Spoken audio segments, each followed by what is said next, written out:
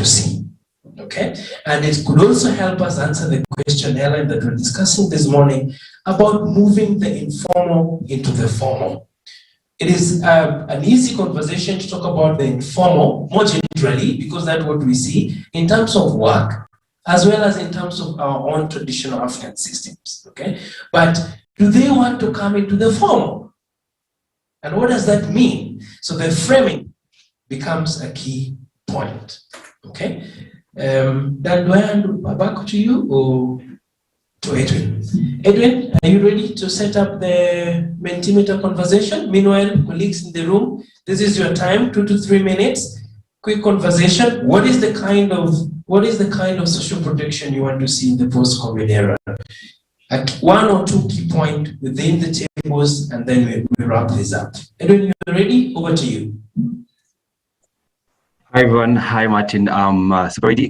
Great to join you virtually. So today I have the great honor of moderating this segment on, but for the interactive session. Can you hear me right? I think I can pick up an echo on my end. All right, perfect. So just like yesterday, these instructions are for the most part for the participants joining in online. So I'm going to post a link where you can open a tab to Mentimeter, and from that link, you'll be able to participate in the discussion. So for the audience that is on site, all I'm going to do is project the slide up there, and you're going to see the question as you discuss in your groups and tables. So without further ado, let me share this.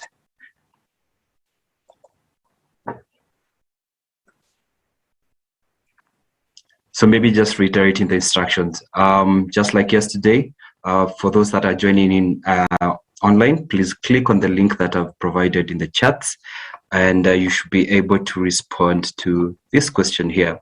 So basically what you need to do is type in, and we're going to see your response on the screen. Thank you.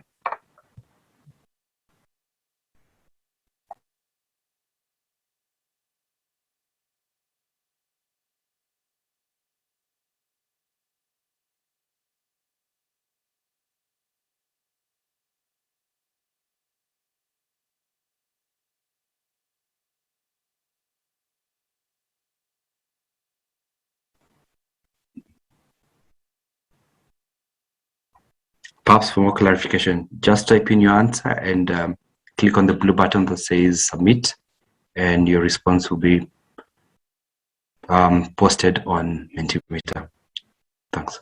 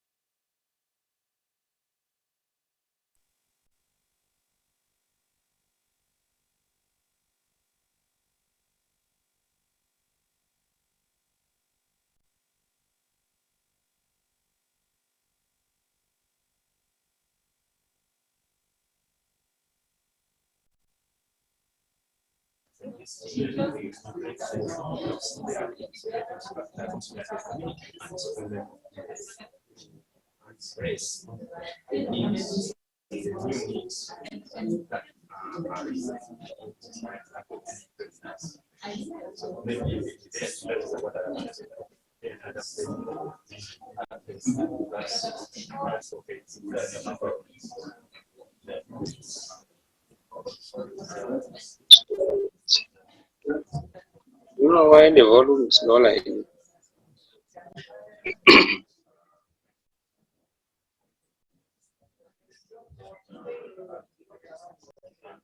But I think that's a way of making that accessible. Yes, obviously it's a very so enhancing it. But I think I also think the management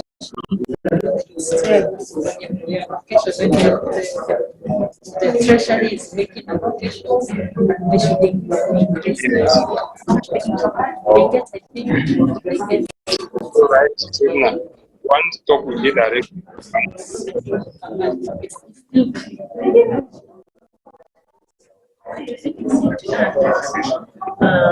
Only 20%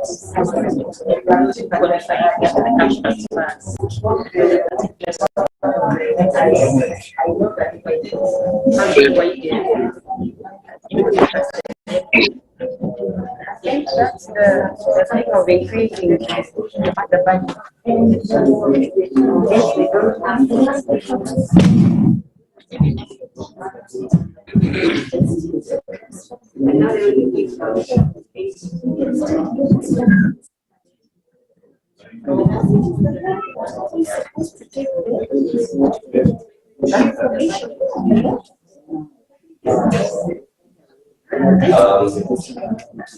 I hope you're busy crafting the future of social protection at your tables and within your groups. Edwin, just get ready to just take us through some of the feedback on Mentimeter. And then I will get some of the feedback from the team in Nairobi, in the room that is in the conference hall. So Edwin, once you're ready. I'm good. And the groups, you just remember you will give us a representative who will share your views very quickly and briefly.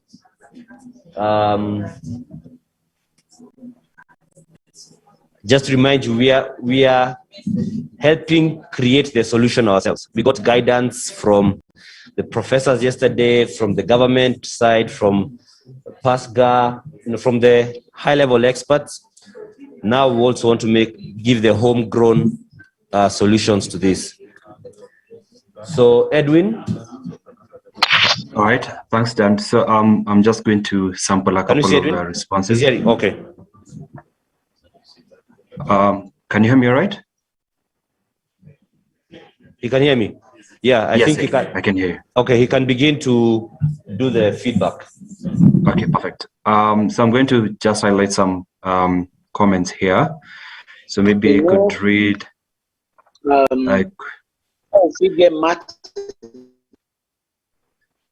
Hello, I think there's someone else whose mic is on. Don't go off. Maybe the host could mute the other microphone. All right. So some of the feedback that we received, somebody said fair social protection opportunities. Let me highlight this one on my left corner. After COVID-19, the social protection I want to see, I want to see is to set up institutions to analyze and track up other disaster pandemic that lost thousands of people as the COVID-19. So my attitude point is not I suppose what he's saying that another thing doesn't happen. We're not caught flat-footed as we have been in 2020 and 2021.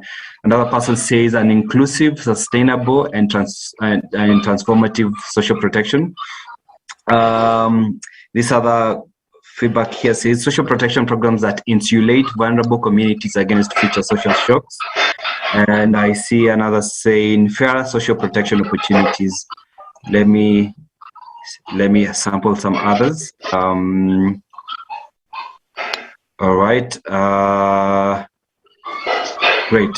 Social protection extended to workers who lost their jobs. I think after the COVID-19 pandemic, the group is more vulnerable. This is Jacqueline Kibe from Kenya. And somebody says all-inclusive, sustainable, and transformative social protection. Maybe I'll do two more. Social protection.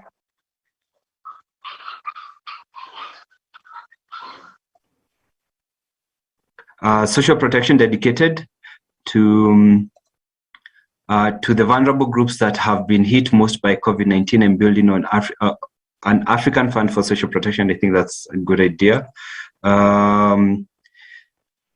Two more. Context-specific, inclusive, achievable, incorruptible. Very interesting. One that meets basic human needs. I'll do a last one.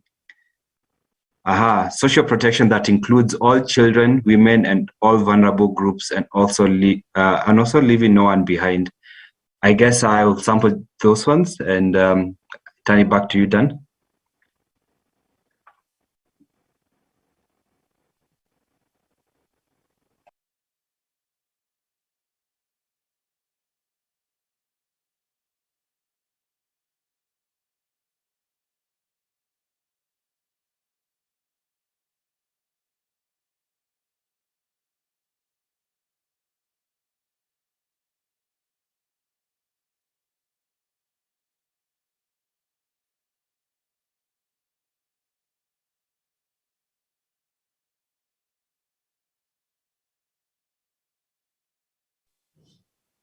Thank you. Thank you, Edwin.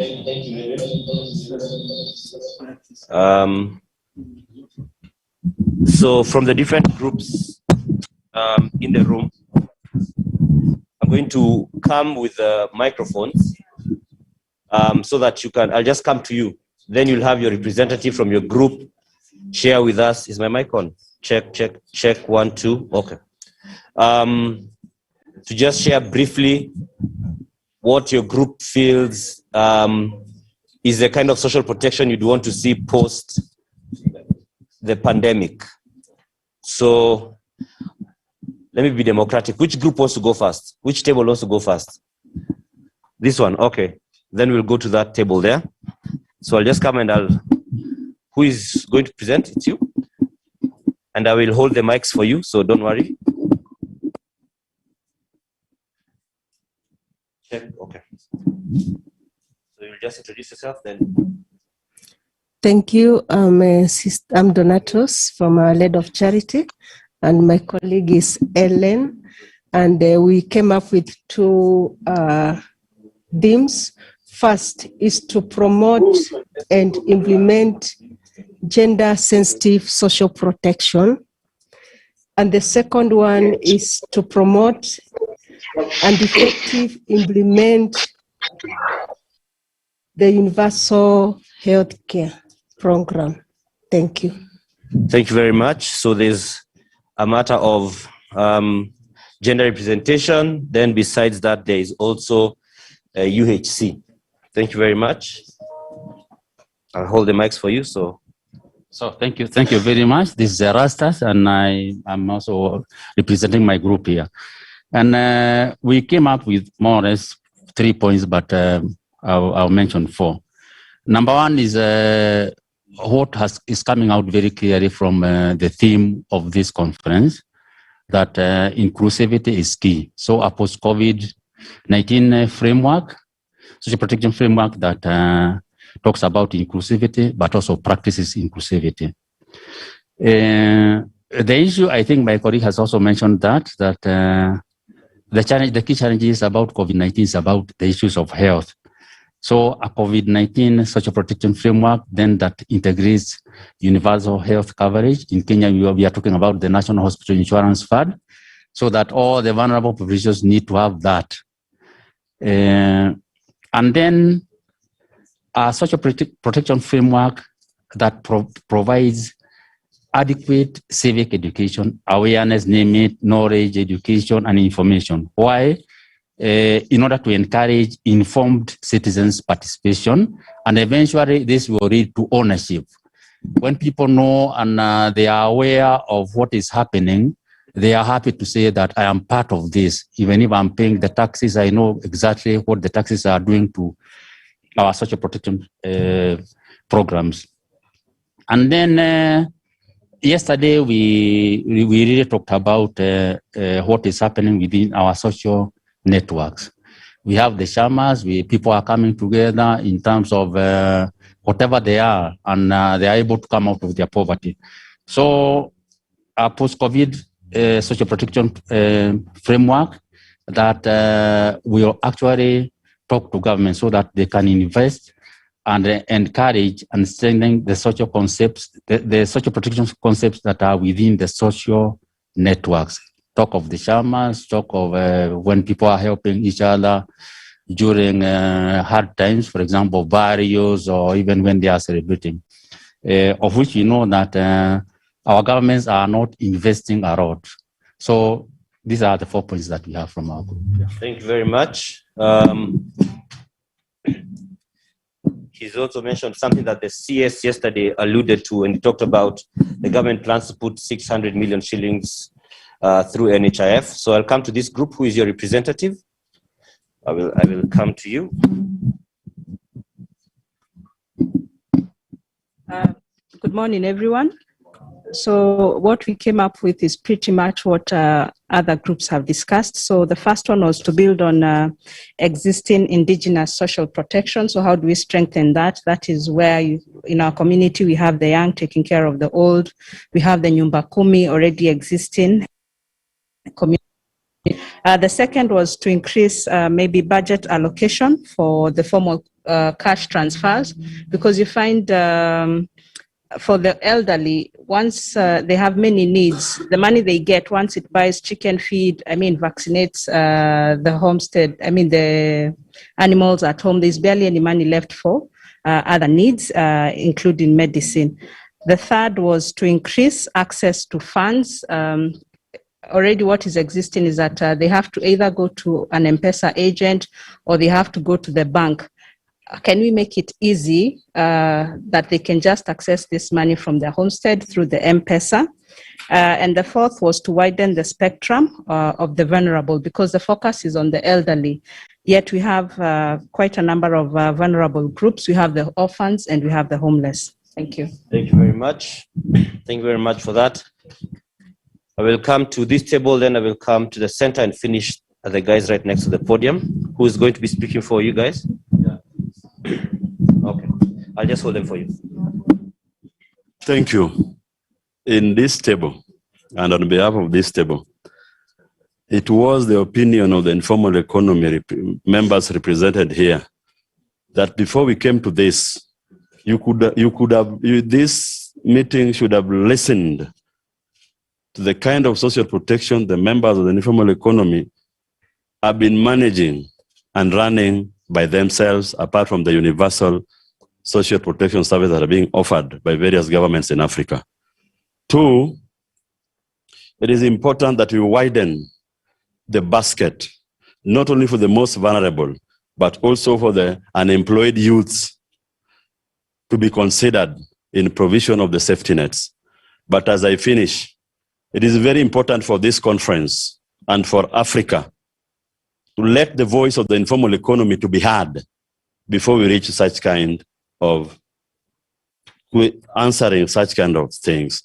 Because the informal economy forms the bulk of people who create employment for themselves in this continent. So I talk to your colleague here that I wish you could have heard from us. How do we manage? What are the challenges? What are the options that we have for this continent? Because we need to have homegrown solutions in relation to social protection. And that, I believe, in on behalf of the informal economy, you should have listened to us before we reach this level.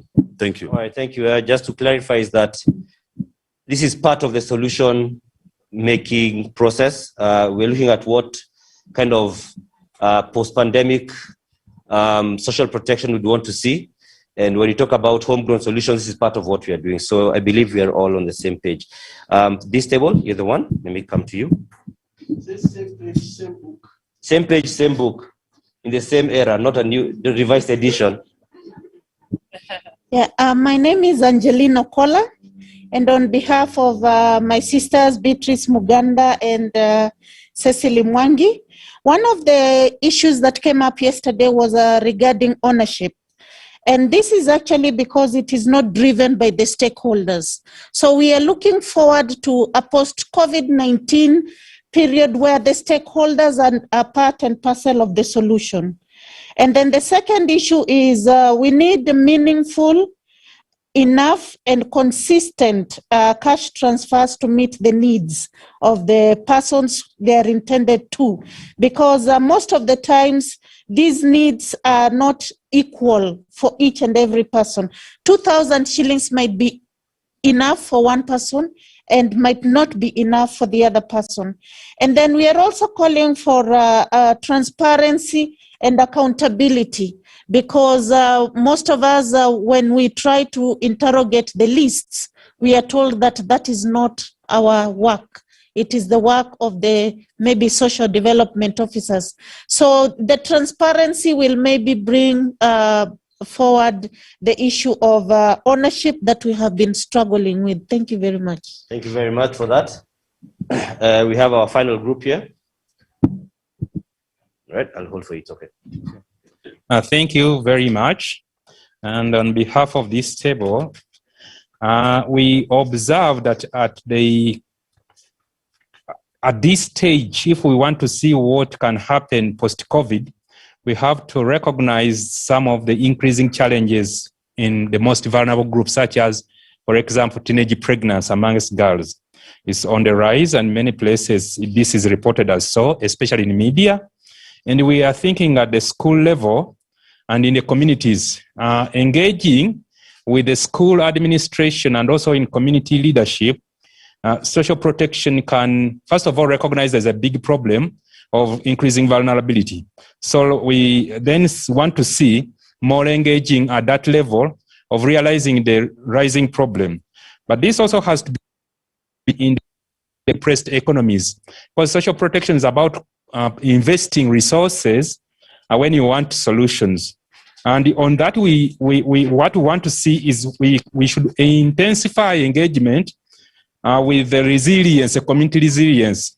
As has been reported, the social protection, form of social protection covers just less than 20%, or most of the people are not included. So how do we intensify our engagement with the local entities such as Muno Mukabi and the common man, like professors talked about yesterday here, so that we increase these community discussions.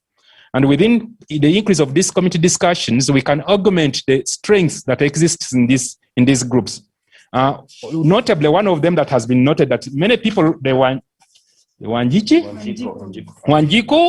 the Wananchi at this level don't even realize how much they really stabilize nations by their own coming together harmoniously and create their own solutions. So a recognition of this important element that they are playing, and also trying to augment either by identifying and engaging with these local people to articulate what they can do best and how we can build that with them is one of the things that we would want to see post-COVID. And the last point here we have is that having said all this, we at least know that government, any call on government to engage must be done also in recognition that the economies have been depressed and very unlikely that they will come up with new investments that match the new vulnerabilities. So again, generally working within the resilience framework and augmenting whatever resources within our indigenous setting is one of the things that we think we want to see post-COVID. Thank you very much. Thank you very much. Let's all appreciate it ourselves with a hand clap.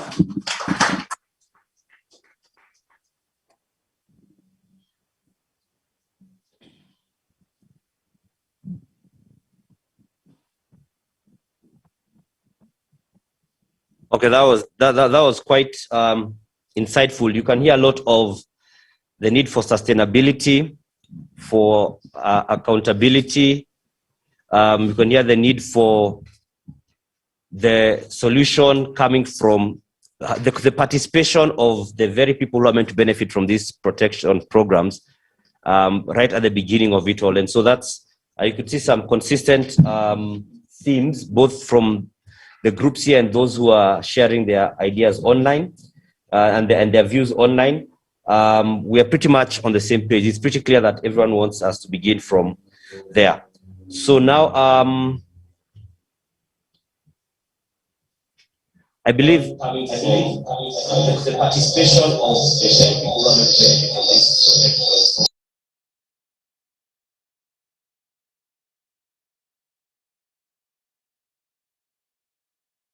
would now, I believe now we are going to be going to our breakout groups. We are pretty much on the same. All right, we're going to our breakout groups. You could just give me a minute to clarify. Give me a minute.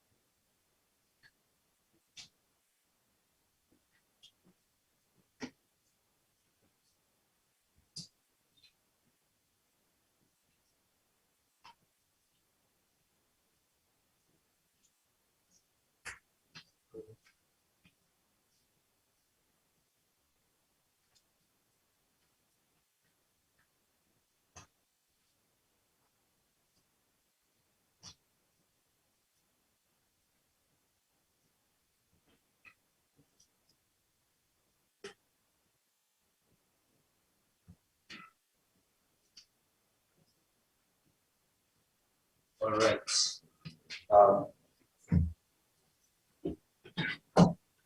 Thank you for your patience. So like I said, we're going to be going to our breakout groups, which are going to be based on themes. They're themed differently. We have a theme of inclusion, we have scalability, digital opportunity, fiscal sustainability, voices and representation, as well as Afrocentric design.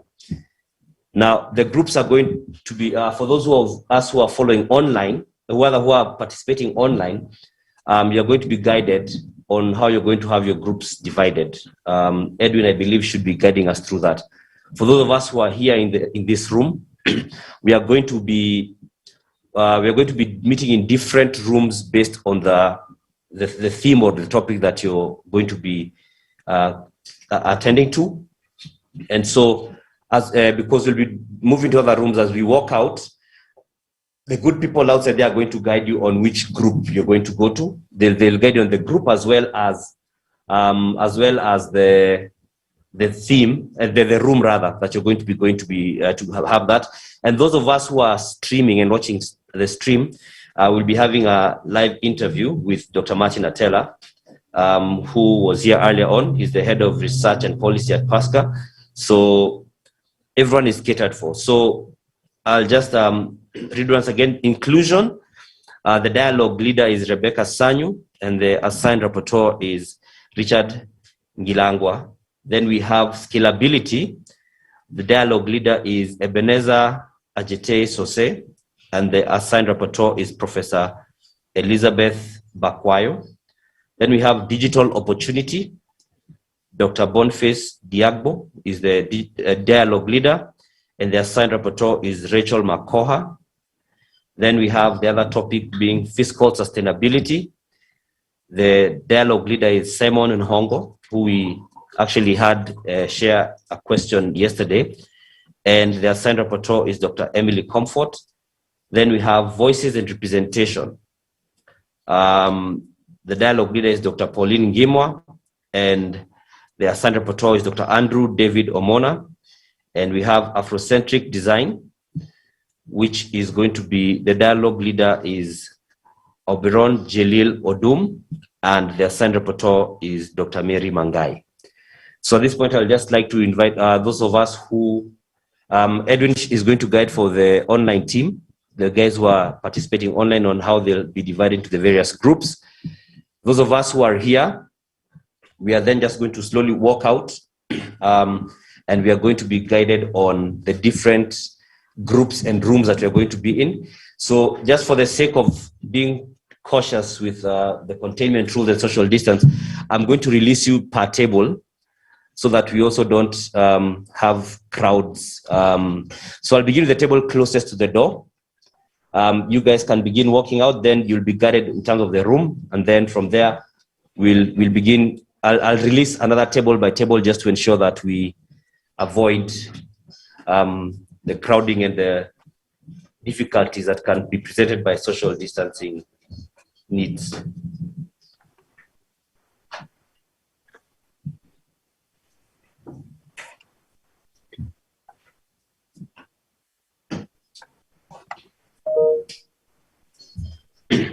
Yeah, so for this, as they do that, just again, inclusion is about how can Africa transcend the informal-formal dichotomy to overcome exclusions.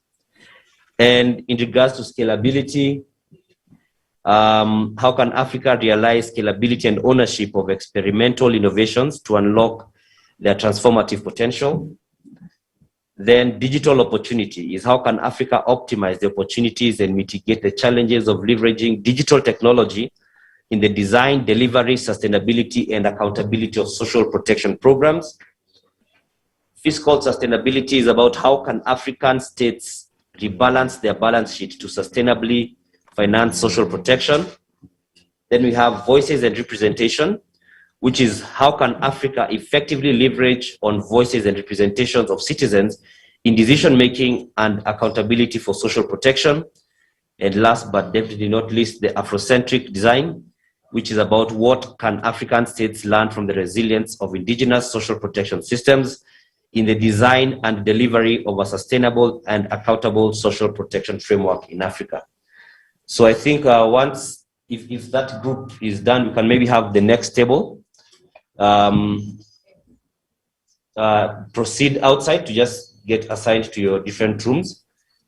This pandemic period has taught us to be patient beyond what we are used to. We are used to, okay, go, and everyone flocks. We look like one of the wonders of the world. But it has taught us patience by virtue of that, and also by virtue of the technology challenges of, can you hear me? Is your mic on? Is your mic off? Things we didn't have in meetings pre this pandemic.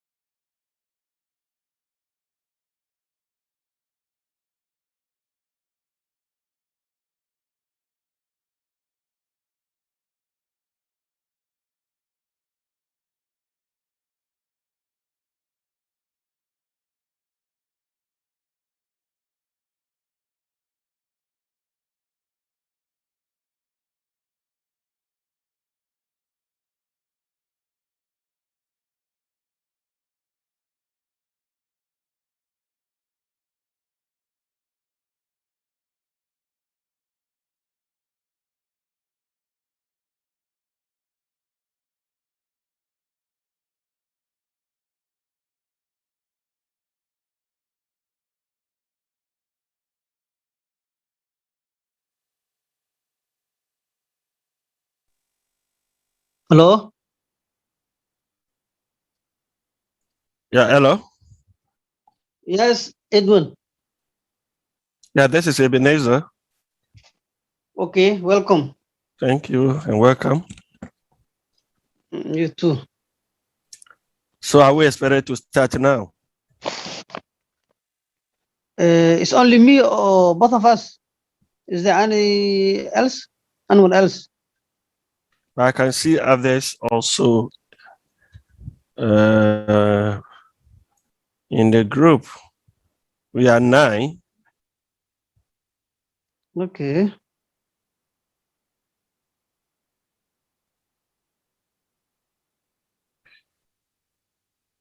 Do we have Prof? Okay. Do we have Professor Elizabeth Bakwayu in the room, please? Thank you. Prof, are you in the room?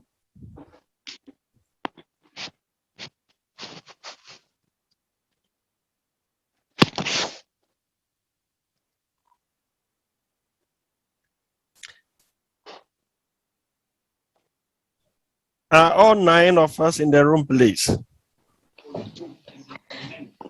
Good morning. I'm present. My name is Helen Cherotich. Yeah, Helen present. Do we have Professor Elizabeth Bakwayu?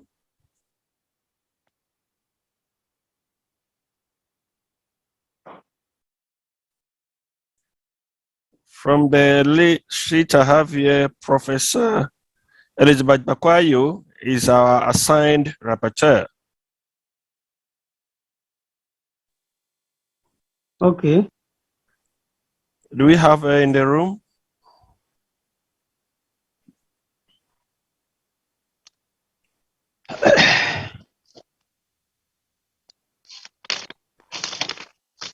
I can't see Prof on the list.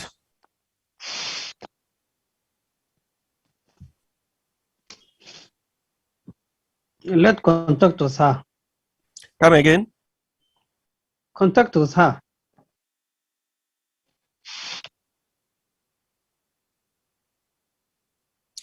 Because she is our rapporteur, and so we definitely need her in the room. How do we get her?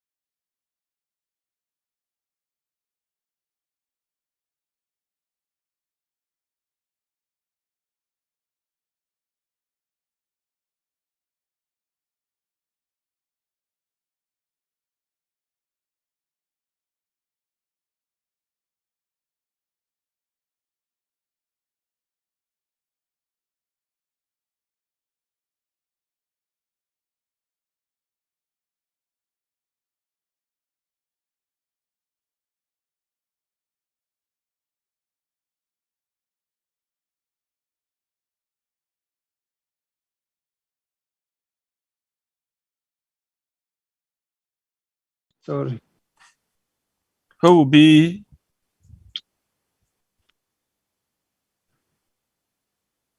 We need somebody to help us out. Okay. Equally, I could take the notes and then I post on the chat. Come again? I could take the notes and then I post on the chat. Okay. So we can use the whiteboard. Can we all see the whiteboard? Mm-hmm. And then what it means is that we can be putting our thoughts on the whiteboard. Is that fine with us?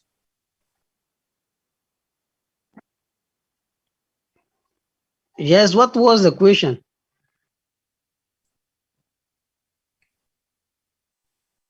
Let me check with conference. Okay.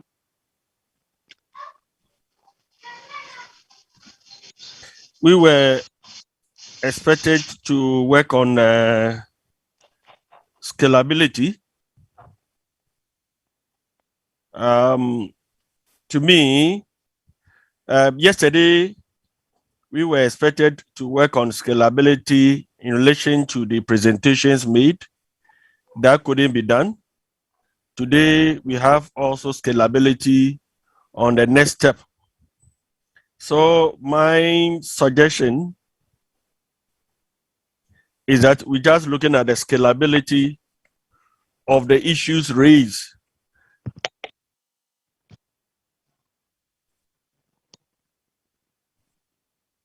Okay.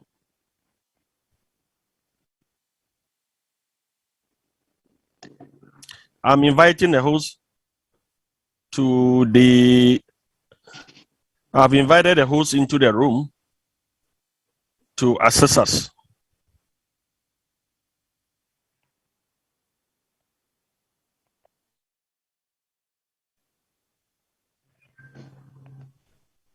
Hello? Sorry, I missed. I just entered and my thing was muted. So I've missed your introduction. Are we having Prof in the room now? Yes, I'm here now. I'm here. I'm sorry. I had muted because I was in the main room, so Okay. I missed your introduction. But I'm now here and ready. Okay. So finally, we now have our rapporteur. So, Prof, how do you suggest we proceed? Maybe we need clarity on what we expected to do. We are supposed to answer. There's a question they gave us that we are supposed to answer. Yes. On scalability. Yes, unfortunately, I don't have the question here. I'm online from Ghana. Oh, okay. I thought that you had the question. Let me try and get it because I also did. It was too quick. I didn't write it down. Hello, everyone. Hello. Yeah, Edwin. Sorry, I've just barged into. You can give us the question. Sorry, I've just barged into your room. Yes. I'm sorry we were thrown into the rooms before I could give instructions. Okay. I'm meant to believe this room is meant to discuss scalability. Yes, please. Right. All right, let me post the full question in the chat. Can you see it? Yes, I can see it. Perfect. So, and you have your dialogue leader present. That's Ebenezer. Is Ebenezer here? Yeah, I'm here. Yes. Perfect. And Prof. Elizabeth, you're here. Perfect. You guys are doing great. Let me go to the other rooms. How long are we expected to be here? So, yes, Prof. Before you go, I think we were wondering whether we're supposed to answer both. Ebenezer was wondering whether we are supposed to answer both questions, but it seems it's just the one. Yeah, how can Africa realize, as posted on the chat, isn't it? Yes. Yes. Yes. And Edwin, how long are we expected to be in the room? There's a timer top right on your screen, and currently it says 33 minutes. Oh, so even when you were talking to us, we were losing time, eh? Yes, you are. And So, we are expected to use add, the whiteboard. Ideal, if you want to, it's just a tool. If you feel like the whiteboard is going to give you a greater sense of collaboration in this discussion, go use it. If it doesn't work for you, you just want to discuss and have somebody writing on a Word document and share it on Zoom, you can do that as well. Whatever We works have our best for you. rapporteur physically present with you in Nairobi. Yes. Yes, So I'll be writing my answers on my laptop, which we can then share. Great. Perfect. Great. Yeah. All right. Let me go to room 3. Okay. Thank you. Go ahead. Sorry? Oh, we're good. No, it's all right. Yeah. I was just saying that we have another member here physically, just for the sake of the other members of the group. We have. That's good. So shall we start? Our issue for discussion is how can Africa realize scalability and ownership of experimental innovations to unlock their transformative potentials. Of course, the reference issue is social protection. So how can we realize scalability and ownership in terms of the many experimental innovations we are now seeing to have transformative potentials realized? Any other understanding of the topic so that we then start the discussions? Are we on the same page in terms of the meaning of the assignment? I wanted to know whether we understand what it means. What do we mean by experimental innovations? Anybody at all can come in.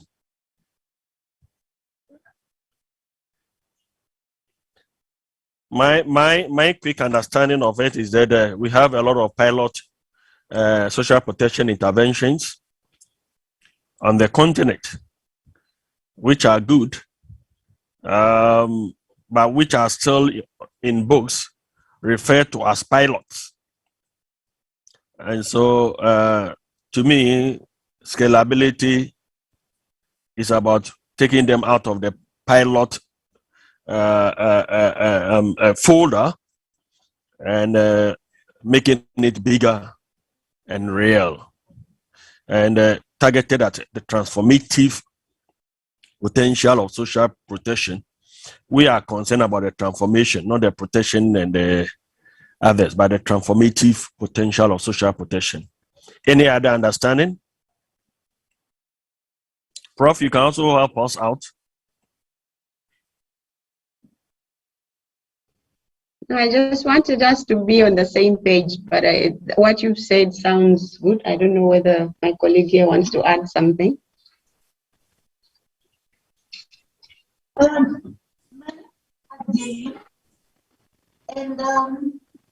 This issue of, I can't hear the person. my name is Angeline. Okay, Angeline, welcome. Yes, thank you very much.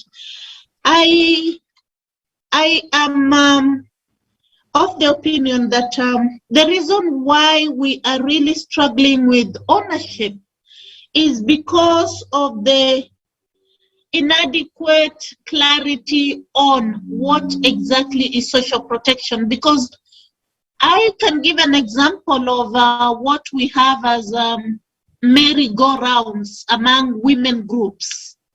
Because when one of us is faced with an issue, we all come together as this group of the merry-go-round and try to ease the challenge that the person is having.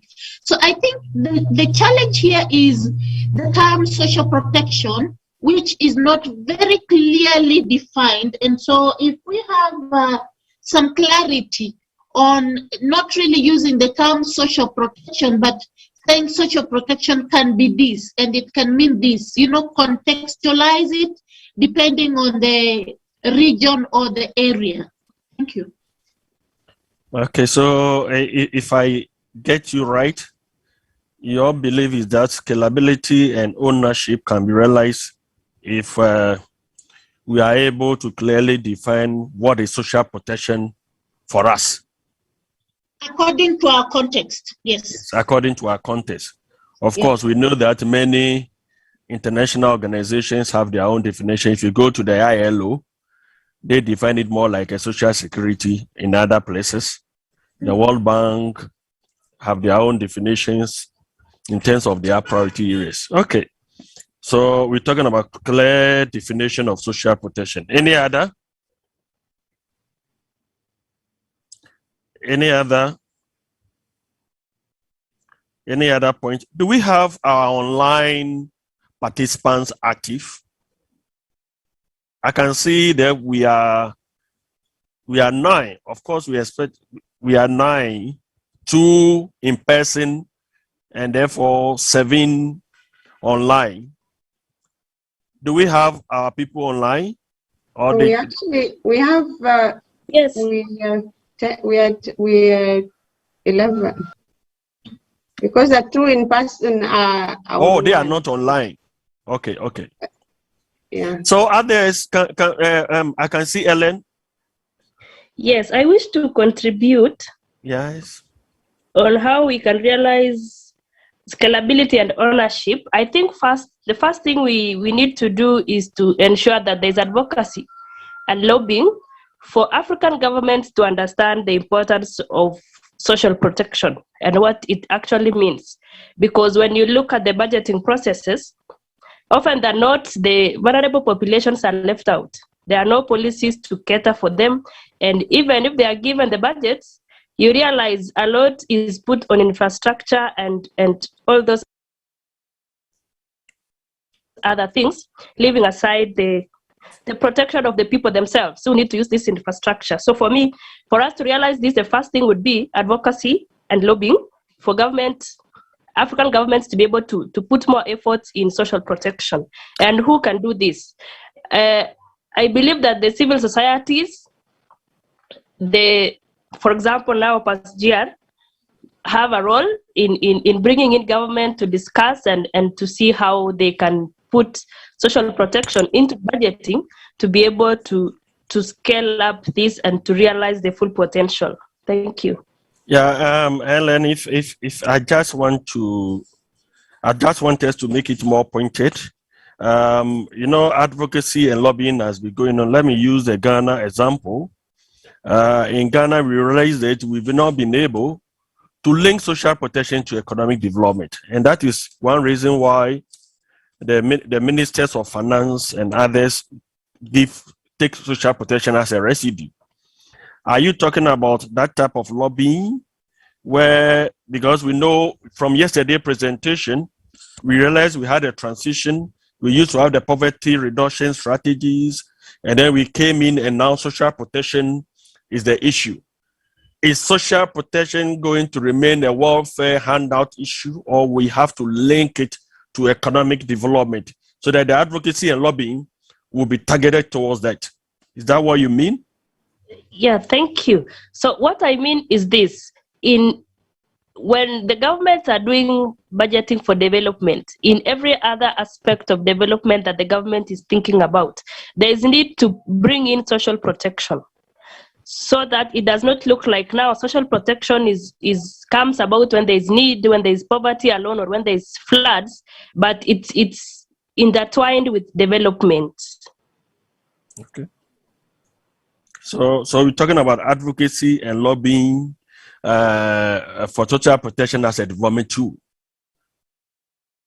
Yes. Because social protection is for everybody. The challenge we have is the thinking that social protection is only for the poor. And maybe that is one reason why we are not. Any other comments, suggestion, contribution? Hey, are you able to get me? Yes, I can get you. Is that Sally? Yes. Yeah, we can hear you, Sally. Just to add on what Helen has said, I think the entire process, any approach or strategy that is being implemented right now that we intend to scale up in future should ensure that the community is involved. You know, sometimes we do policies. For example, we had the presentation in the CS yesterday telling us about the cash transfer and all that. But somebody said it might never be enough. Why don't you get down to the community and get their views before we scale up these things so that we know where did we go wrong, where are things not working out. So I would prefer an approach where the community themselves are able to say what do they want or how do they want it. And that will also ensure sustainability. Thank you.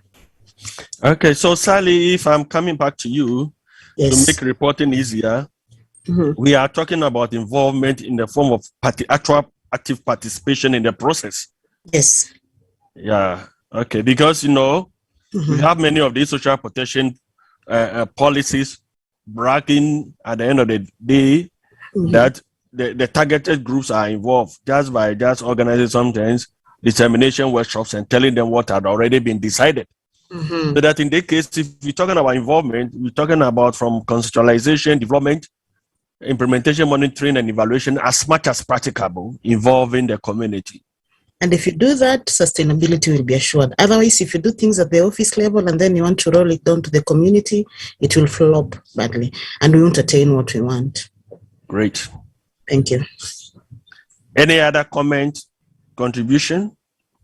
It is me. Yeah, Junior. No, Abuya from Somalia. Yes, but there's a Junior against your name. GRs. Okay, thank you so much. Oh, it is here. GR, yes. Okay, great. Come in. My contribution of this scalability and ownership of innovation to build a better effective allocation system of social protection, like to utilize and to combine all the vulnerable communities like children and mothers to strong up and to build up and to save their lives in order to not to dwell in another problem. Come again, That's please. all. Didn't quite get it. Prof, are you there? Yes, I'm there, but I didn't get his point. Yeah, so I would suggest that anytime you don't get it, please intervene. Yeah. So that, yeah. Okay, so Mr. Can you come again? Yes, yeah. Yes, my contribution of this scalability and ownership to innovate, build a better effective allocation system of the all social and community in order to utilize the social protection, like MCH, schools, all the systems should be benefit by the communities. Prof, are you on top? Let me just ask, do you mean that, are you talking about involving the communities in the implementation? I want to be sure. Social protection, is it part of all the, to serve all the people? Oh, so you're saying that it should be provided to more than just a few people? Okay, yeah. Thanks, yes. Okay. Come again. You're saying that what it should be provided for a few people?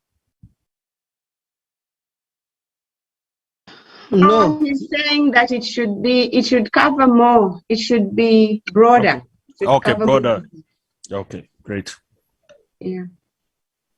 Any other? Any other?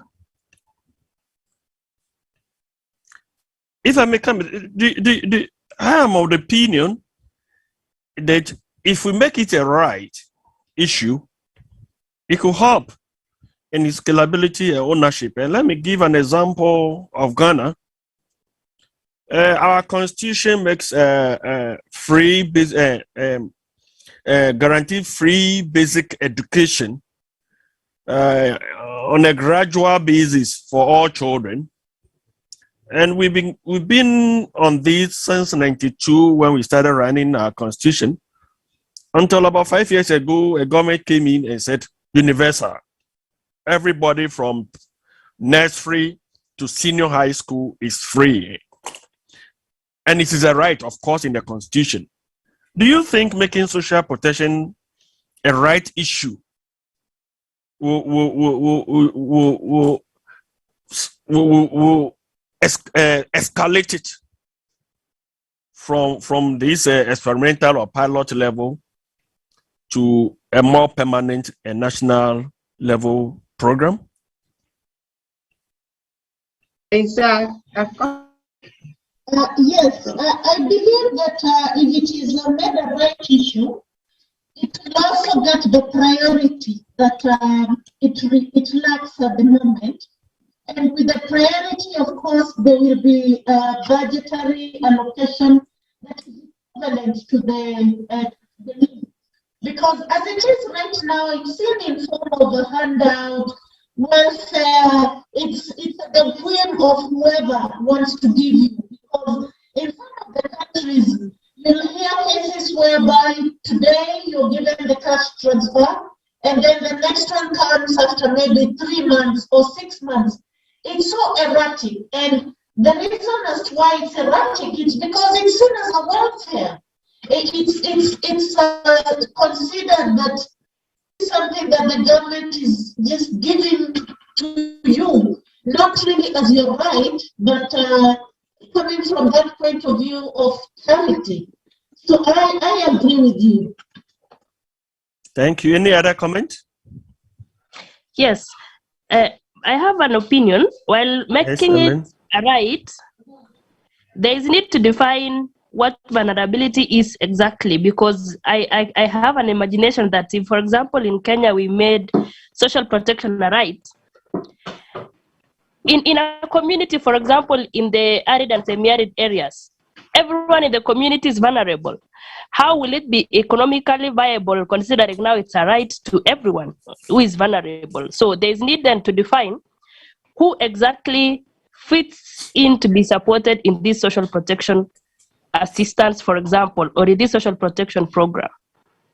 Because I can imagine if we made it a right and then everyone in the community, in some communities, deserve it, then it means we might not even move. I get you, but it is also about what we mean by a right. The fact that it is a right doesn't mean everybody needs to be given something. You know, of course, we are looking at the transformative potential of it. And it could even be an issue of taxation, progressive taxation. So that making it a right may increase the space for introduction of a progressive tax, so that the rich pays more and the poor pays less to finance social protection, and that is social protection. So it is the issue that, because like Prof was saying yesterday, our situation has been more of social assistance, which is about giving without contribution, instead of social assistance against social security. That is why this right issue is dragging in many of our countries. And in Ghana, we have it now. We've got a social protection bill for over 4 years now. We've not been able to finalize it, because everybody thinks if you make it a right, then everybody will come for it. But I don't believe it. So element thinking is that making it a right, and as you added, defining the component clearly will then categorize who gets what and who even contributes what. I agree. Any other? Yeah. Yes. As we discussed, I just feel the problem be our systems and structures, because all these things, I mean, where is the problem? Because for me, the common man has no problem. Is it can we have a look at our systems and structures? Is that where the problem is? because otherwise we talk and talk, we research, but where is the problem? For me, I just feel we have a problem as African countries. Our systems, are they workable? What is it? Any contribution? Where is the problem? Any contribution? Yeah, I want to give a try. I think the problem is also with our policies, because we are very cautious to put some of these things very clear in our policies. And so we do have a policy on social protection, but because of those gray areas, especially areas that are talking about issues around the targeting, are so vague. And I think that is now where the mistake is. If we made our policies to be a little tighter, especially regarding who is to be targeted and how are they to be targeted, I think these are things that could have been more easier, because as you rightly said, there is no problem at the level of the stakeholders, the people who need that social protection. The problem is between, the one providing this social protection and the recipient of the social protection. So it is a gray area, and I believe if we come up with the policies that are very clear, we will not really struggle so much. Thank you very much. Any other contribution? We have 12 minutes more to go. If I may come in, I also see the problem in the form of leadership. This issue of social protection in terms of the terminology was just thrown at Africa as if we didn't even have it. And that is why now we're talking about indigenous social protection and modern or whatever it is, because the terminology and the concept was thrown at us because of our economic situation. And so, for example, I've always used Ghana as an example. We started the social protection with a strategy, not a policy. And when you read the Ghana social protection strategy, and you read that of Brazil, there is basically no big difference. And then you realize that here somebody make money available, and in a hurry to get a strategy, we just look at where something of that sort is being done, and then we just went for it and just created it. And it has been a problem. Leadership. It has to do with leadership and the ownership. If today we're talking about we not owning, we not leading, it is because the whole thing looked like it was thrown on us unprepared. And so for now, many of the countries, over 80% of the budget for social protection, even though we pass it through national budget, are donor funded. And I think that is one of the reasons why. So to me, leadership goes with ownership. And it is only when we lead that we can then bring in our own conceptualization, bring in the indigenous type of social protection, see how they can fit into the new agenda. That is how I see it. I was in the EU some time ago when they were launching their social, and one of the programs there is that they are going to send experts from the EU into African countries, if you subscribe to it, to come and help you within 2 weeks or 3 weeks to develop your own social protection policy. And I was asking myself, you coming from somewhere, a different country, a different everything, coming into my country for 2 and 3 weeks or so, and you think you understand everything and develop a policy and a strategy for me? But they have the capacity. And African countries were subscribing to it. Ghana subscribed to it. We met them, and they were talking about things we are not yet there. So this is the confusion. The system, the lack of leadership, sometimes even the lack of understanding of what social protection is. Yeah, I strongly agree with you. There's a problem with leadership. I think you've explained it so well. Thanks. Do you also see us? In many African countries, in my interaction, my work with the Africa Platform for Social Protection. In many African countries, we lack development plan or implementation of national development plan. And the priority is given to political party manifestos. Do you think if we have social protection in our national development plan, it will help us? And let me give you an example of another Ghana. We have a social protection policy which has a short-term, medium-term, and long-term goal, which was launched in 2015. And as I speak now, it has been thrown overboard. Everything we're doing about social protection is about political manifesto. So that if the next government comes and it's not the same government in power, everything about social protection may change. Is it one of the problems? And interesting enough, in 2008, when we were going to have elections in Ghana, and when we launched social protection, one of the major political parties was accusing the government of using social protection as a campaign tool to win votes. And it was a complete distortion. Now, unfortunately, the government accusing the government at the time of using it as a campaign tool won the elections. And then it was caught in the middle of everything. Do you think taking it out from the political party manifestos into national development agendas will help in scaling them up, we owning them, and providing for it? I think so. Thank you. It's really a bit problematic. It's a catch-22 because if the politicians don't put it in their manifesto, then that also means that it's not going to be implemented. Yeah, but what I mean is that if they derive their manifesto from national agendas, wouldn't it be more sustainable?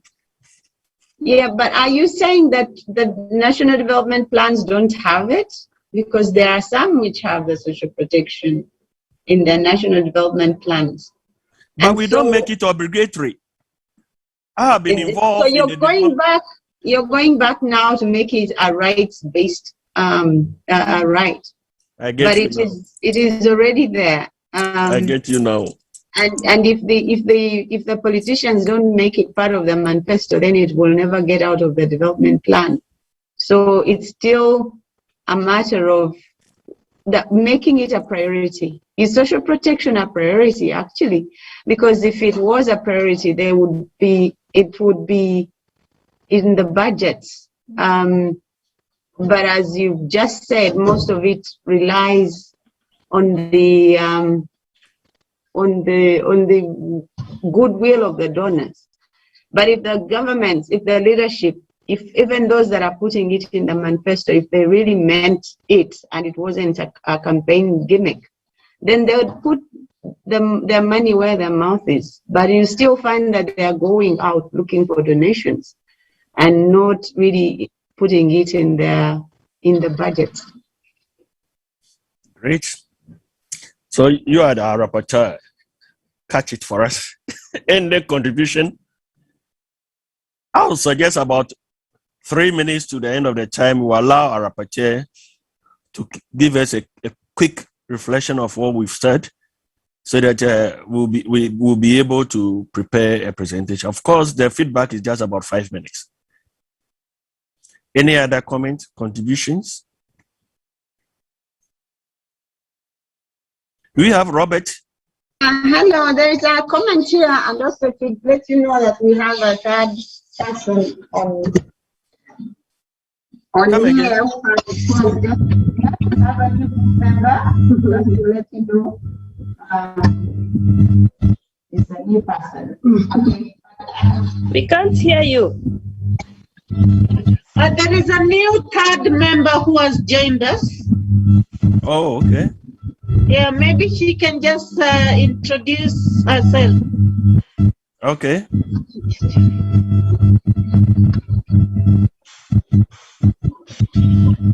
My name is Penina Melo.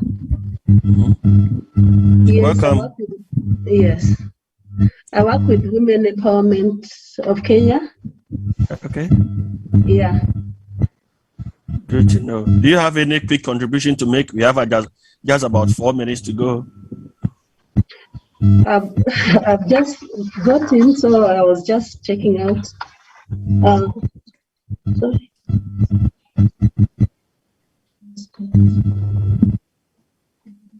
Whilst we're waiting for her, Robert, do you have something to say? Yeah, maybe as she prepares, I was asking if maybe we also need to deliberately target politicians, just like what Dr. Taylor was telling us in the morning, because of course we do have these economic programs and development goals that the countries come up with, but at the end of the day, it is the political wing that actually supersedes even these development agendas. Like if it comes into a party manifesto that we are going to put social protection as a priority in our political agenda, so for the next 5 years, when we get into leadership, we are going to prioritize issues of social protection. That can also work. So maybe we need to also look at a way in which we can widen it beyond just the economic and development, and also look at the political aspect. How do we engage our politicians in issues of social protection for them to feel that it is an agenda that they can carry and bring development into a country during their regime? Thank you. Thank you. So we are still on the agenda of priority as a political tool, a development tool, and any other tool. Prof, we have just less than 2 minutes to go. Prof, is it possible to give us a short summary of what we may be able to gather, which we're going to present to the preliminary? Okay. I was taking notes, so I will just say what I put down, and you can let me know whether that's what we said. Our question is, how can Africa realize scalability and ownership of experimental innovations to unlock their transformative potential? And we defined experimental innovations as having pilot interventions which are still in the books, and that we want to take them out of the pilot stage to make them bigger and real, and to target for the with a goal of transformative potential. Excuse me. The first thing that we said is that we need to clearly define social protection and to contextualize it depending on the region, because there are very many definitions that depend on who is talking, whether it's World Bank or ILO. So we said that we need to really define what is social protection from our perspective in Africa. The second thing we said is that we want to ensure that there is advocacy and lobbying so that African governments can understand social protection and what it means. We also talked about the need to not leave out vulnerable populations, because that's what has happened. The example that was given is that there is a lot of budget that goes into infrastructure and other things rather than on people. And so civil society has a role to play to advocate and lobby African governments to help them realize what social protection is and what it's meant to do, because it's supposed to help vulnerable populations. Then we also talked about the need to link social protection to economic development, to see it as a development tool, that it should not be seen as just an add-on, but it is seen as part of the whole process of development. And that then the other thing that we said is that we need to involve community to improve, to have community participation in the whole process of policy, coming up with a policy. get the views of the community before scaling up. What do they want? How do they want it? In the whole process of putting into place the policy, because without community participation, without active community participation, there won't be sustainability, because we've all been talking about the issues of sustainability. And then we also said social protection should not be just targeted, but it should be for all that are vulnerable. Because I think right now most of the social protection is being targeted to specific people, but there are other vulnerable people that are not being addressed. The other thing we said is that it should be made a right. It could be made a right, because then it will help more people. We had an example of Ghana where education was made a right, and that has helped to increase the numbers of people that access education. And so when it's made a right, it's not going to be seen as a charity anymore, because right now the way it is being given is that people are actually just see it as the government helping them. Thank you very much. My screen says we have 4 seconds to go. I think you've done it.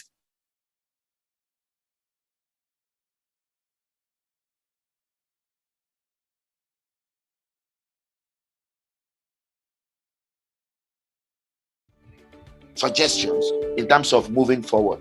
Okay, the first is that there's the need to stimulate political appetite for social protection, because fiscal space for social protection will always require a political space.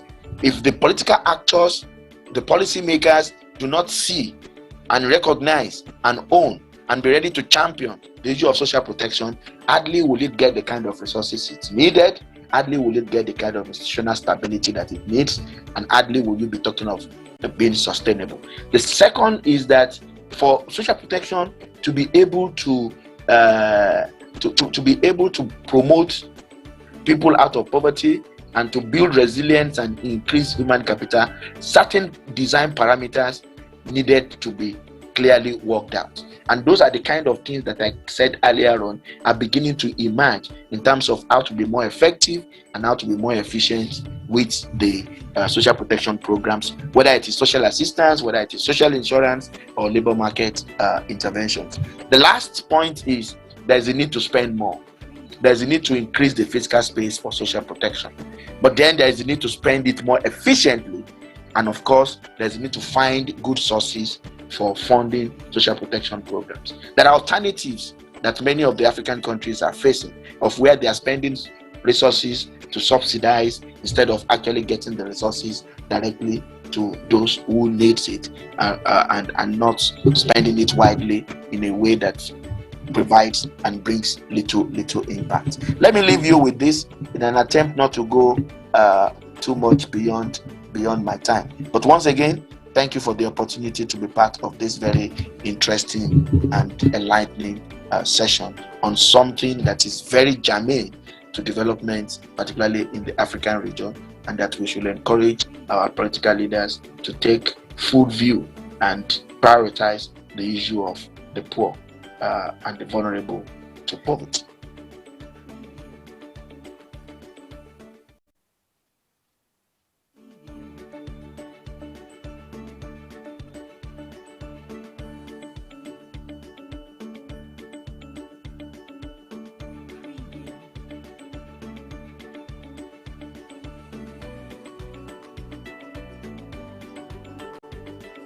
What are the lessons that are beginning to emerge on social protection as it responds to shocks? And I see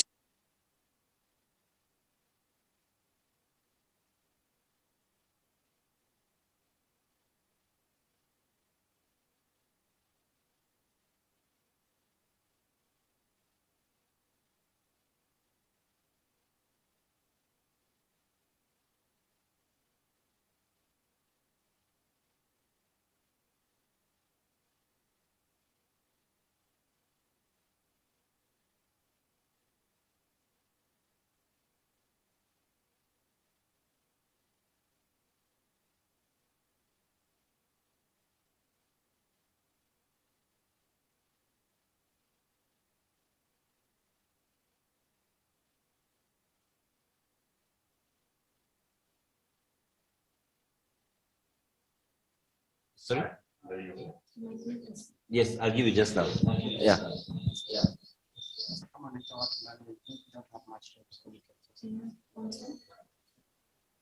Yeah. So you can hear me now. All right, I'd like to request everyone to now come back to the main conference room so we can proceed. For those who are not yet back, so kindly make your way here. Thank you.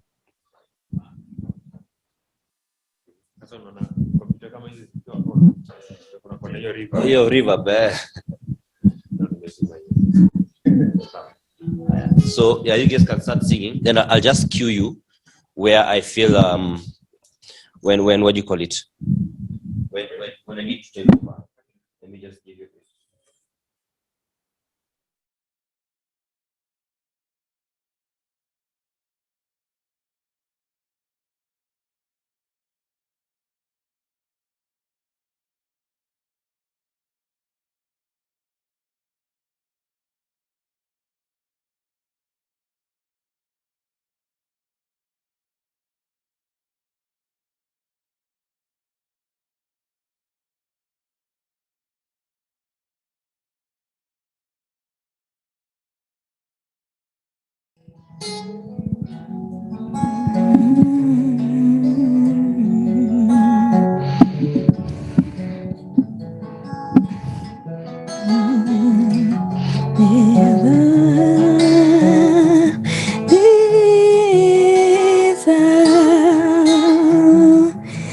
Niambile, nibondile, panzikelele, bandinikile, ndingafunanga, ndingabuzanga.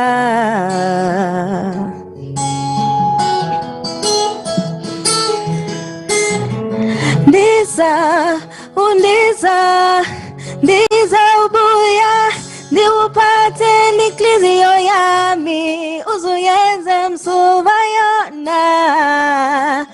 Ndiza ubuya, niupate niklizio yami.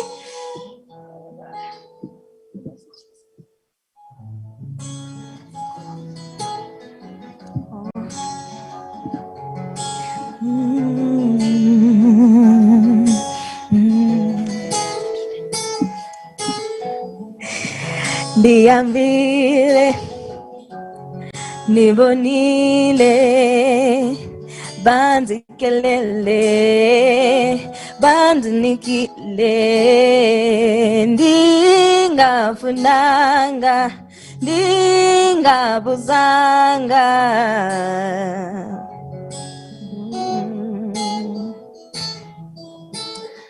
Ndiza ubuya, niupate liklizio yami, usuyeze msuva yona.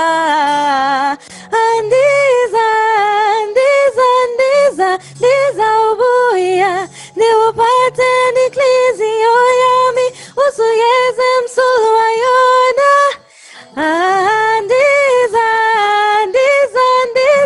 Ndiza ubuya, niupate liklizio yami, usuyeze msuva yona.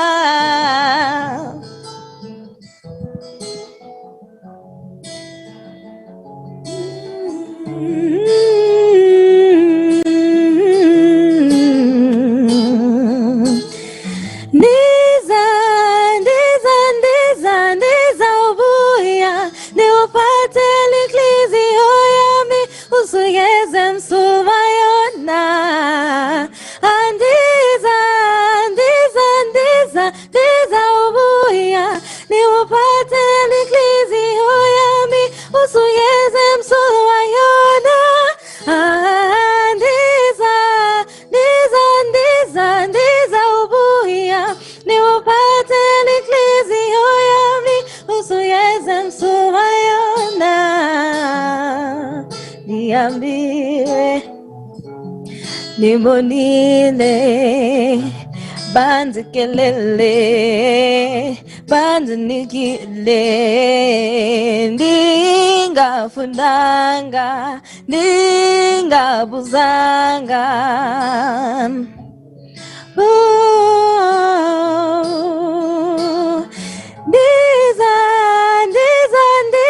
ndiza ubuya niupate liklizio yami usuyeze msulu wayona ndiza ubuya niupate liklizio yami usuyeze msulu wayona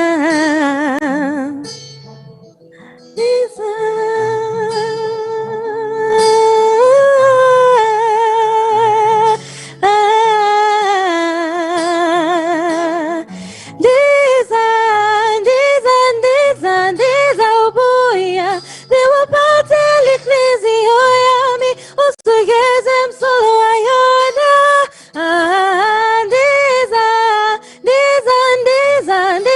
ubuya niwapate liklizio yami usugeze msulu wayona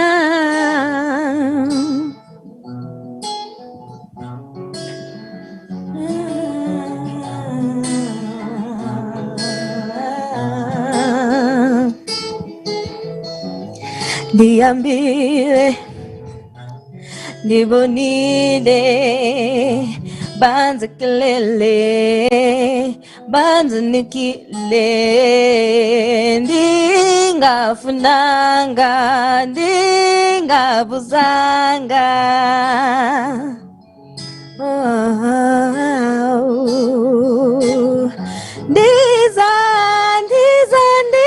Ndiza ubuya niwapate liklizio yami usuyeze msulu wayona ndiza ubuya niwapate liklizio yami usuyeze msulu wayona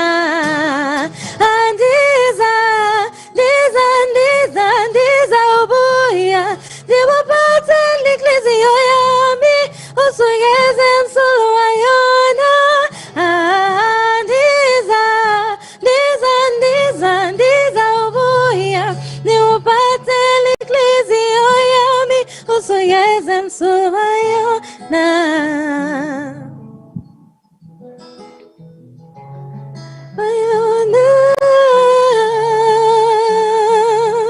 usuyeze msulu wayona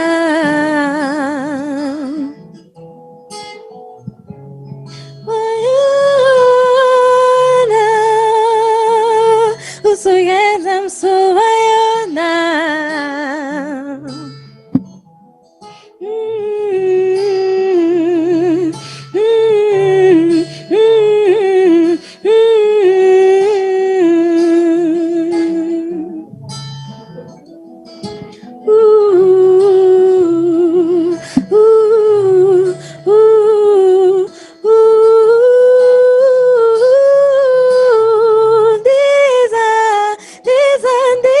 ndiza ubuya niwapate liklizio yami usuyeze msulu wayona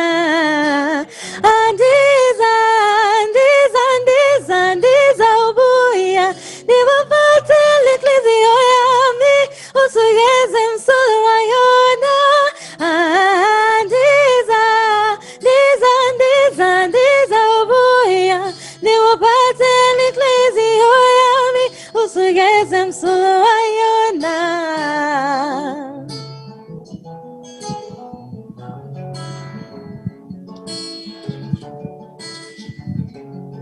usuyeze msulu wayona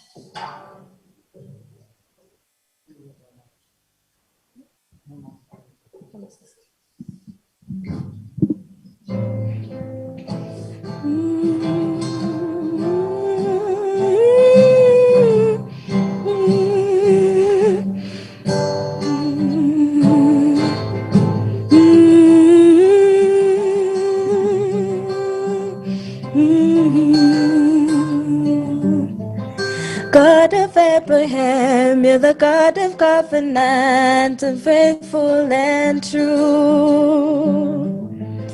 Time and time again, you have proven you'll do just what you said. Though the storms may come and the winds may blow, I'll remain steadfast and let my heart learn when you speak a word, it will come to pass. Great is your faithfulness to me. Great is your faithfulness to me. From the rising sun to the setting sun, I will praise your name. Great is your faithfulness to me. Your faithfulness, oh, it never runs out. It never runs out. Oh, your faithfulness, oh, it never runs out, never runs out. Great is your faithfulness to me. Great is your faithfulness to me. From the rising sun to the setting sun, I will praise your name. Great is your faithfulness to me.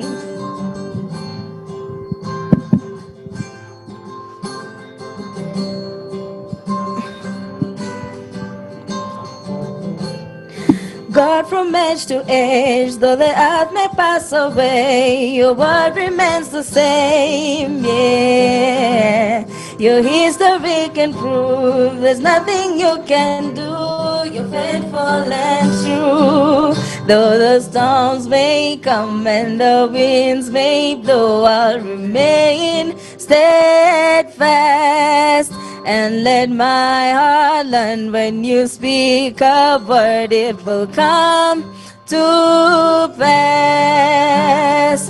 Great is your faithfulness to me. Great is your faithfulness to me. From the rising sun to the setting sun, I will praise your name. Great is your faithfulness to me. Your faithfulness, oh, it never runs out. It never runs out. Oh, your faithfulness, oh, it never runs out, never runs out. Great is your faithfulness to me. Great is your faithfulness to me. From the rising sun to the setting sun, I will praise your name. Great is your faithfulness to me.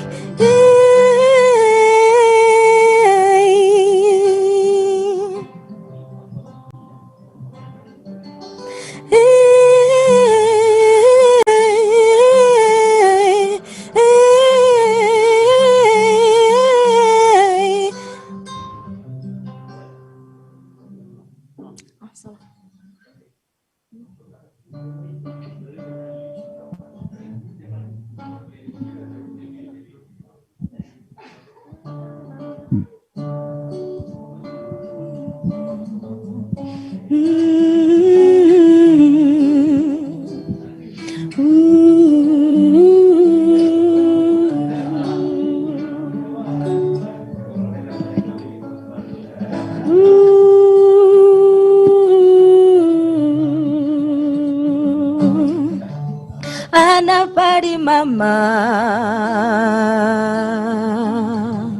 anapari baba, anaparo uduto, enalo duto mapokane no, eno andiko nubarua. Monangisue anaparo uduto eroandiko nubaruba monangisue anaparo uduto lemna uruya lemna uruya Lemna uruya Lemna uruya Anapari mama Anapari mama Anapari baba baba na Anaparo uduto Anaparo uduto Oh, anapari mama, anapari mama, anapari baba, baba na, anapara uduto, anapara uduto.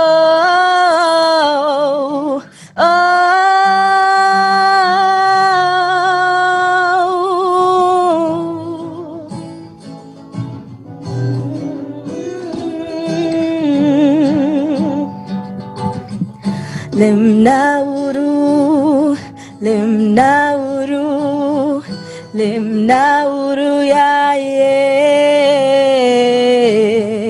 Lemnauru, lemnauru, lemnauru, lemnauru, lemnauru. Lemnauru ya ye Lemnauru Lemnauru Lemnauru ya ye Anapari mama Anapari mama Anapari baba Baba na Anapara uduto Anapara uduto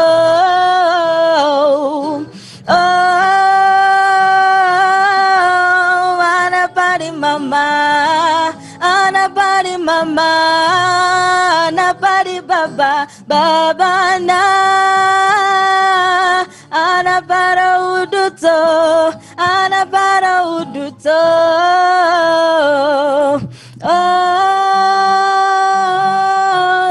Anapari mama Anapari mama Anapari baba Baba na Anapara uduto Anapara uduto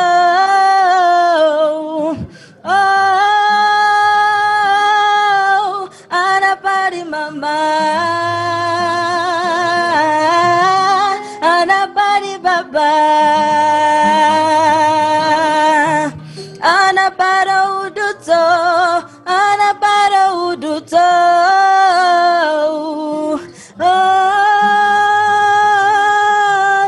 Lemnauru Lemnauru Lemnauru ya ye Lemnauru Lemnauru Lemnauru ya ye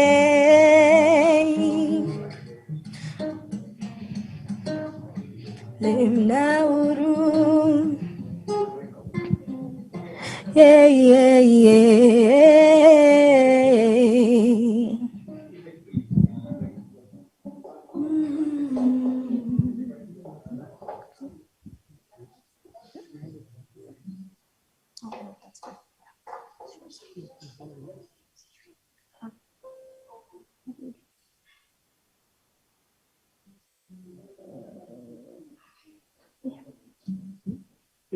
Dengar. Dengar.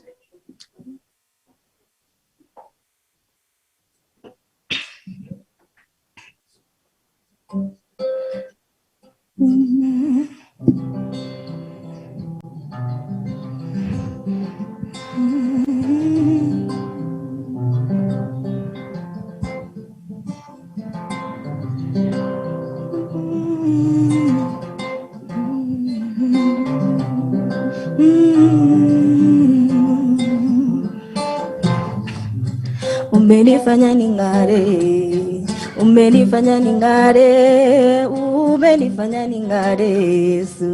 Hey, umenifanya ning'are, umenifanya ning'are, umenifanya ning'are.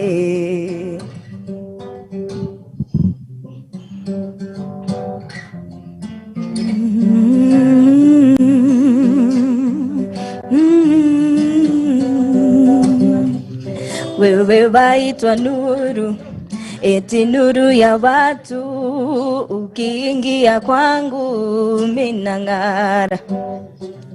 Ndani ya hiyo nuru, eti kuna uzima, ukiingia kwangu nina uzima.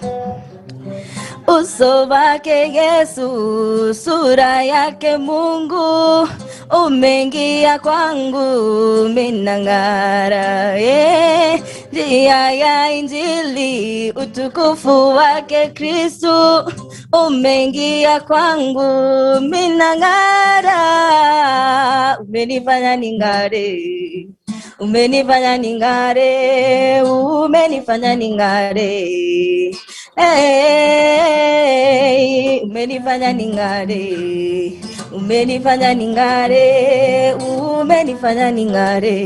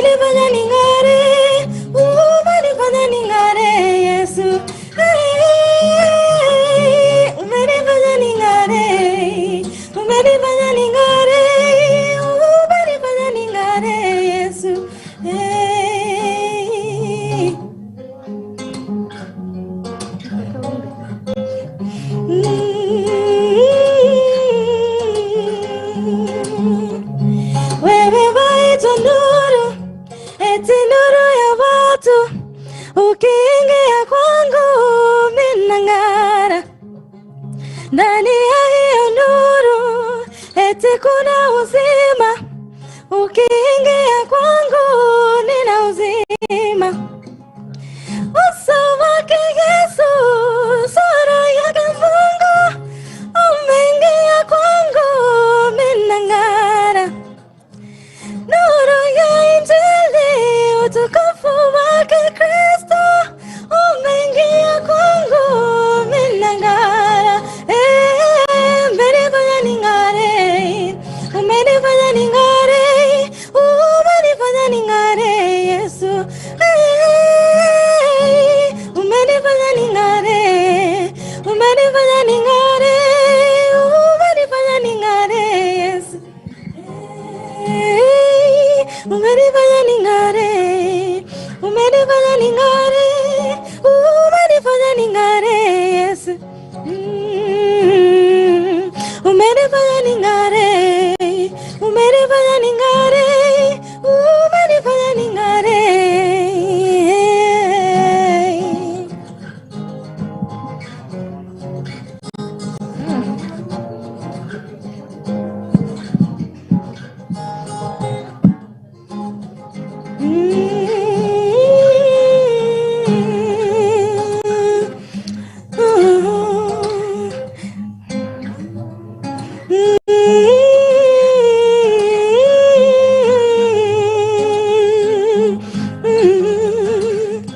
Kwako mwana ukamtuma duniani kisa na maana nipate uzima jamani. Wako mwana ukamtuma duniani kisa na maana nipate uzima jamani. Ishara kwamba umenipenda zaidi, hivyo nishaelewa sifa nitakupa zaidi. Ishara kwamba umenipenda zaidi, hivyo nishaelewa sifa nitakupa zaidi. Na siwezi zuzuia kusema wako wema, na sio kama najigamba umenitenda wema. Na siwezi jizuia tena wako mwema, na sio kama najigamba umenitenda wema. Umekuwa mwema kwangu, kwangu, kwangu. Umekuwa mwema kwangu, umekuwa mwema kwangu.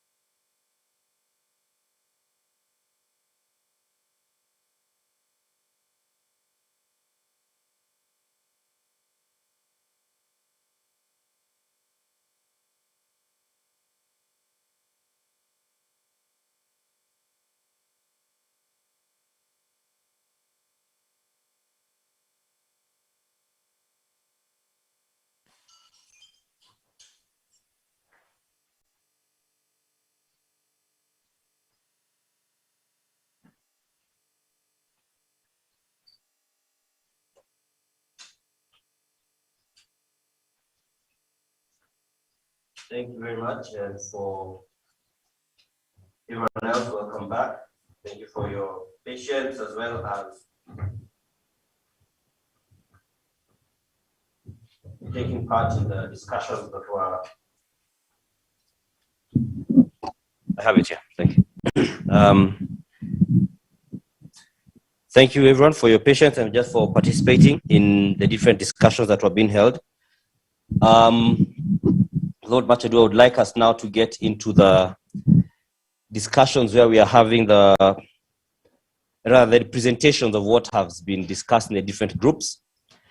And to make it more efficient and to relieve your hands of what you have done, I will come with the microphones to you.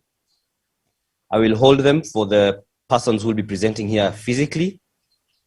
We have some of the people doing presentations doing it virtually. So I will come to you, and then you can tell us what you discussed as a group. So for Group A, the person presenting is Donatus Lily, who's the representative of the congregation of Our Lady of Charity of the Good Shepherd. So I will move to her with the microphones, then she can tell us what they discussed, and there she'll introduce the question or the topic they discussed, as well as as well as what they discuss, the content of it. I'll hold for you so you can be. Thank you. So it's the congregation of Our Lady of Charity. Our topic was on inclusion. So it's reflecting on the implication on the evidence for inclusion. And so we came up with 4 points. The first is including target groups and the whole community in decision-making enables achievement of diverse information in designing programs and interventions. This helps to curb corruption and increases accountability. Programmers, including target groups in decision-making, get diverse solutions to their needs. Number 3, inclusion shapes effective interventions being sought for. And the last is, inclusion changes negative attitude, that is, from policymakers, cash transfer officers, healthcare providers, and others. So my group was composed of myself and Edric, and I kindly usher Edric in case there is any point I've left. Thank you. Thank you very much. Good. All right, thank you very much for that. That was the presentation by Group A. That was Group A. Sorry.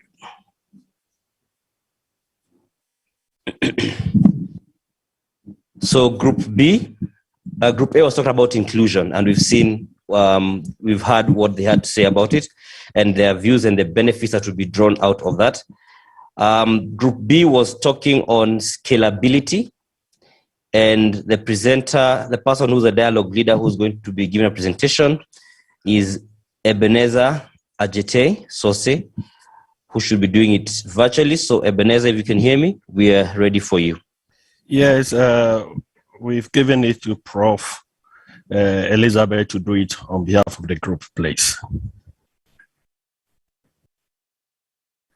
Professor Elizabeth Bakwayo is going to do the presentation on behalf of the group, please.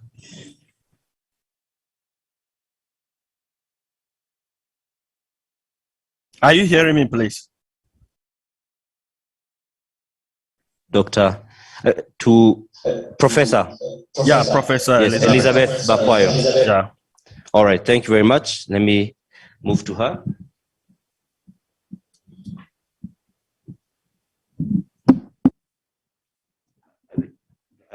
I'll hold them for you over here.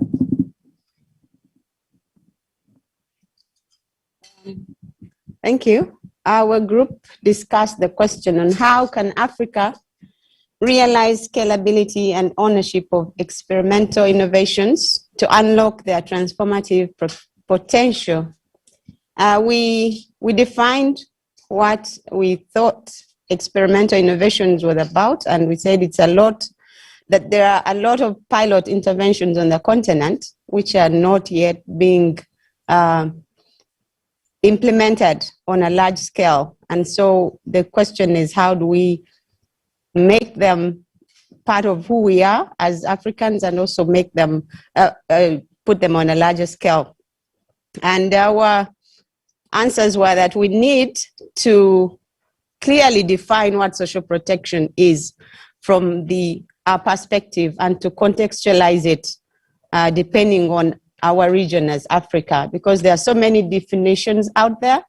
ILO, World Bank, different organizations define social protection differently. And so we thought we as Africans, we also need to contextualize what social protection means. Then the other issue, we said that we think that governments do not seem to understand what social protection is because most of it has come in from outside. The ideas are coming from outside. And we argued that there is need to ensure that there is advocacy and lobbying to the African governments to help them to understand what social protection is, what it means, to get them to budget to give enough income, to put enough money in the budget to address the social protection, because at the moment there are when there is money that is there, most of it goes into infrastructure and it doesn't get to the people that need it. And so there is a role for civil society to bring out what social protection is. Then the other thing that we said is that we need to link social protection to economic development. It's not just an add-on, it is something that should be prioritized as an important issue, as an important tool for economic development. We also said that we need to ensure community participation in the policy-making process for social protection. At the moment, it's a more top-down approach.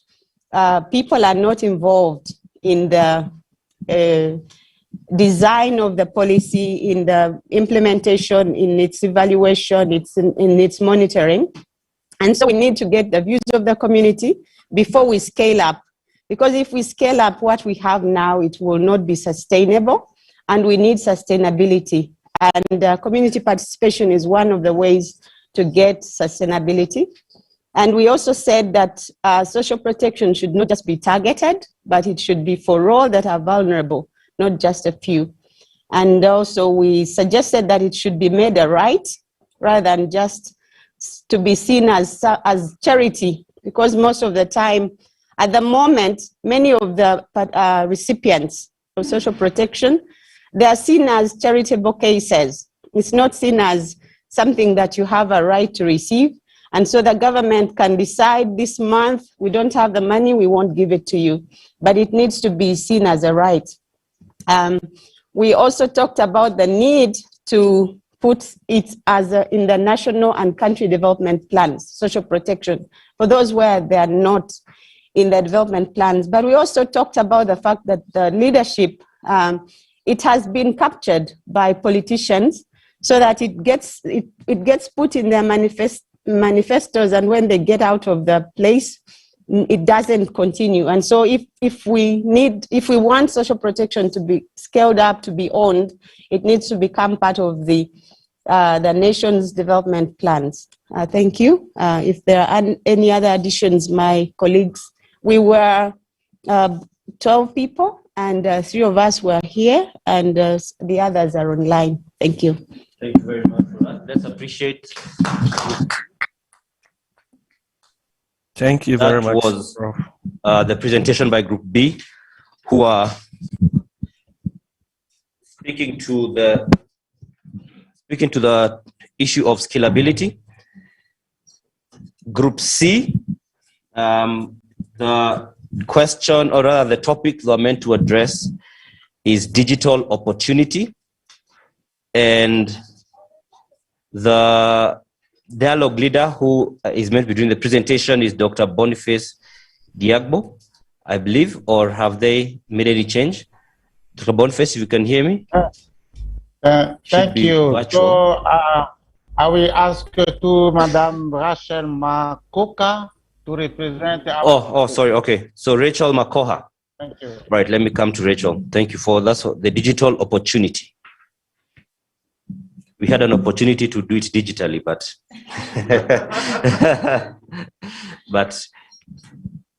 for African digital, not a problem.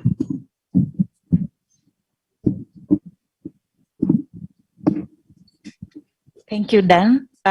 Group C was dealing with the digital opportunities. How can we harness them in the social protection delivery? And we were 10, majorly from Kenya, Uganda, and Congo. And the 3 key issues came out from the digital opportunities breakout session. That is accessibility. The people we are targeting able to access these digital platforms. Another issue that came up was affordability. And we are asking how affordable these platforms are. Can these vulnerable people be able to afford these smartphones that or phones that are able to access these platforms? And the other thing is usability. We noted that there's a category of beneficiaries, that is the older persons, who are not able to use phones. And this becomes a challenge, as we saw in the challenges that come with using digital platforms. And these challenges include security issues. Sometimes you find that the caregivers actually steal from the beneficiaries or even the service providers. We also have mobile money fraud, with conmen actually being able to access the funds of these beneficiaries. And we also have another problem that is perhaps coming from the government, that is the selection criteria, where you find that the vulnerable people, that is the category of children, those who have reached the age of 18 are still in the system, or you find elderly persons, those who have died are still in the system. So there are some ghost beneficiaries because of the problems with selection criteria.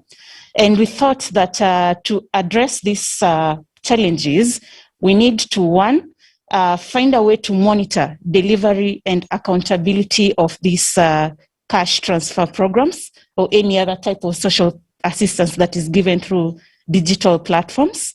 Secondly, we need to have an information management system. Of course, we have the example of single registry in Kenya, but because of the lack of coordination among the different ministries that are providing these social assistance programs, there's a lot of duplication.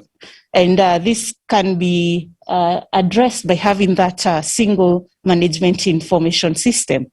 There's also need to create awareness to the beneficiaries and their caregivers by giving them capacity building to know what they should expect from the government and how they should access these government assistance programs. We also need to improve our monitoring process to ensure that the cash actually reaches the beneficiaries. And again, we also need to come up with a universal coverage system, not only for health, but also for social. And we need to equip our research institutions, our service providers, perhaps give them incentives so that they can develop user-friendly digital platforms. So that's what we covered in Group C.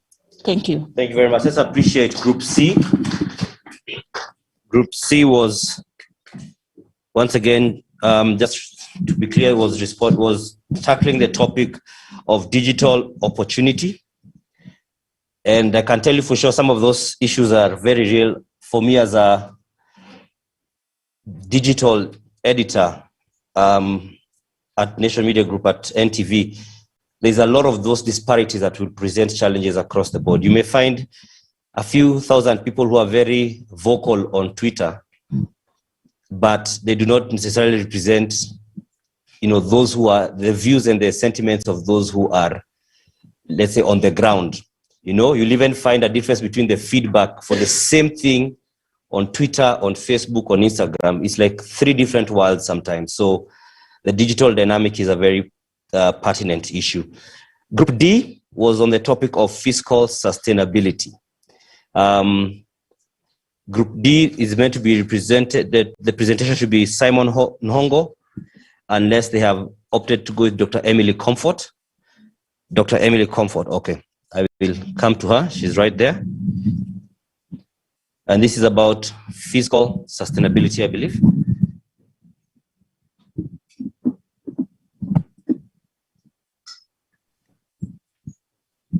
I'm still here.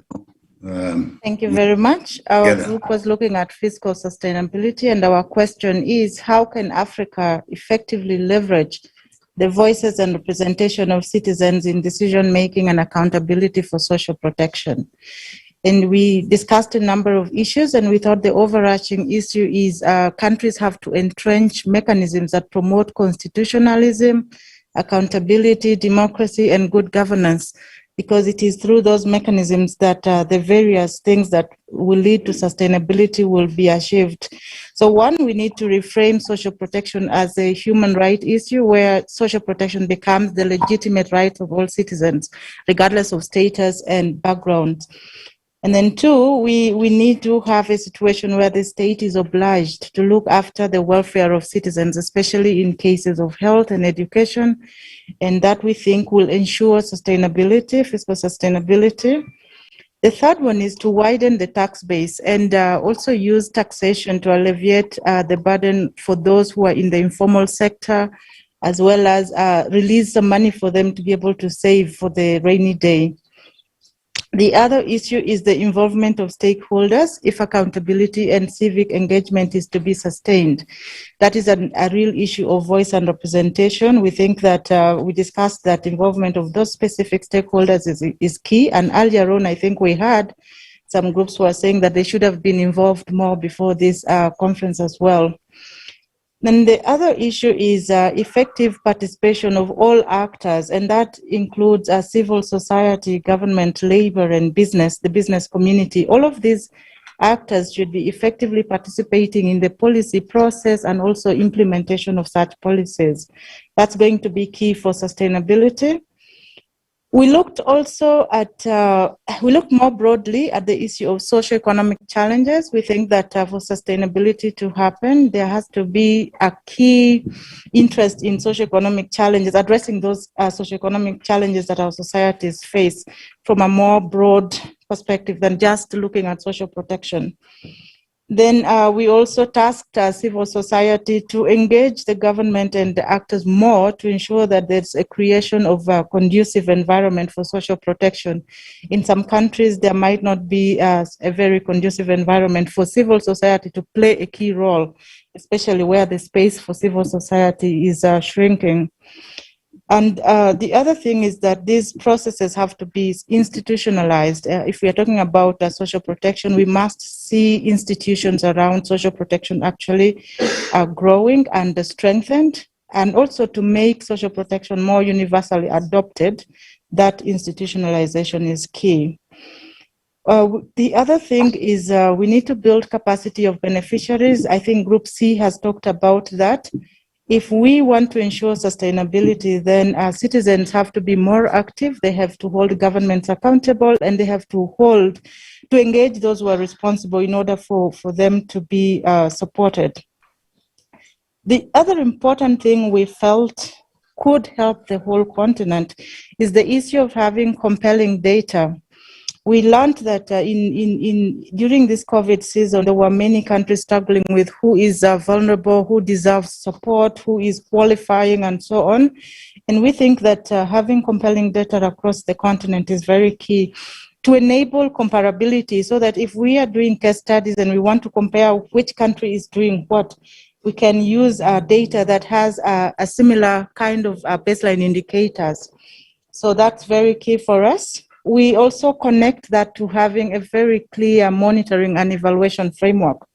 If sustainability is to happen, we need to make sure that whatever policies are in place are being monitored, the implementation is being monitored, and those programs are being evaluated from time to time and engaging all the actors, as we've already noted. And lastly, dealing with diversion of resources, we think is very key for sustainability through corruption especially. We noted that in most of Africa, corruption is a very big problem. And most times what is supposed to go to the beneficiaries do not reach them, or identification of those who are supposed to be receiving support is flawed at various levels. So this needs to be put as a priority, and it cuts across Africa. All these, we believe, will enable us to accommodate an inclusive and transformative social protection in Africa. Thank you. Thank you very much. Or should you like to add something? I just wanted clarity on what you said about the informal sector. Clarity on just your point on the informal sector. You said tax, and then I wasn't sure I got it for the notes. Kindly come to you. Sorry.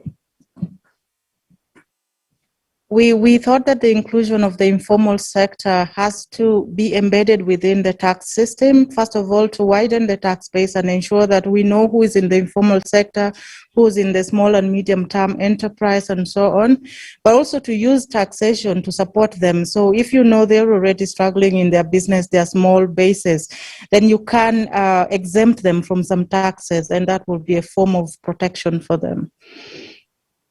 Thank you very much. Let's appreciate them as well.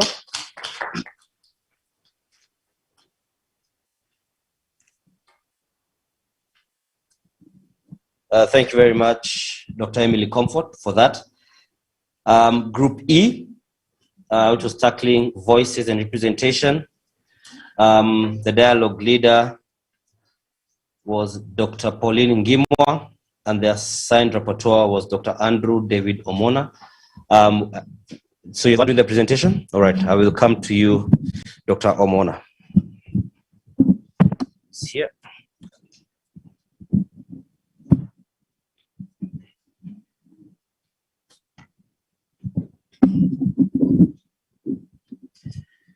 Yeah, thank you, members, both here and online.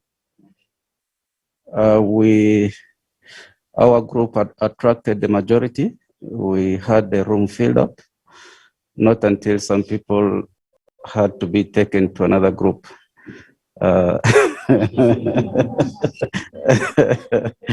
Because of the touchy issues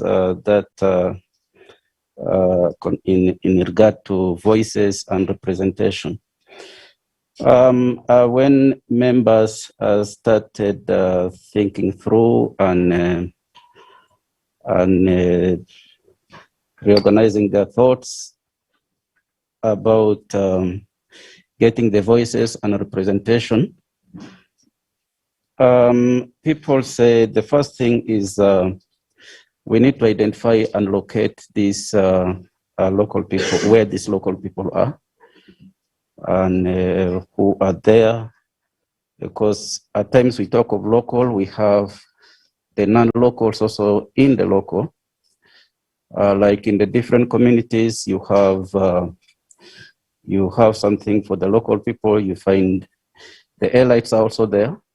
When it comes to representation, it is them that will be elected, or they force themselves to be elected. But this very local person is forgotten. Then we also need to identify the characterization of these local people, the women groups, the people with disability, the children, the elderly, and so forth. And when it comes to getting voices and getting representation, we said we need to start at the village level. Identify people at the village level. It should be the community members to identify these people and get these people from the village. In most African countries, you have the village, you have the sub-county, you have the county, you have the national levels. So it should be these people to identify people who should represent them at the village level, and should be a combination of the different characters at this level. And there are some settings like the market. Even in the market, there are people of different groups. So people should go to also those local groups, because those people have arrangements where they have the chair, they have all this. Before you could come to the market-wide group, you need to go and get these local people at those settings. And then as we identify these people, we need to know or ask ourselves questions and answer these questions. Do these people's voice matter? Is there a way if they talk or they speak, their voices will be heard? If we know that these are people who speak and people get to listen, then we can get these people. So when we get these different categories at the different levels, when we go to the local level, we have now radio stations that are spread all around the different parts of Africa. We need to do the level of engagement and make people understand what social protection is. Use the local language so that everybody will listen to the issue of local protection in their own language. then it is then that those who understand it well will take it to the level of implementation. And also we know the issues of politics. The political actors in the different countries of Africa tend to use this grassroots organization for their politicking. And we know that these organizations have a conglomeration of different political affiliates. When a politician goes and starts using such a group, it will definitely tear the fabric of the group. So we need to get the politicians out of this, using these local settings as their launchpad for their political agenda. Then also members say there are many non-governmental actors working at the community level.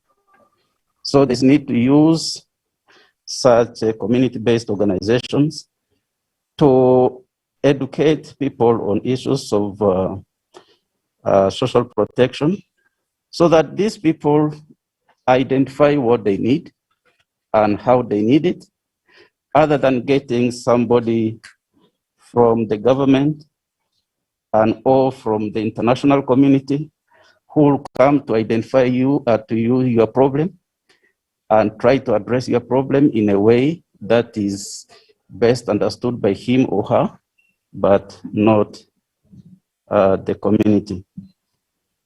And also we say that if there is anything for monitoring purposes and accountability, things can be transferred from the state level or international level to these local actors, because these are the people who know who needs what, who is sick, who should be assisted.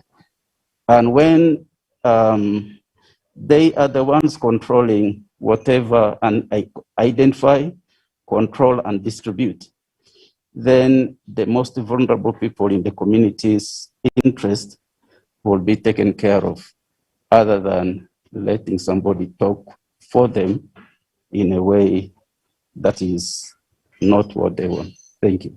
All right. Before we even let you go, your group has raised a point that there's the need to get the politicians out of the equation because they are using these vulnerable groups for their own political agenda. Yes.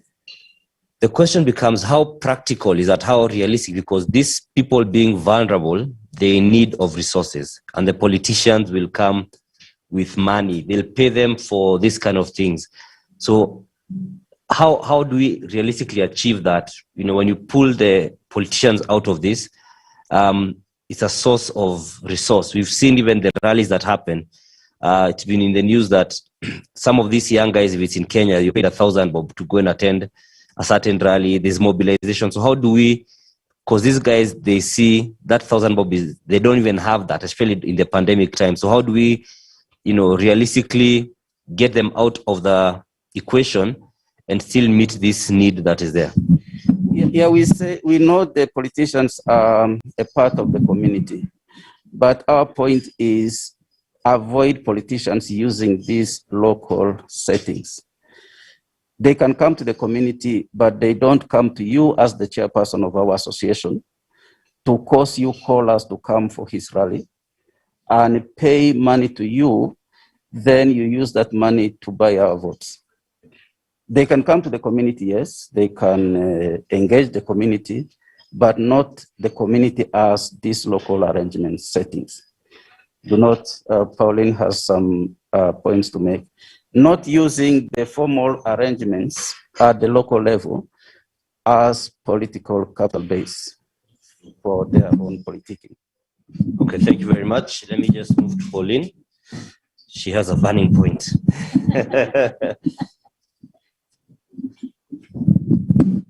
Well, it's actually not a burning point, but just to add to what Andrew has said, one of the things that can be considered is to create a formal structure that protects the community, those informal community setups. Like, for example, coming up with some sort of formal governance structure and well registered at the national level, whereby you say that this is how a chama should be run. And it is properly, there are clear policies that protects such that there is no influence from outside players like the politicians. That is one of the ways that can probably protect such formations from such kind of interferences. And that is what our groups seem to be suggesting. Okay, and we'll be getting to the group in a bit. Yes, this looks like the hottest topic of the day. Definitely. Politics always sells. Yeah, so another issue is about empowerment, civic education about the rights and responsibilities of members of the community, and also just using people who mean well and who are role models and key informants to talk to them and empower them. It's not always easy to maneuver and resist the interference by politicians, but empowerment is the key point. Yeah. Okay. Thank you very much. Then I'll come to Dr. here, then we can move to the next group. Thanks, Dan. I think I was going to reemphasize Beatrice's point. We can't avoid engaging with politics, but how do we engage with the politics smartly? And there lies one of the solutions, that our community members, our organizing within the community have to be empowered with ways of engaging with the politics, with the knowledge, so that they can engage with that politics better. But so long as politics remains about who gets what and when, and so long as the state remains the state as the formal institutional structure for community and societal advancement, we cannot afford to engage with politics. We have to engage with politics, and we have to find a way of engaging with that politics smartly. So the local politician has to be part and parcel of the conversation about how we make our social protection programs more effective. He has to be part and parcel of the conversation about how to uplift the widows, the orphans in our community. If we say we avoid that, we will be back to the same point where we are today. You know, a group of elites sitting somewhere deciding who is going to get what at the table. Thank you very much. Have what you wanted to add something? Okay. Okay, thank you very much. On the issue of politicians, I want to give an example of Kenya. When the disability grants started, the design was in such a way that we look at the census of people with disabilities and know where to take the money. So, for example, if there's a high incidence of people with severe disabilities in a certain area, then that area needs more money than, look at the distribution of that situation. But our politicians, because they want to gain mileage, they actually changed that and it became geographical targeting. That now you do, if it's about 100,000 people with disabilities going to receive the grant, divide by 210 constituencies, and eventually you have a constituency getting only 2 people with disabilities. And now what happens to that constituency that had a higher incident of what you are targeting? So sometimes politicians want to use it as their mileage. You know how this grant, like the Women Fund, the Constituency Development Fund, and now Social Protection Funds, when they come down, they say, this is my money as a politician, rather than it's a government program for everyone, and everyone deserves to be on it. So sometimes we need to be aware of when politicians want to ride on government programs, government rights programs, as if it is their they are making or their own personal program. And we've seen a lot of that. And I think the media should, educate the public that government services are government services. Even if it's constituency development fund, you are getting it as a right of being a citizen, not necessarily that it is the politician who is paying fees for you. Therefore, you have to really do what the politician wants to do, So they're also using these grants for their own mileage. And we need to be aware of that, and the citizens need to be aware of that. Dan, on the issue about vote buying, a politician gives you 50 shillings or a packet of salt, and then he goes into parliament for 5 years. If you divide that 50 shillings with 5 years, surely what is your value? That is what the citizens need to know. Thank you very much. I would like to go to the next question then, because it feels like that political one would need a whole conference of its own. Oh, sorry?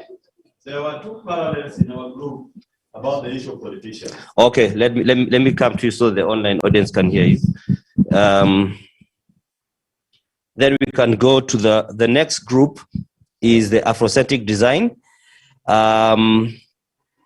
It is Dr. Mary Mangai who's presenting that, or is it Alberon Jalil Odum? Oh, it's you, right? Okay, so let me once, and they're discussing the Afrocentric design. So once we finish with his comment, I'll just come straight to you. Then in case we can get maybe just one comment on the same from our online audience, just to remember we are a hybrid event. We could see how we can go about that. The issue here was about voices and representation. From the other parallel, we did say that for us to succeed, we need political goodwill. But then we did say, as we are generating, as we're engaging the community or the would-be beneficiaries, we need to keep off the politicians so that they don't influence the decisions or understanding of the stakeholders as their own product.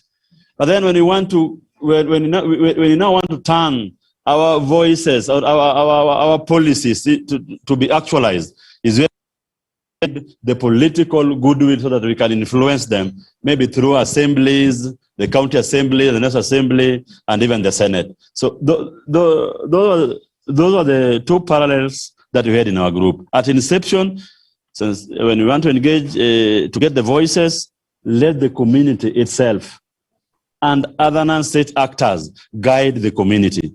When you want to influence the policy now, we come now to engage the politicians so that we can get their goodwill.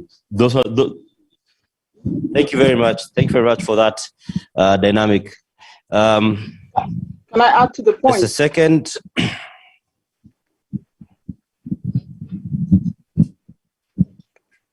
Can I add to the point? For the Afrocentric design, is it yourself or Dr. Mary Mangai?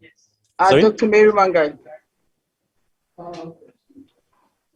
No, because I was the rapporteur for. Oh, she's online. Yes. Can you hear me?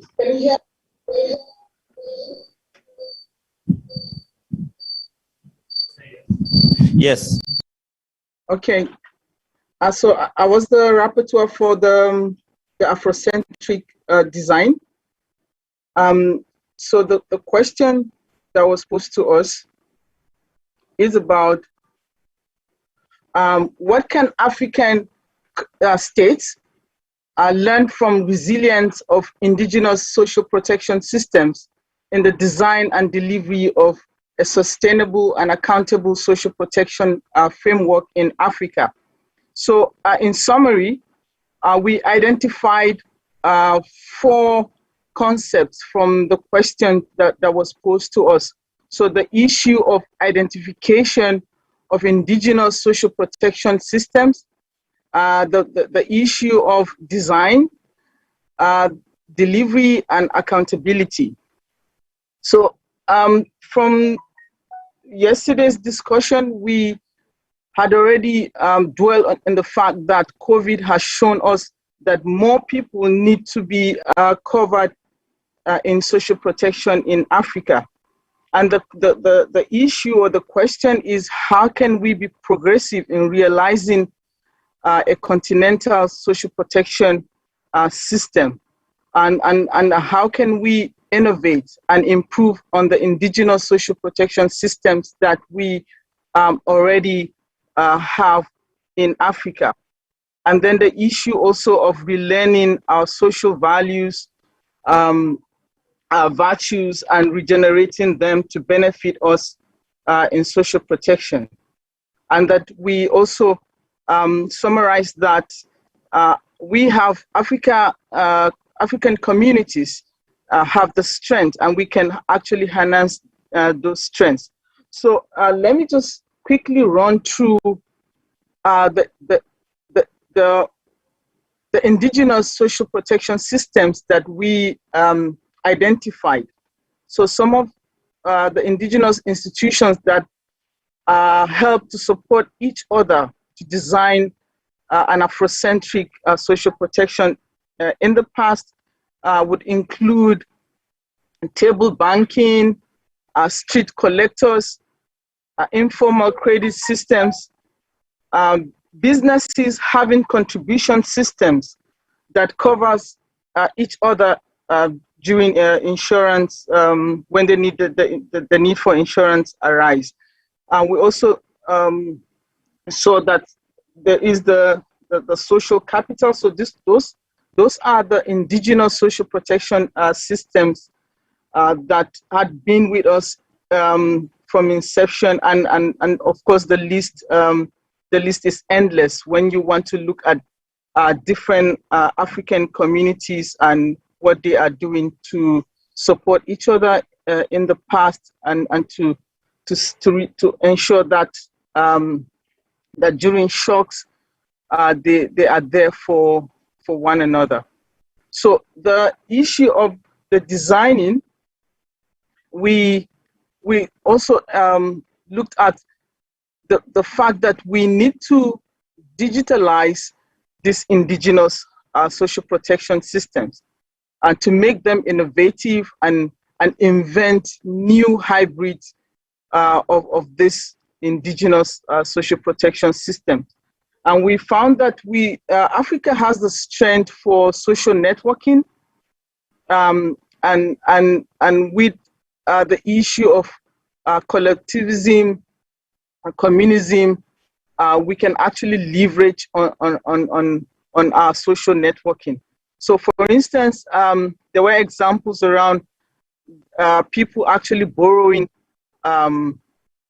in their indigenous group, which is sort of a reverse of the individualistic formal social protection that we have. So the use of so we can use this as a base for our design. So borrowing from the collectivism aspect of our indigenous group. And there was an example of Chama, which is a source of contribution to the National Health Insurance financing. And their members and their families could benefit from it. And once the Kama makes their contribution, probably within a specific period, members can actually be activated in the system. And we also found that Africa and its community has the advantage of community ownership of projects. So in our design, we should look at community ownership of social protection projects.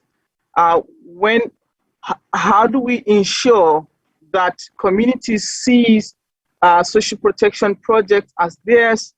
And we've discussed examples of models in some African countries. For instance, an example is the youth employment and social support. Someone made that example from Nigeria. So also the use of community to target those that are similarly poor, which is what we used to do in the past in Africa. So in the past, when the rich want to help the poor, the community decides who is poor, and this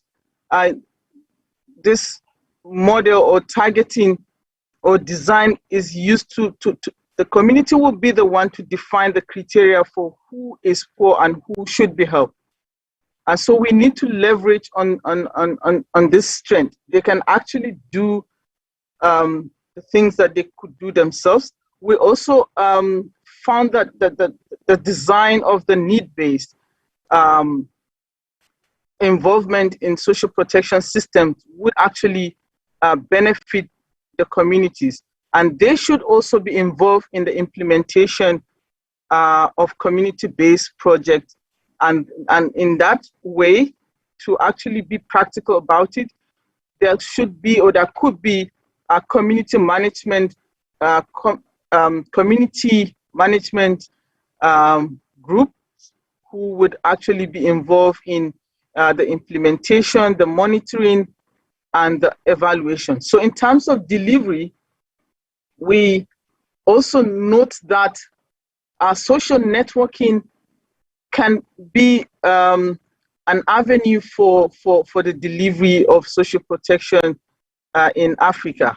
So Africa in general believe in socialization, we believe in communism, and we believe in collectivism, which is away from the Western individualistic approaches to projects and to programs.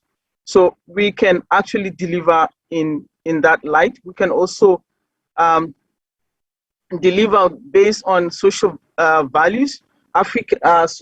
Solidarity is the African way, and we can actually take advantage of that to deliver social protection projects. And the last is accountability. We all know how the reason why we are where we are in Africa is also part of the accountability systems that we have.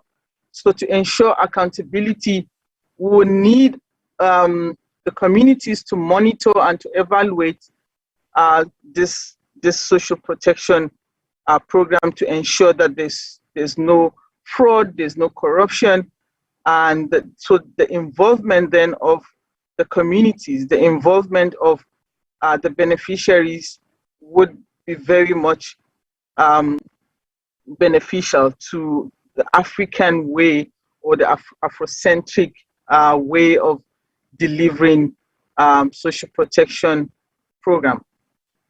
So in a nutshell, that was the discussion that we had in our group. Thank you.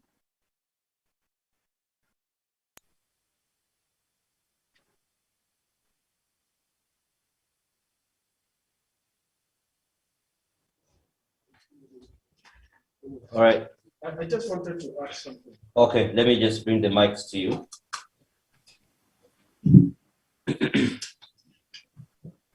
We have some additional contribution here. Give me a second. Yeah, some additional contribution here from Alberon. Have I said it right? Right. Who was in the same group? Just get the mics to you.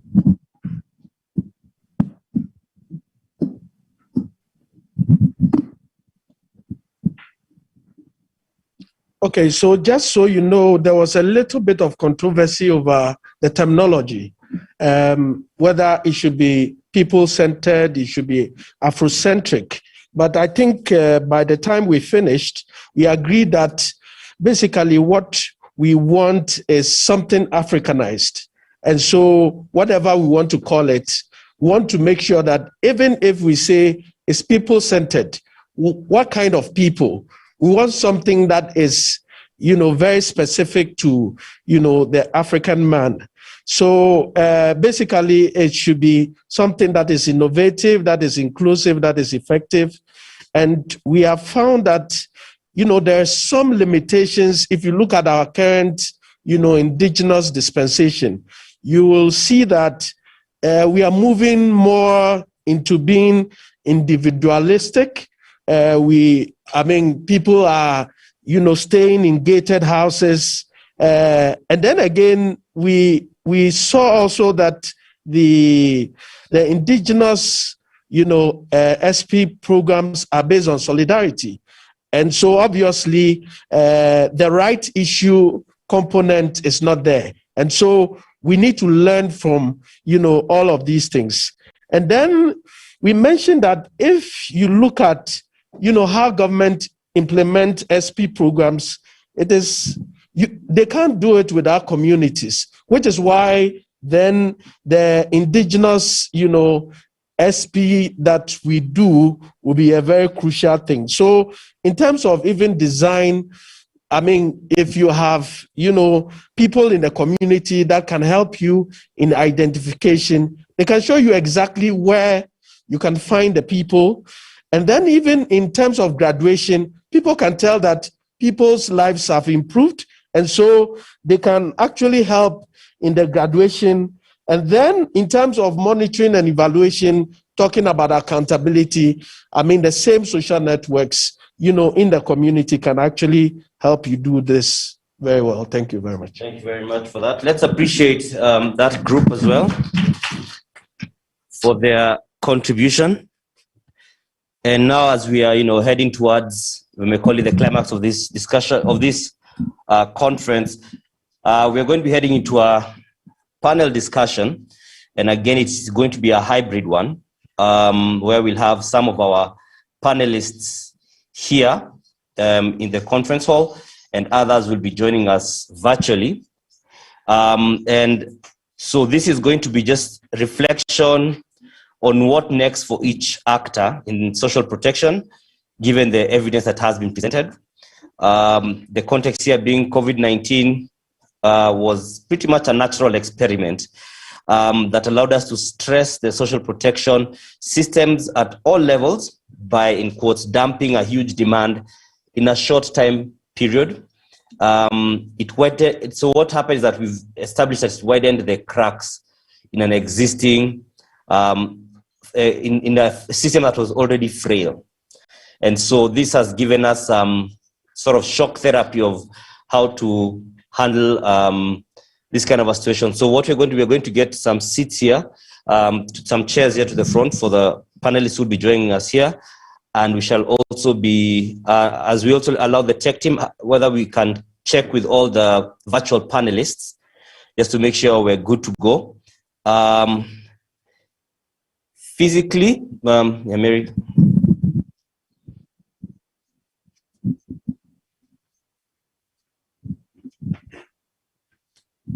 All right, so physically, here we have Winnie. She's virtual. Yes, Winnie Mwasiaji from Kenya, but she's joining us virtually.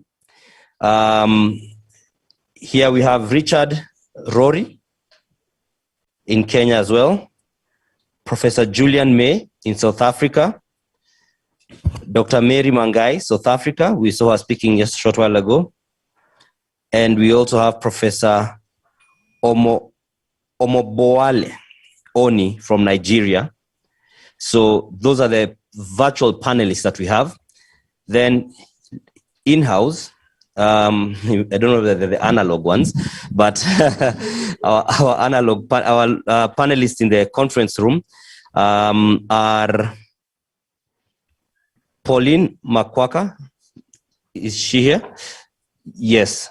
Have I said your name right? The name right? It's right? Thank you.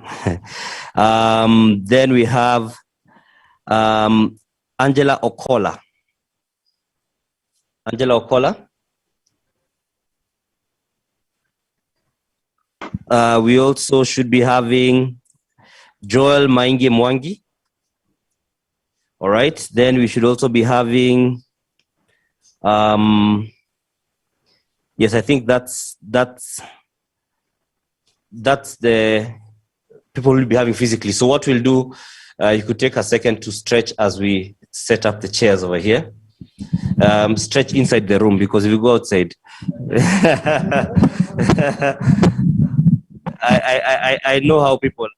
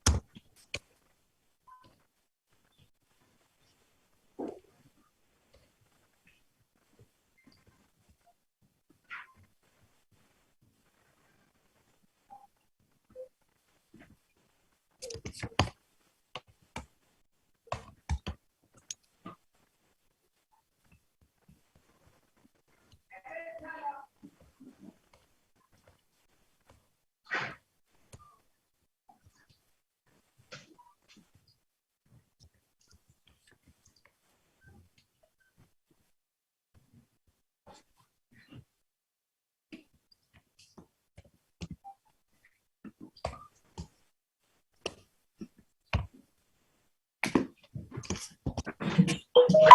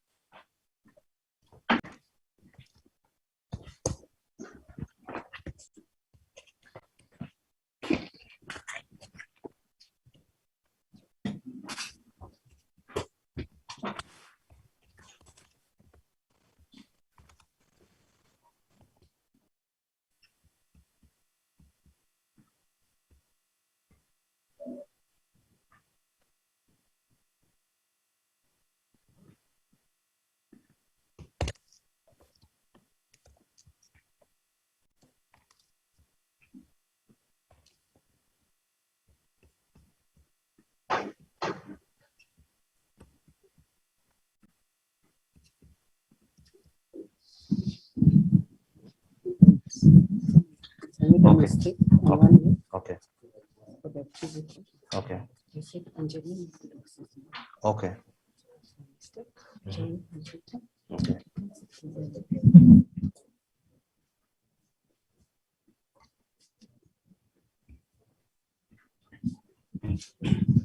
So maybe the tech team can pin the panelists on the virtual panelists. We can pin them so that it'll be easier.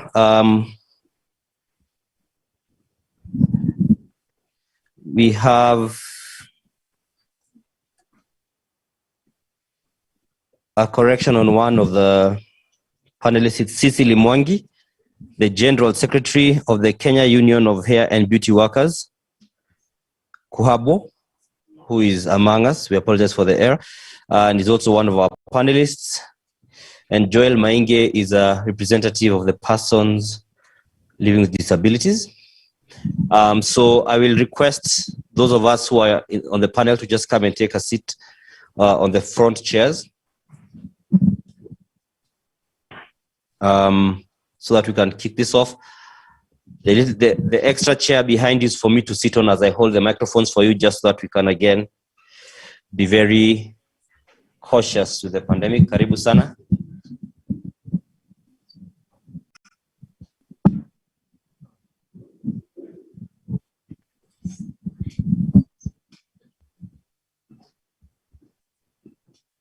Karibu.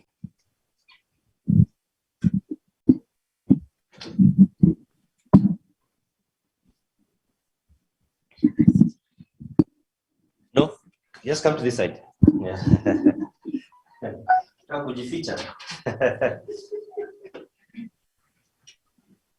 Pauline Makwaka, Senior Women Citizen for Change. Karibu sana. Mary? So these are some of them are actually beneficiaries. So for the concern that has been raised and about the actual people who are ground, it's covered.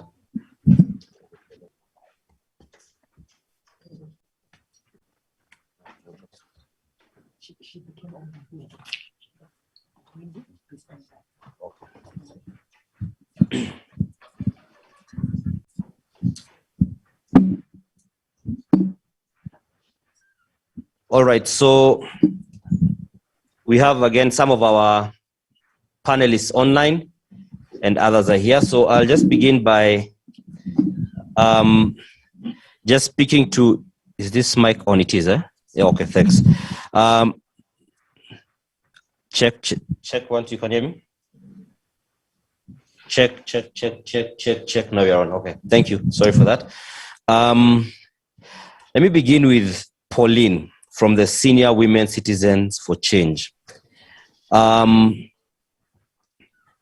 Maybe you could paint for us a picture of what, vulnerability is, what social needs there have been for the people you represent and what kind of situations they've had to deal with. Just for us to understand the need for some social protection of sorts. I'm asking, maybe you could paint for us a picture just so that you can get we're trying to set the context of what let's say, let me put it this way, your experience with, social protection for yourself and group that you represent here.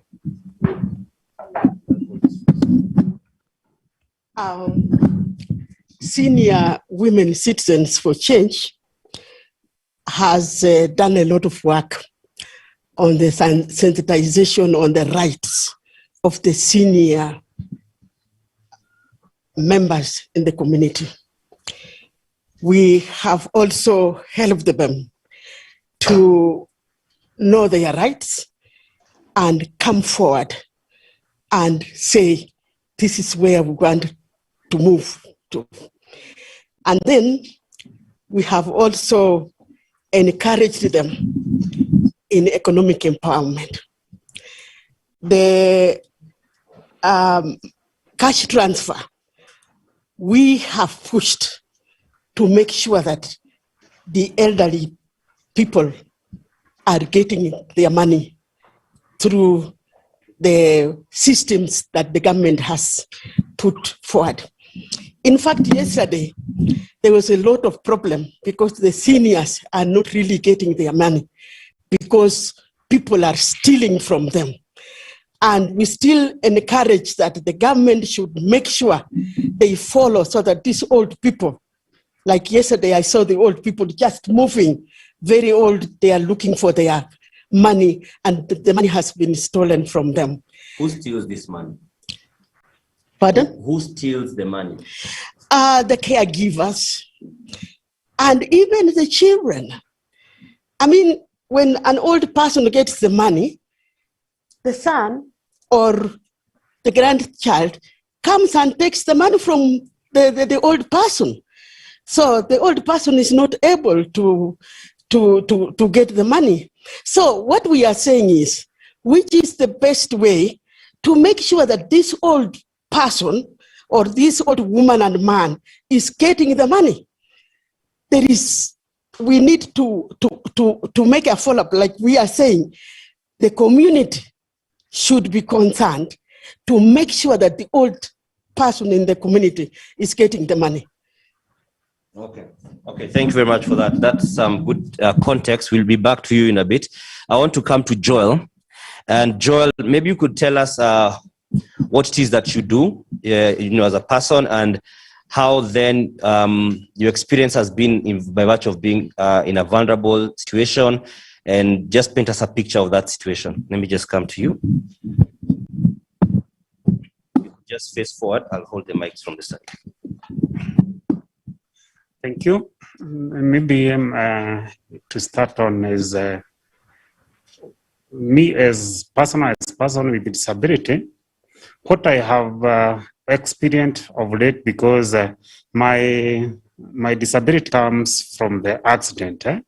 I got accident on 1996, and from that time I have seen so many discriminations, especially to persons with disability, whereby there are people in the family, they see as if having a disability is like a curse.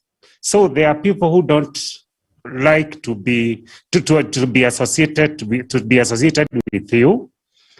Then when it comes to the government policies, there are no policies that touches the needs of persons with disability. And when there is, the implementation of it goes very slow because the persons with disability are not represented, or they are not, their views were not taken when these policies were made. So there is that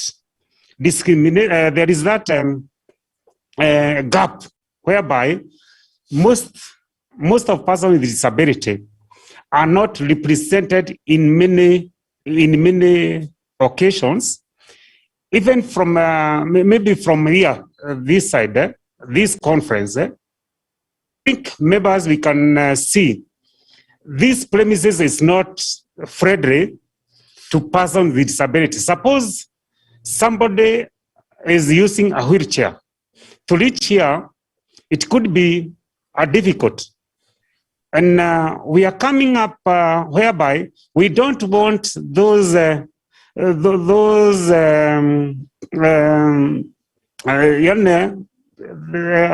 can I say? These assistants, that's so much assistance, because somebody with a wheelchair want to come to this hall, there must be assisted to enter into that door because there is no lamp. There is no lamp. So that person need people who can assist that person to come. And in this time, in this era, there are so many people who have a very big interest, or they are misusing. For example, when we are using like, let's say like matatu or like this one, there are people who want to assist. Maybe there is a lady who is coming. If it's some man if there are men who want to assist them, they hold even the places where they are not supposed to touch. So I think in that place, we are requesting to be informed from the word go. Okay, and maybe something that I had asked earlier, what is your your everyday, how your daily operations are in terms of what work do you do, and so how does your situation affect your work, and do you see any kind of discrimination even in your daily engagements? Yes, me myself, I do a business in CBD, and sometimes it's so difficult. One, I leave at my place very early before the rush hour because of using the matatus and whatever.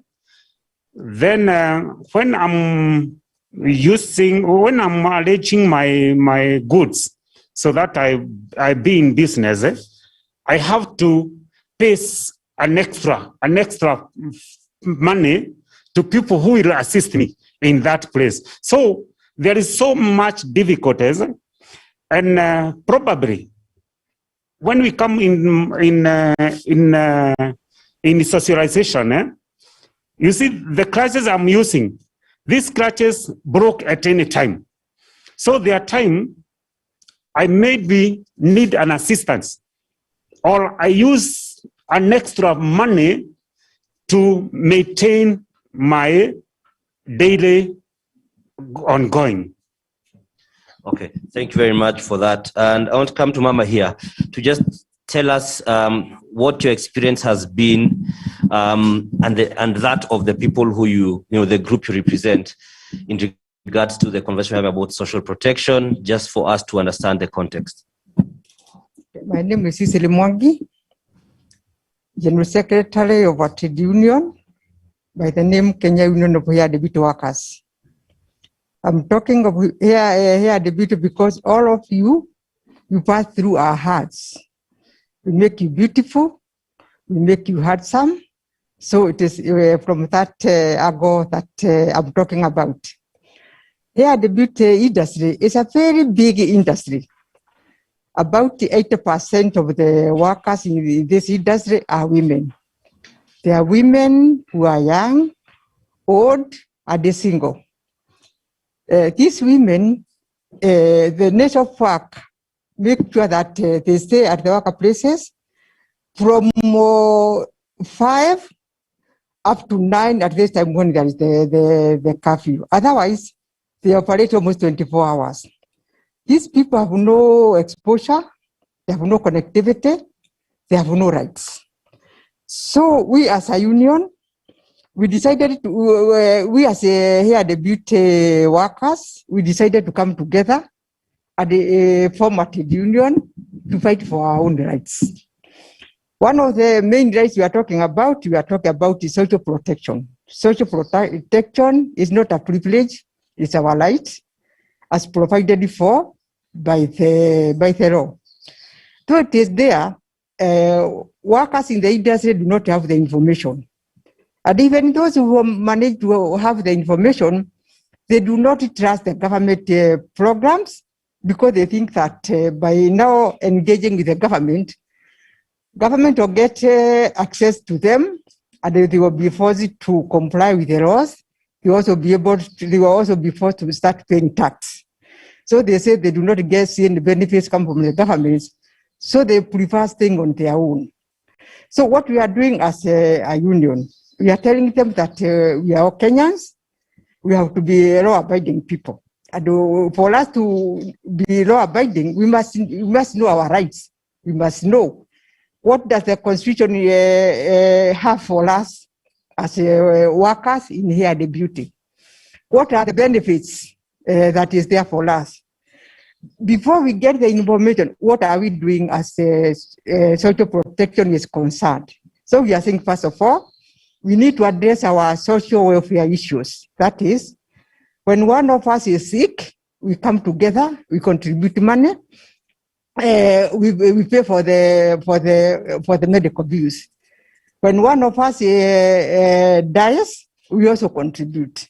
When one of us, the student is not at school, at least we make sure that we contribute. So at the ground level, there is social welfare issues. So now that we are talking about social protection, what we are doing, because we now want to move from welfare issues to social protection.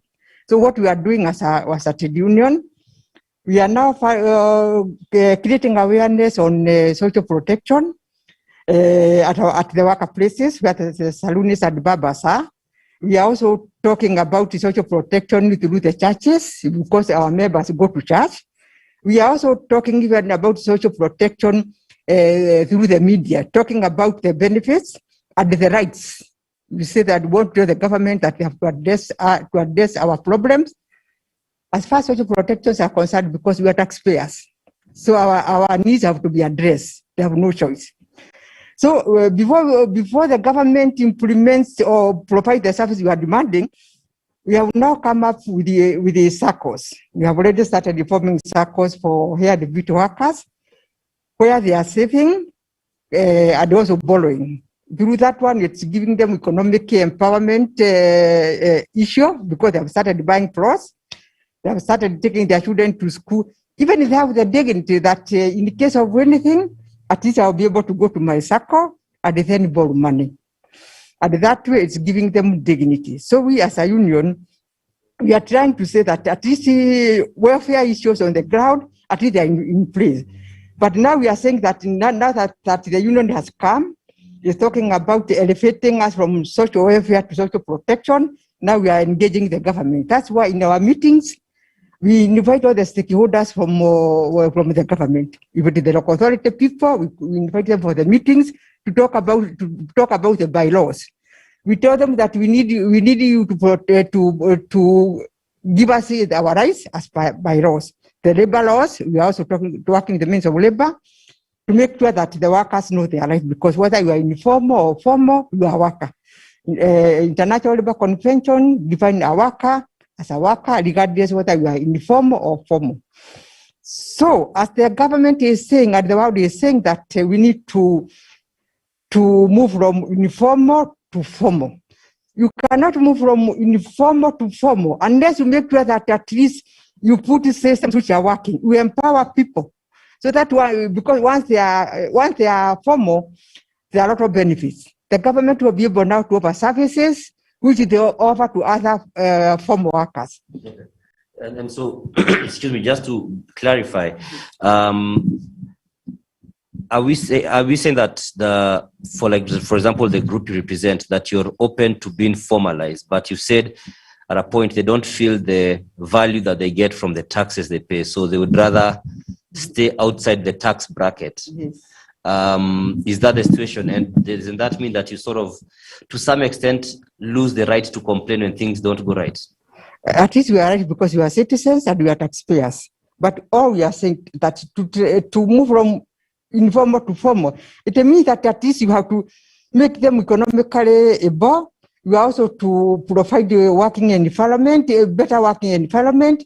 You also have to provide the services which the formal workers are getting. For example, Last month, I saw the government coming up with a program on health scheme, health insurance.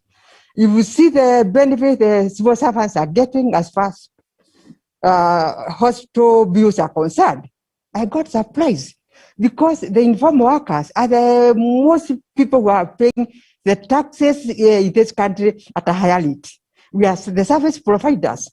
We are the ones who are steering the economy. So if the civil servant could get those services, and we are the people who are on the steering wheel, moving the economy of this country, I do not understand why informal workers should not also be a beneficiary. Okay, thank you very much for that. And again, quite some insightful thoughts, and we'll be coming back to our physical panelists.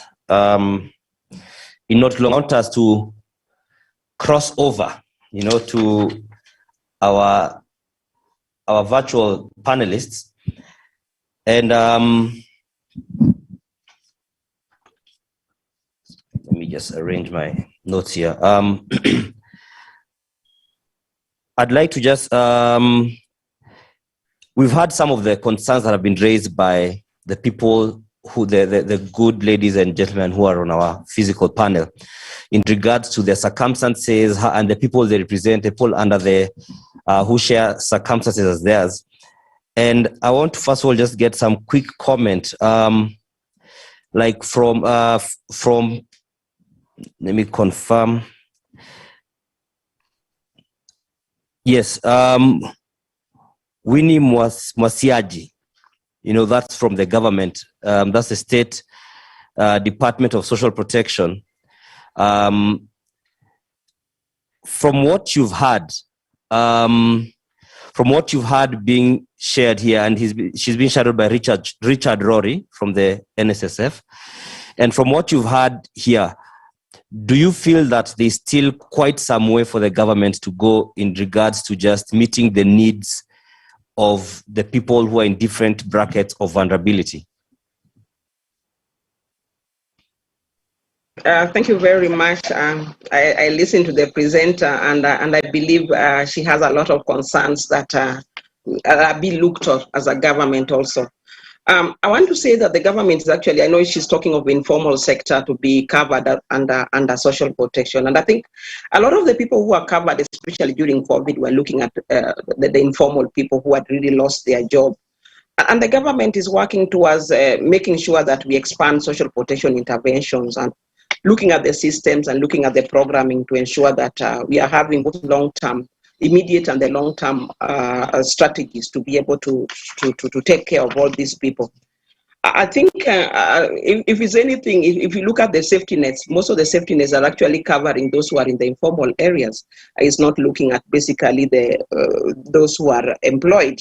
So apart from the employment, which is mainly contributory, I think most of the government focus has been on trying to cover those who are not working, the old people, looking at the persons with disability, looking at orphans and vulnerable children. Those are actually categories of people who are not working. And even during the COVID, the expansion was done in the informal sector. And most of the people who are covered with most of the intervention was looking at those who are not working. But I know a lot still needs to be done. I know targeting has been a big challenge in terms of knowing who is who and who is where. Especially during the COVID, there was a bit of we saw our weaknesses in some of the things in terms of being able to target. We didn't have proper system to be able to cover. So most of the time we used community structures, we used offline data and the local administration to do the COVID. But this was emergency and we could not do otherwise. So currently we are looking at even building systems that will have all the vulnerable groups in the registry to help us in terms of fast tracking when we need to do targeting to reach out for these people. And I think the government is trying to really put in efforts to make sure that the social protection system are well built to be able to address and or to be able to reach all the vulnerable categories of people that we are working for. So I think we take our concern, but in terms of targeting, we also agree that we've been having a problem with being able to target, and the enhanced single registry that we are building currently will be able to have all the poor people and vulnerable people. So therefore, when it comes to targeting, even during emergency, it will be able to assist us in terms of scaling up to reach these people. Of course, we also know the delivery system, they are talking at money is not reaching, but some of these things must be education at the community level. How do we make sure that the people we are having as our caregivers are able to give us the money? Because the government cannot do everything. That will require a partnership, even with the community members, to be able to monitor and see is the money reaching the people? Because as much as we are monitoring, it will again take a lot of transparency and integrity within a household to see that the money reaches the person it's supposed to reach. So we hear her concern, but again, we are asking that we work together with them to be able to monitor that this money is reaching, because the government cannot enter all households to be able to see that this money is reaching the right people and also reaching. But as much as possible, we are putting systems in place for monitoring, but it will need a lot of partnership in terms of working. That's what I'd like to say. Thank you.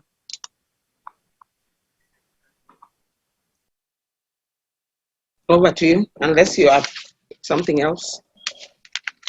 We'll get back to you. Thank you very much.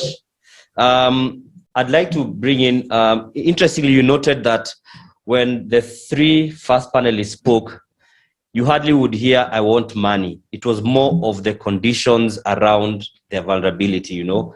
It was not so much that. And that's, I want to bring in Professor Julian May from UNESCO, the chair of Africa Food Systems.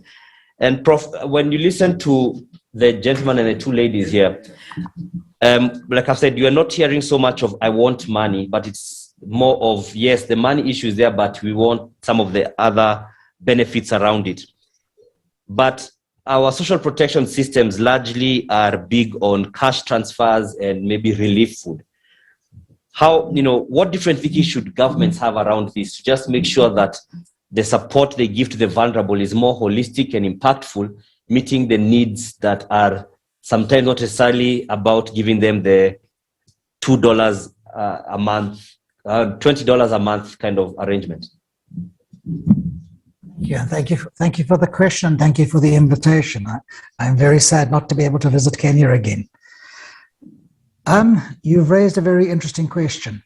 We think of social protection, as you say, very often simply in terms of money that is paid to people, and particularly to highly vulnerable people in circumstances when they can't earn an income. But there are a number of other very important interventions that can take place, which we often don't think of as social protection. In South Africa, the one that we are really focusing on right now is the question of our school feeding programs. So we don't often think that school feeding is social protection, but in fact it is. In giving children nutritious food, you really are making a vital contribution. A number of other countries in Africa also have school feeding schemes. Now this is both a form of social protection and a way of supporting children, but also it's a way of supporting local economies. In countries in South America, they've linked their school feeding schemes to purchases from smallholder agriculture. So you grow your local economy. You don't simply make transfers of money or transfers of food, but you also are building people's livelihoods. So that's one really interesting way in which we can think about a form of social protection that's not simply about the transfer of money. Now another one. We are increasingly concerned about how the environment is used and the negative impact of people who are poor as they try and make sense of their livelihoods. Again, in a number of countries now, there's something called payment for environmental services. It's also social protection. An example which we're looking at right now is in Bangladesh, where smallholder fishers, people who are fishing from the rivers there, are asked not to fish when the fish are very young. There they are providing both food as well as financial support so that people can build alternative livelihoods, and at the same time they're also implementing rotating savings clubs so that women too can benefit. So those are also other ways in which we can think about social protection that are not only about giving money, but are recognizing that people are making livelihoods and sometimes are asked to make sacrifices to benefit others. I think let me stop there. Thank you. Much for that, Professor Julian May. And I want to now come to Dr. Mary Mangai, who's in South Africa. And she's from the University of Pretoria, that's in South Africa. And Dr. Mangai, there's a feeling and there's been a concern that some of the solutions that African states are taking up when they're trying to bring social protection solutions are pretty much lifted from other countries. So you find they're not customized, or they're not as relevant to the African context. Maybe you could speak to that and how we can get that balance right, because we are not entirely disregarding the value that those other countries' programs have, but they're not, like has been said, Afrocentric or African-centered. Okay, thank you very much for that question. So I would like to cue into the conversation, and especially also taking a leave from what Prof. May has said, and to also add to the issues that some of the beneficiaries had put, and then to cap it up with the issue of how we, as a continent, try to get a very much indigenous continental way of solving some of the issues or the problems that there is in our continent, and especially when it regards to vulnerability and how to support the poor. So I think part of the conversation is around the issue of government looking at multiplier projects that are very, that would in the end bring some form of multiplier effect.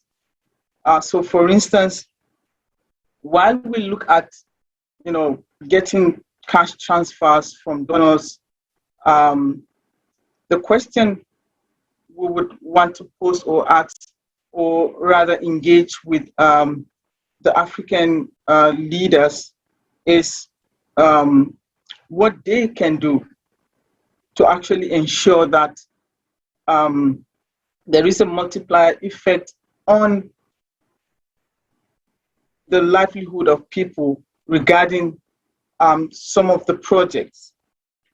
So for instance, the Cabinet Secretary mentioned of Africa being in the dark.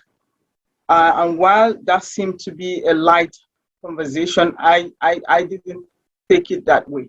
I thought that is indeed a statement in reality, because when you look at the entire continent, you would realize, or you would agree, that we have power deficit.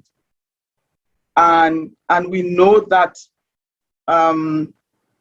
or we have alluded to the fact that about 80% or even more of the people are actually working in the informal sector in Africa.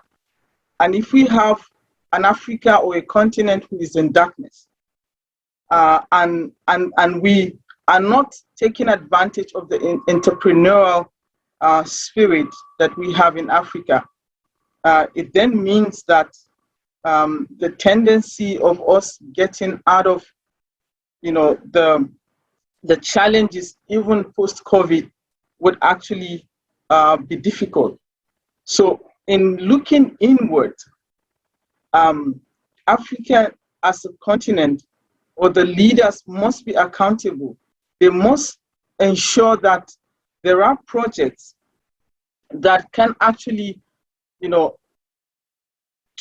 it can trickle down. And the effect we can see in terms of how it will benefit, the entire continent in terms of food security, and in terms of social security, economic conditions of people can actually be improved. If we look inward and we look at what capital project can we, leverage or to actually ensure that some of the people who had lost their job during the COVID would not have if some of the key projects that governments in Africa are supposed to they're actually supposed to ensure that these projects are executed. So I think that very importantly is the issue of we focusing on how can we transform, Africa in a very dramatic way, such that we would have transformative projects that are transformative. We would have the fourth industrial revolution, taking its course in our administration, but also having its effect in the informal economy that needs to be boosted. And of course, government needs to also look into how can we ensure that there are fee waivers. How can fee waivers in terms of healthcare, education, and in that way there would be some kind of support that might not be explicit, but we know that the implicit reasons for that can actually trickle down to every person in the community. So I think that we need to look inward. We also need to think already further than what we are thinking now in terms of sustainability. And one of the issues or types of social protection that we did not focus in this conversations since yesterday was the social care and support for the economically and socially vulnerable aged people.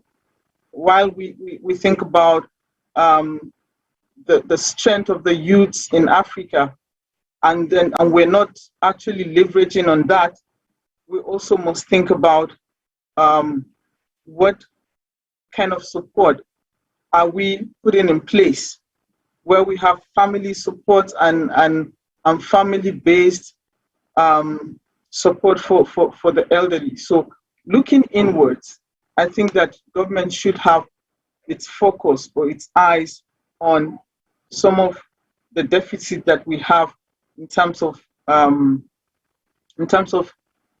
capital projects, and one of it is the issue of power, and also some of the areas or types of social protection that we are not already paying attention to that could actually be transformative. Thank you. I would like to stop here. Thank you very much, Dr. Mangai, for that. And I want to come to Professor Wole Oni from the University of Ibadan, that's in Nigeria. And researchers, and there are many here who would bear witness, will usually do the research and listen to, they'll tell us that they've listened to the people on the ground. They have come up with data that can actually help in policy making. But we are still seeing a lot of that data and that research, that wealth of knowledge and wealth of solutions remains good in the books. It does not translate, it does not translate to the lives of those it's meant to be helping, such as the concerns we've had this morning and many others. So what, Professor, do you feel that researchers need to do differently, or is it now beyond them? Because if the government refuses to take your advice, that is now on the government, or is there something that also researchers need to do different so that these solutions can actually be turned from paper to concrete reality? Thank you very much, Mr. Moderator. Thank you for inviting me to this session. Interestingly, though I'm an academic, but I have been involved in so many projects So what I can tell you is that I have mixed town with gown on several occasions. And you're right. There is a big gap between the town and the gown. Most of the things we do are things that says on the shelf because they are not driven demand. They are not, it's not research, they are not research that maybe we were paid to do. And when we are paid to do it, sometimes it depends on the focus of government. But one thing that I have taught out through my experience with several projects and what is emerging, being an academic, and through the experience with several projects I have been involved in social protection, is that there is a need, because what is even coming up now is that there is a need for a lot of debates between government, regional government, AU, and academics, practitioners.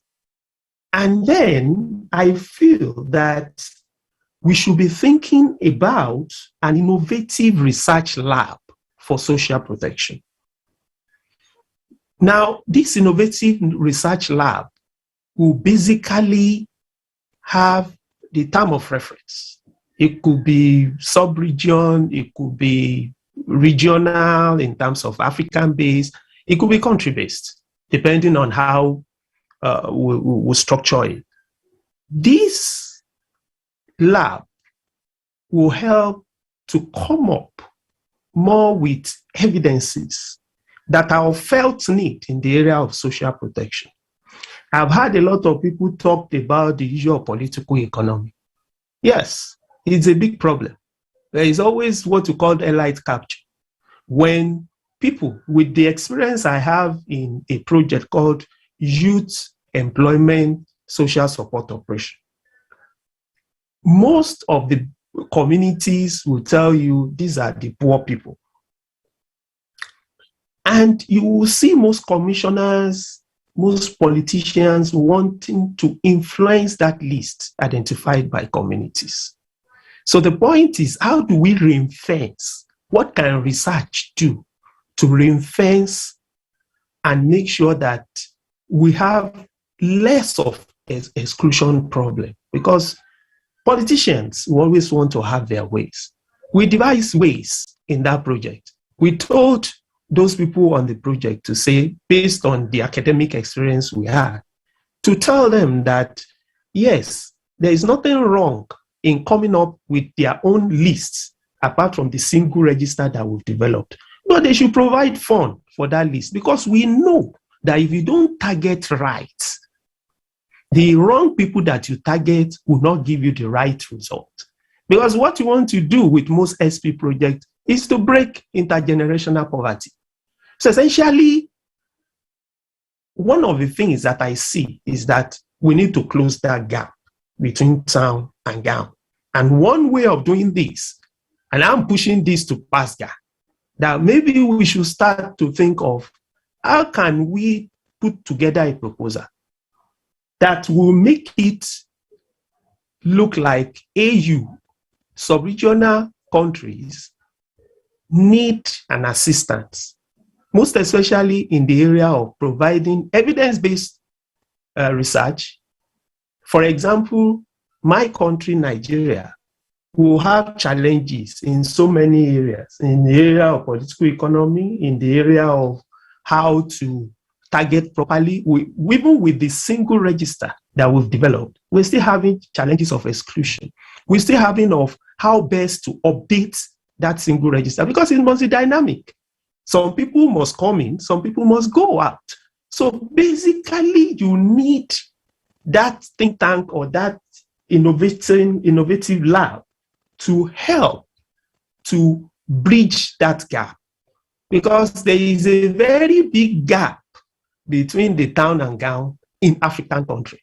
The government just see them as an institution that stands alone, that probably will not benefit. So one pragmatic way that I think we can do we can use, we can go about is for government to fund. When they fund that institution directly, at least they will expect some deliverable for them.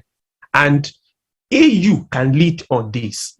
When there are monies coming into AU to put together a think tank, then they will have a term of reference to say, this is what we want from you in the area of how we can even engage the donor agencies, the private sector, and government, for example, to make sure that they put help us design evidence-based output, to put all this, your output, into their development plan when it comes to government, because that's what can sustain social protection. Then make sure that the private sector see it as part of their corporate responsibility, and for us to engage the donor partners on what exactly we want. We don't need money every time. Sometimes all we need is technical assistance. Maybe I should stop here because I would like others to also say one or two things. Thank you very much. Over. Thank you very much, Prof, for that. That's insightful. And I don't know if Richard Rory is on the line. Do you have Richard Rory, I believe? I'm online. And I just want to bring in a concern that comes up and possibly touch on, NSSF, for the benefit of those who may not know, is the National Social Security Fund. So among the panelists and other people who are within various facets of the vulnerability categories, they feel there's usually a trust issue. There's a trust issue with the government. So you feel, you had Madam Cecilia Mwangi saying that, there's a concern that people don't see what their taxes are doing because they don't feel the government is doing what it should. And so we do know that, the NSSF has had some challenges in regards to concerns of corruption in it. And so what is being done, like from where you sit, just to affirm the people who are the beneficiaries that it is not, there's nothing to worry about in regards to the trust concern, and just to give, just to inject that kind of confidence, because without the confidence, you may have some of the best solutions and products, but they will just remain marred by apathy. Thank you, moderator. Allow me first, before I respond to your question, to say this is one conference that I would have liked to participate physically, but it has not been possible. But I'm glad that through this platform, I'm able to make my contribution. And again, as I answer to your question, I'm reminded of the theme of this conference: innovative, inclusive, and Afrocentric. You'll note that, and this is one of issues of money are very sensitive issues. And if there is anything that the public is very much concerned about, is the issue of trust. And all social protection programs. Get to see you properly? Yeah. Where's the problem? Is that okay? I think it's also because there is light behind you. Yeah, is that okay? I don't know if you could. Let me change the position. Is that okay? Such that the light is beaming on you from the window, so that we can. I can ask someone to see put you off the light. Much clearer. Put off the light, please. Somebody is going to put off the light. I'm in a conference room, that's why. Yeah, you could also tilt your screen a bit down because it's cutting you off at the chin. Is that okay? Yeah. Okay. Am I now being seen? Almost. Oh gosh, what am I gonna do? Whether, I don't know the dynamics of the room you're in, if you're able to have your face toward the windows, sort of, so that the light from the windows beams your face. That will make it allow me to walk to the corridor. A good shot. Yeah, allow me to walk to the corridor. Oh, he's walking the corridor. That's what I'm gonna do. Oh, that's better. Looks like that is the only solution. Am I now being seen? Yeah. Now I'm outside. Okay, I'll respond to your question, and I'll start by saying thank you to all the panelists. I've listened to all the panelists, and their responses have been quite good. Now, I was also happy about the comments that came from Cecilia. The comments came from my brother who had an accident some time back. I'm also limbing, so I've come to learn exactly what it means. In terms of trust and NSSF, unlike the programs under the State Department, that is the cash transfer programs, which are non-contributory, NSSF is a contributory program where membership is by contributions, and it's for all Kenyan workers, both in the formal and the informal.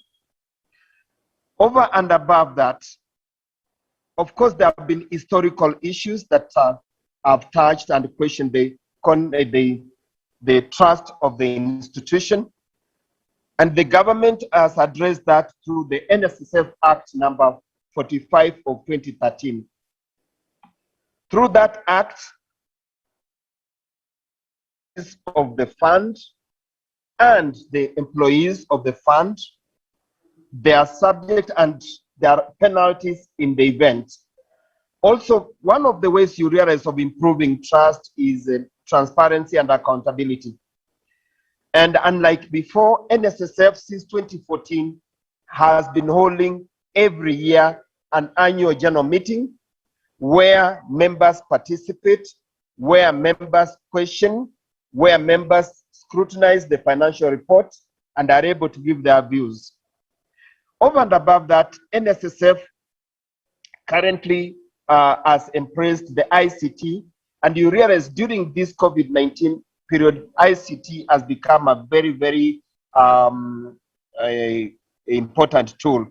Through the ICT, NSSF has been able to link up with all its members. And as I speak about this, I want to speak more about the informal, where my sister Cecilia comes from.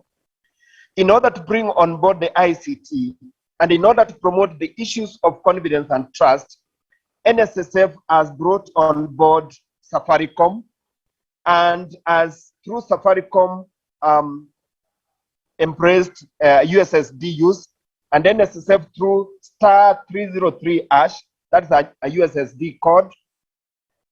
Anybody in the Republic of Kenya, even we who are participating at the conference right now, can access NSSF. One doesn't have to go to NSSF office. You can access NSSF from even there. Moderator, I want to invite everybody in the room who has a phone, a Safaricom phone, to dial *303#, so that what I'm talking about in terms of confidence and in terms of trust, so that we can work together. Moderator, am I allowed? Moderator, am I allowed? It can take us a maximum of 2 minutes. We can do it. Yeah, it will take us almost 2 minutes. It will not take us long. Are we there? Hello? Can you hear me? Yes, I'm hearing you. Yeah, I'm just saying that if it can take not more than 2 minutes, we can accommodate it. Absolutely, it's not going to take us more than 2 minutes. If members in the room can take their phones and dial *303#, and now I'm addressing the ones from Kenya, *303#, I mean *303*, sorry, *303*, 55#, *303*, 55#. It will ask for your ID number. Kindly enter your ID number. If you have entered your ID number, it will show whether you are registered with NSSF or not. If you are, it will give you your NSSF number plus your full names. Now, this is very, very important. And again, for the informal and particularly the people working with Cecilia and the others, again, using that *303#, one can register as a member of NSSF, one can contribute as a member of NSSF, one can check his statement in NSSF without going to any NSSF office. That's what I wanted to say. Now, allow me to say one thing that is very, very important as we discuss the issue of innovation, inclusivity, and Afrocentric. Yesterday, during Professor Nyambeda's presentation, he said that social protection has been with us from time immemorial. But with the changes in time, and you heard it when my sister talked about our children taking away the money of the older persons, the caregivers taking away the money of the older persons, that now calls for a challenge that if we want to be innovative, then we need to encourage everybody to begin and to start saving. Our saving culture is very, very low. And that's why through NSSF and through the USSD, *303#, anybody, including us here, we can start saving and therefore increase. The other thing that is very, very important is that for us to really realize the achievements and the contributions of social protection, it is important that it is inclusive. And in NSSF, both the informal and the formal can participate. And through this USSD number, it is now flexible, it's accessible, and it's available anybody at any time. And finally, it is important that whatever system we put in place, and especially for the contribution social protection, that the contributions are affordable to the members, that the contributions are also flexible, and that at the end of the day, we are able to guarantee the members an adequate benefit. Because it makes, what causes issues of trust is when what members take home cannot sustain them. So in my view, whatever system, and this is what we have done as government and as NSSF, is that under the NSSF and through the NSSF Act, NSSF is able to provide adequate, affordable, and indeed sustainable benefits for the members, for those who are contributing at the contribution rate of 6% rather than the 200 shillings. Thank you.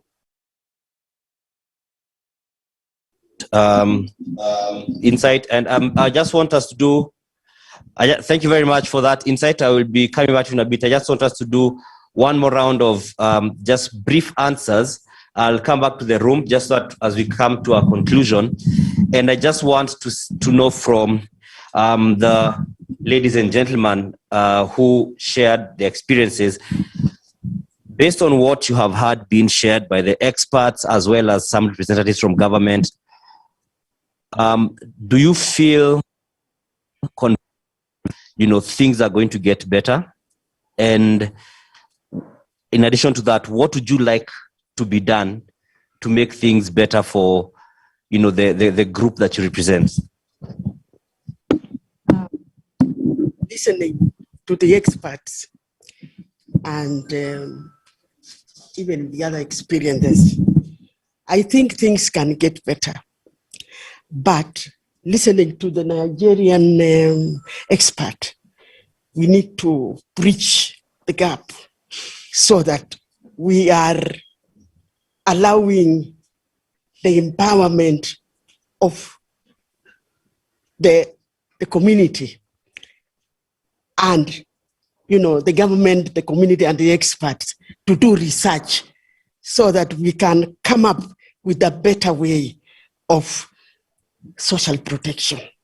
Because to me, I feel the involvement of the community, the empowerment of the community will always help the lower people here to take charge so that the social protection can be strong. Yeah, because from up there, okay, but we need to empower the stakeholders. We need to monitor and see what is happening. We need to have proper systems so that the social protection can now say in Africa, there we are really African country, and we are innovative, and we are addressing the challenges. Okay. Yes. Thank you very much for that. I want to come to Joel with the same question, really. Based on what you have heard and been shared by the experts as well as the representatives from government, do you feel some sense of hope that things are going to get better? And just linked to that, what exactly do you want to be done to ensure that, you know, the vulnerable group that you represent is catered for appropriately? Yeah, thank you. I think they are giving us hope as there is light at the end, but maybe for this to light to come to pass, two things: inclusivity. We need to be included from the word go, and when we are included from the beginning, automatically representation come in, because there is no, it's us who we wear the shoes, that is, we can tell where it pinches. So there is nobody who can talk on our behalf without our issues. So if we are included from the word go, then automatically the representation comes in. And when we are represented, then we can give our issues so that it can be taken care of from the word go. Right. Yeah. Thank you very much for that. And Madam Cecilia, there was even some feedback on your comments. So maybe you could just quickly touch on that and just tell us what you think needs to be done, though you had mentioned that. So I'm a bit keener on what your feedback is on the concerns raised from your comments. Thank you very much. My response to what has been said, to me, I would say it is easier said than done. If this was going to happen, and for the social protection to be effective, first of all of us, we must own it. We needed to carry out awareness campaign on the issue so that all the citizens of this country, because they are beneficiaries to social protection today or tomorrow, all of us own it right from day one. We also needed to see, we are talking about social protection. Social protection means that it is a way of getting money out of the government kit. So if we create awareness on social protection, we'll be able to break the cake by all the system being put in place. People will be taxed, there will be a lot of money, and then social protection issues, social protection systems and the benefits will be reviewed and increased. The way to do it, I'm saying that we need integrated approach. All of us, even in schools, let's talk about social protection, because even the children are also beneficiaries to the social protection benefits. So they will grow knowing that social protection is a benefit to each one of us. And then lastly, we need to talk about corruption and accountability. We need to say that we out of our little money we are having, we are saving, we are putting it in this kit. So whoever is mandatory to sit on that desk should be able to make sure that corruption and accountability are not in place. Thank you. Thank you very much for that, Madam Cecilia. And I just want to get, I'd just like to get a quick, brief closing remark. But before I do so, I am told we have an elderly person in Uganda who's online and would like to just share their plight and just to lend their voice to this discussion. So I would open the floor to them now.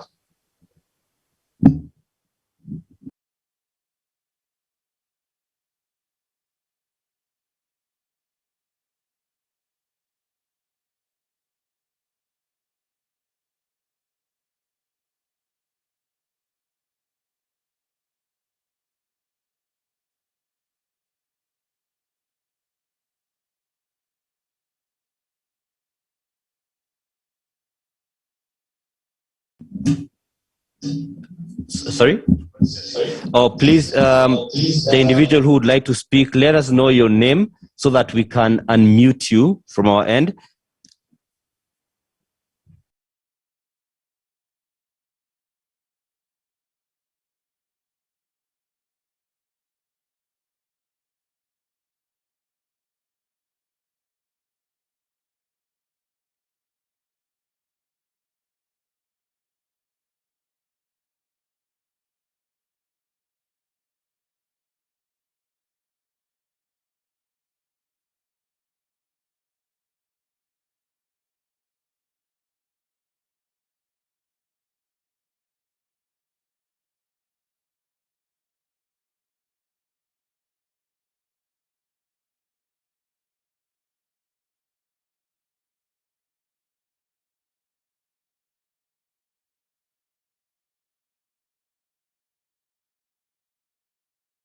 Those of you who've battled with patience, right?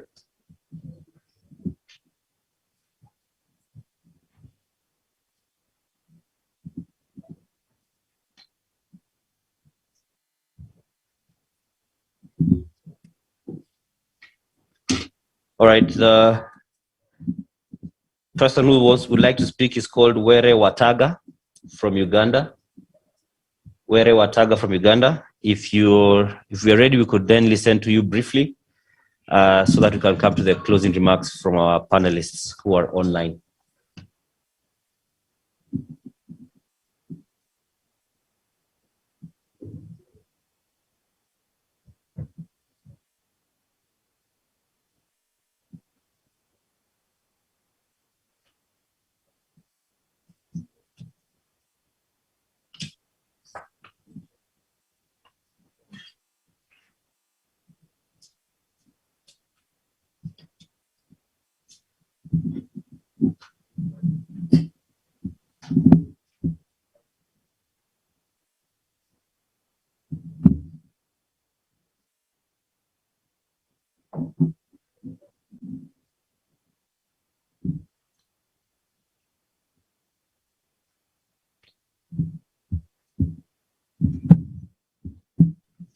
Yes, hello. Yes. Hello? Hello? Yes, dear listeners, I want to connect you to the right person. He's in the community, he's in the village, and that's why he had just jumped off. But he's on the list called Impande. He has just jumped off. Just a minute, he's connecting. Hello? We can hear Will that take? Yeah, just give him a minute. He's joining. He was a bit, he had gone off.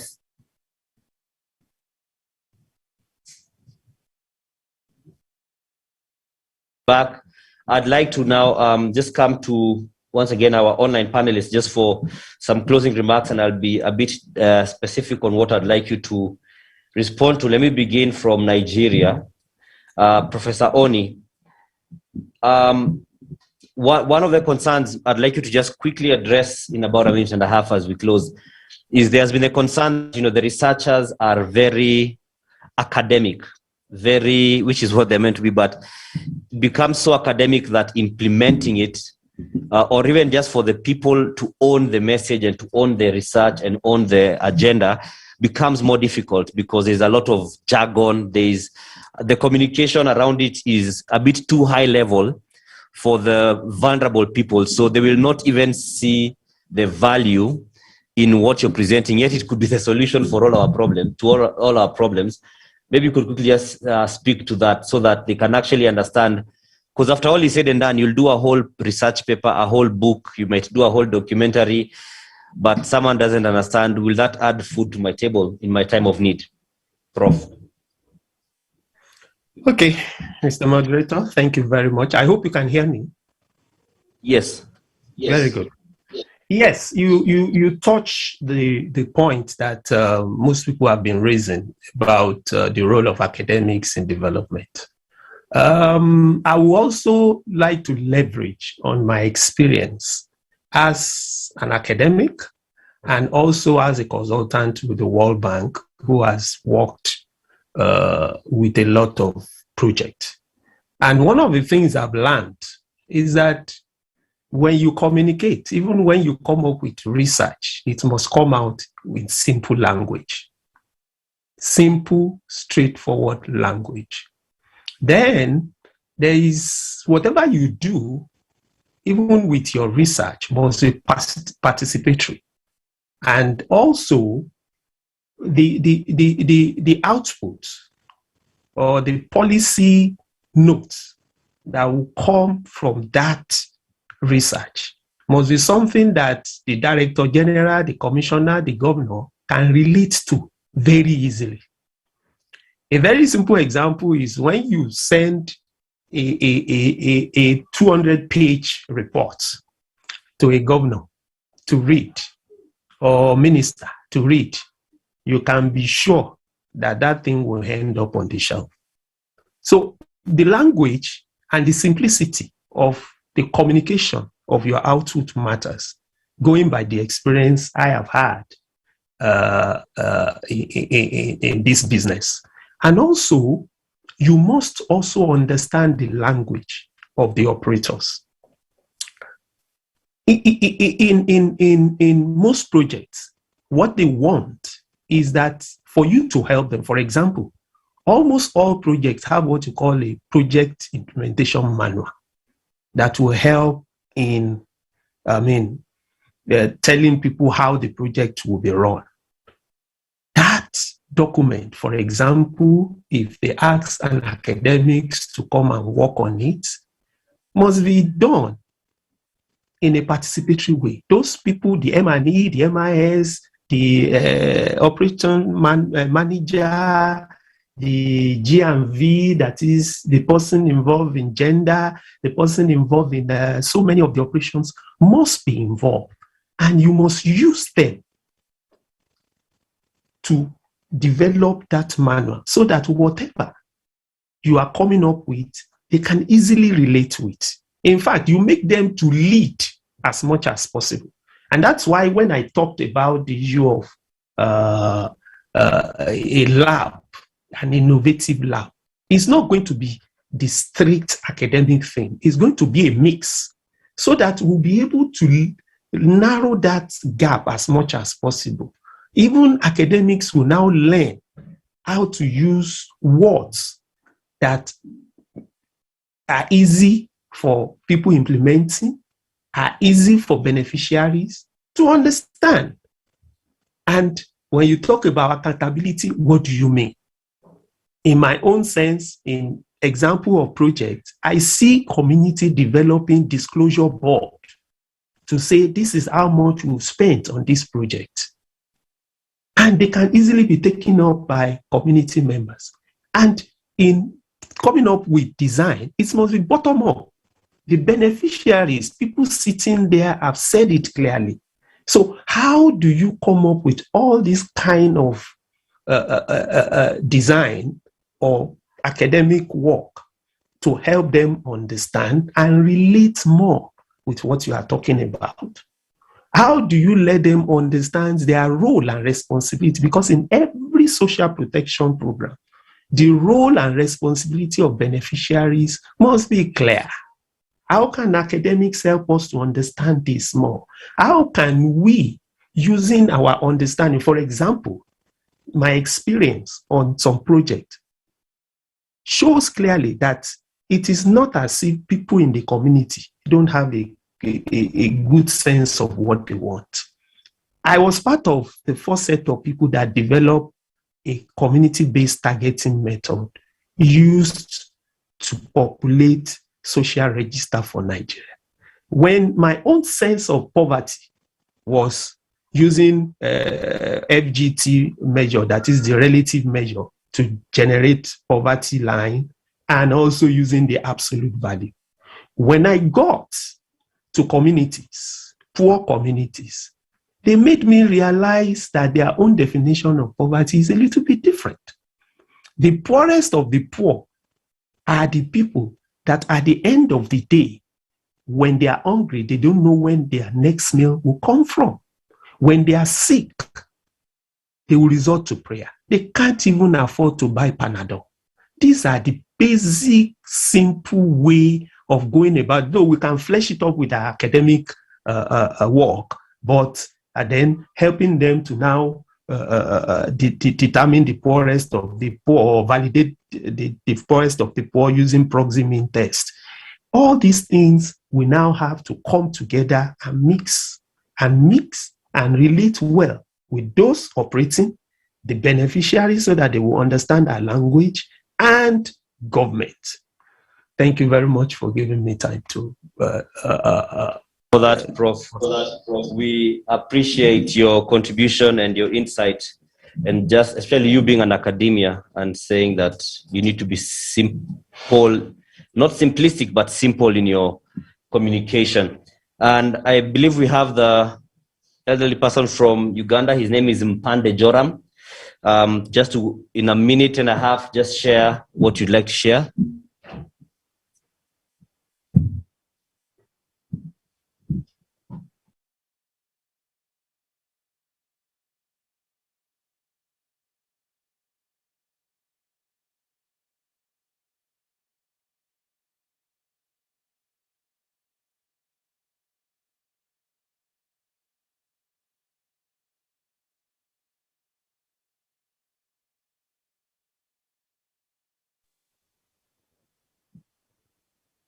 Mpande, you can speak, we're listening.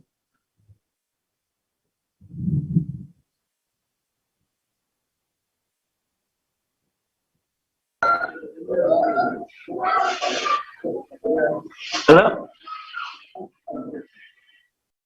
Yes.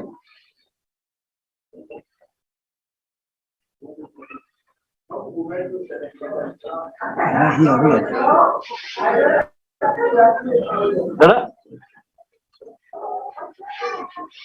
Hello? You can speak, we're listening. We're listening. Just speak. Okay. Mr. Panda Joram is not around, but the Muzee is around. The Muzee now can talk.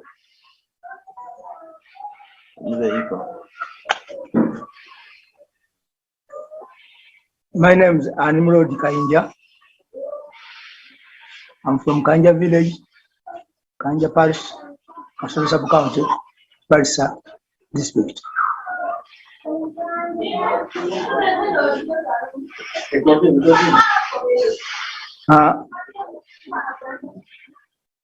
I'm a peasant.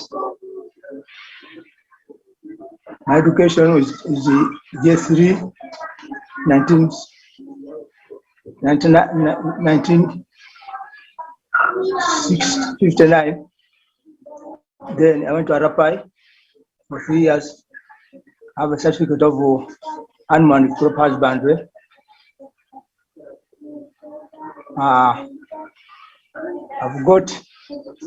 I've been getting some money from the government as an elderly person, which I've used in this way.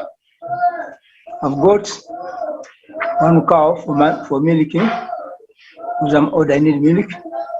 I have turkeys. I have 2 goats for helping me in the home as a family.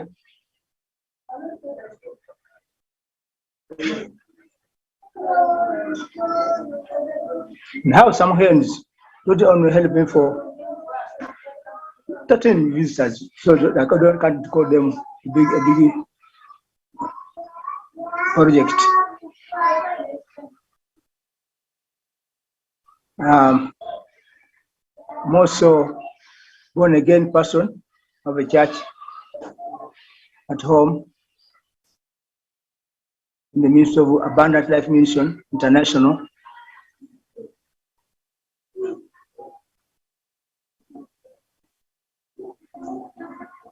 I demand help from you so that I increase, I make myself better off than I am.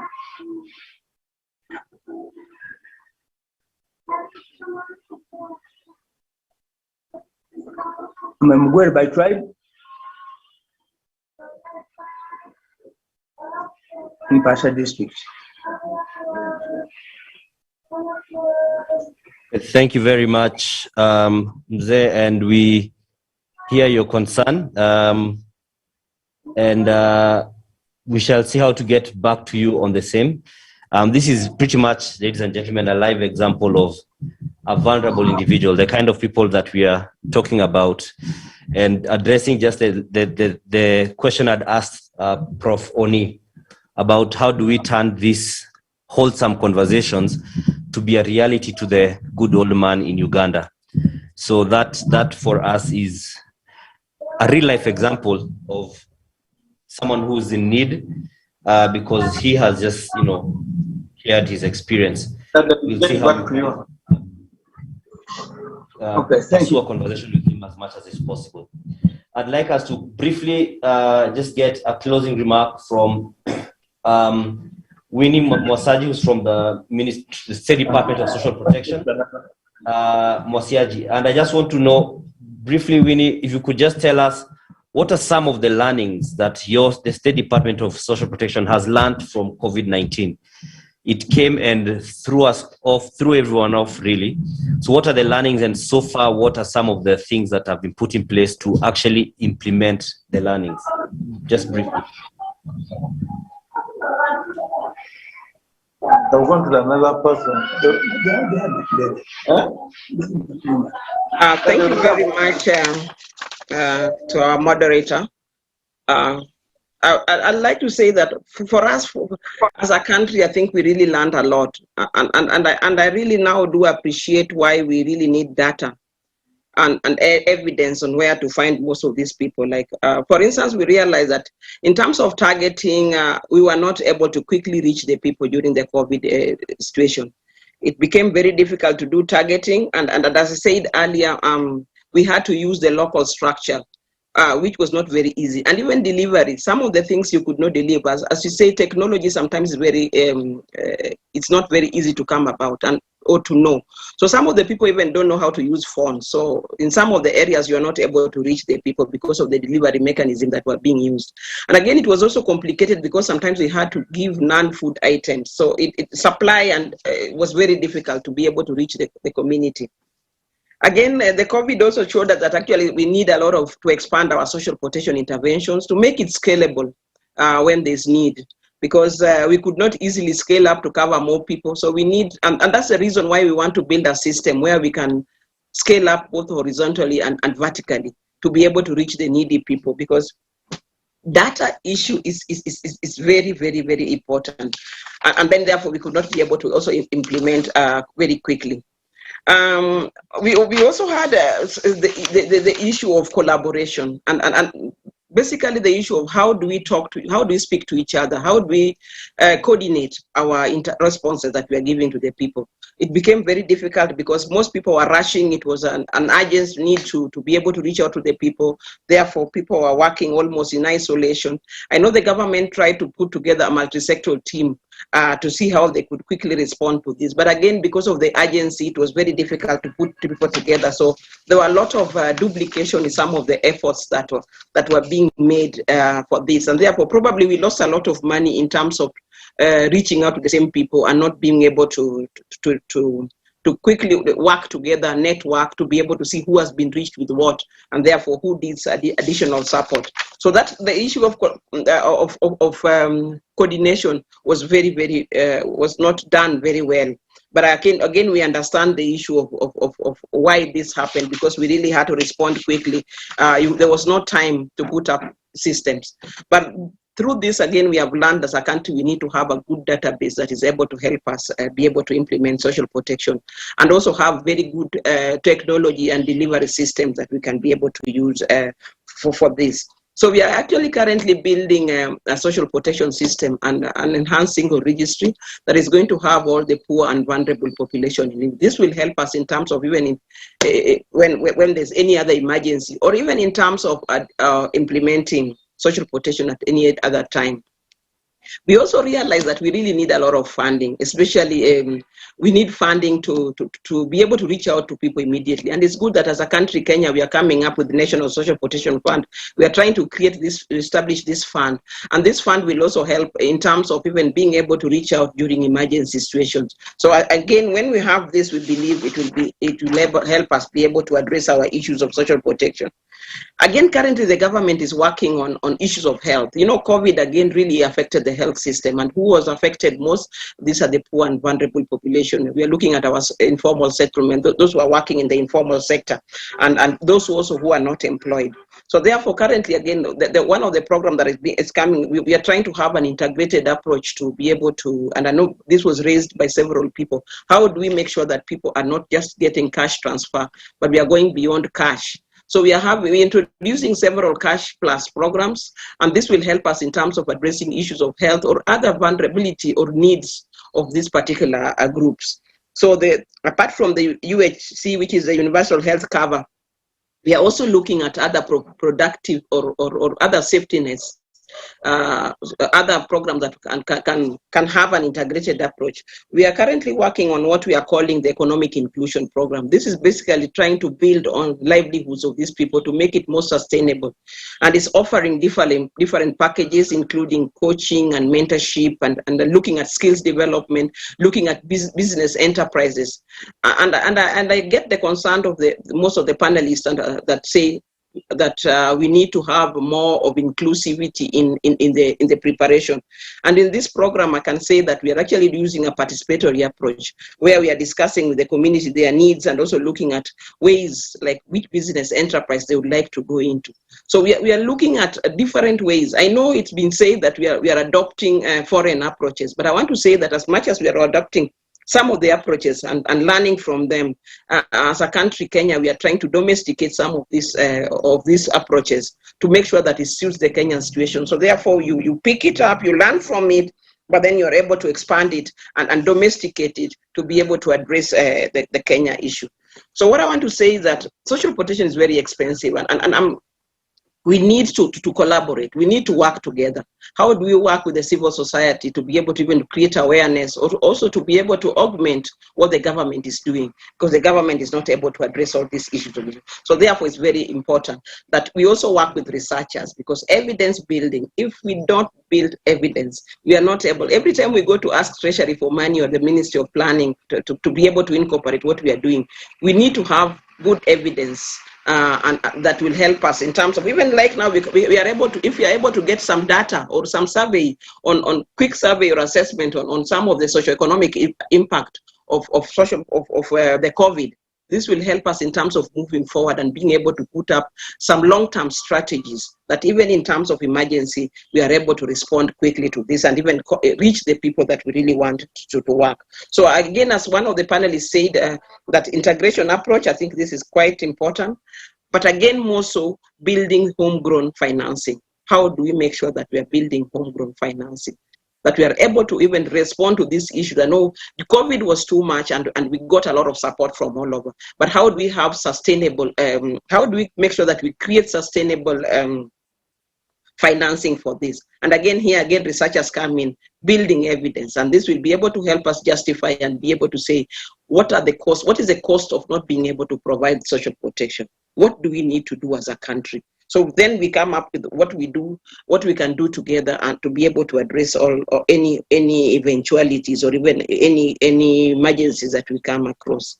So I want to say that the government is putting in a lot of money has already gone in terms of safety nets, but now as we are moving beyond just safety nets and being able to see them, how do we free some money from cash transfer and be able to build more sustainable development or livelihood program that will be able to make the communities or the families that more resilient to shocks and are able to live on with their lives and free of the money. So I want to say that we are trying to do a lot. Building systems and looking at long-term strategies is what is going to help us in terms of being able to address social protection. And somebody mentioned about, I think one of the panelists also talked about waivers. I think that was Dr. Mary from South Africa. I think in Kenya as a country, we are having a lot of waivers already, like our secondary school is highly subsidized, especially the day schools. Our primary school is basically what we are saying free. It's free. A few things here and there can be done. So we are trying to see how then do we leverage on issues of being able to give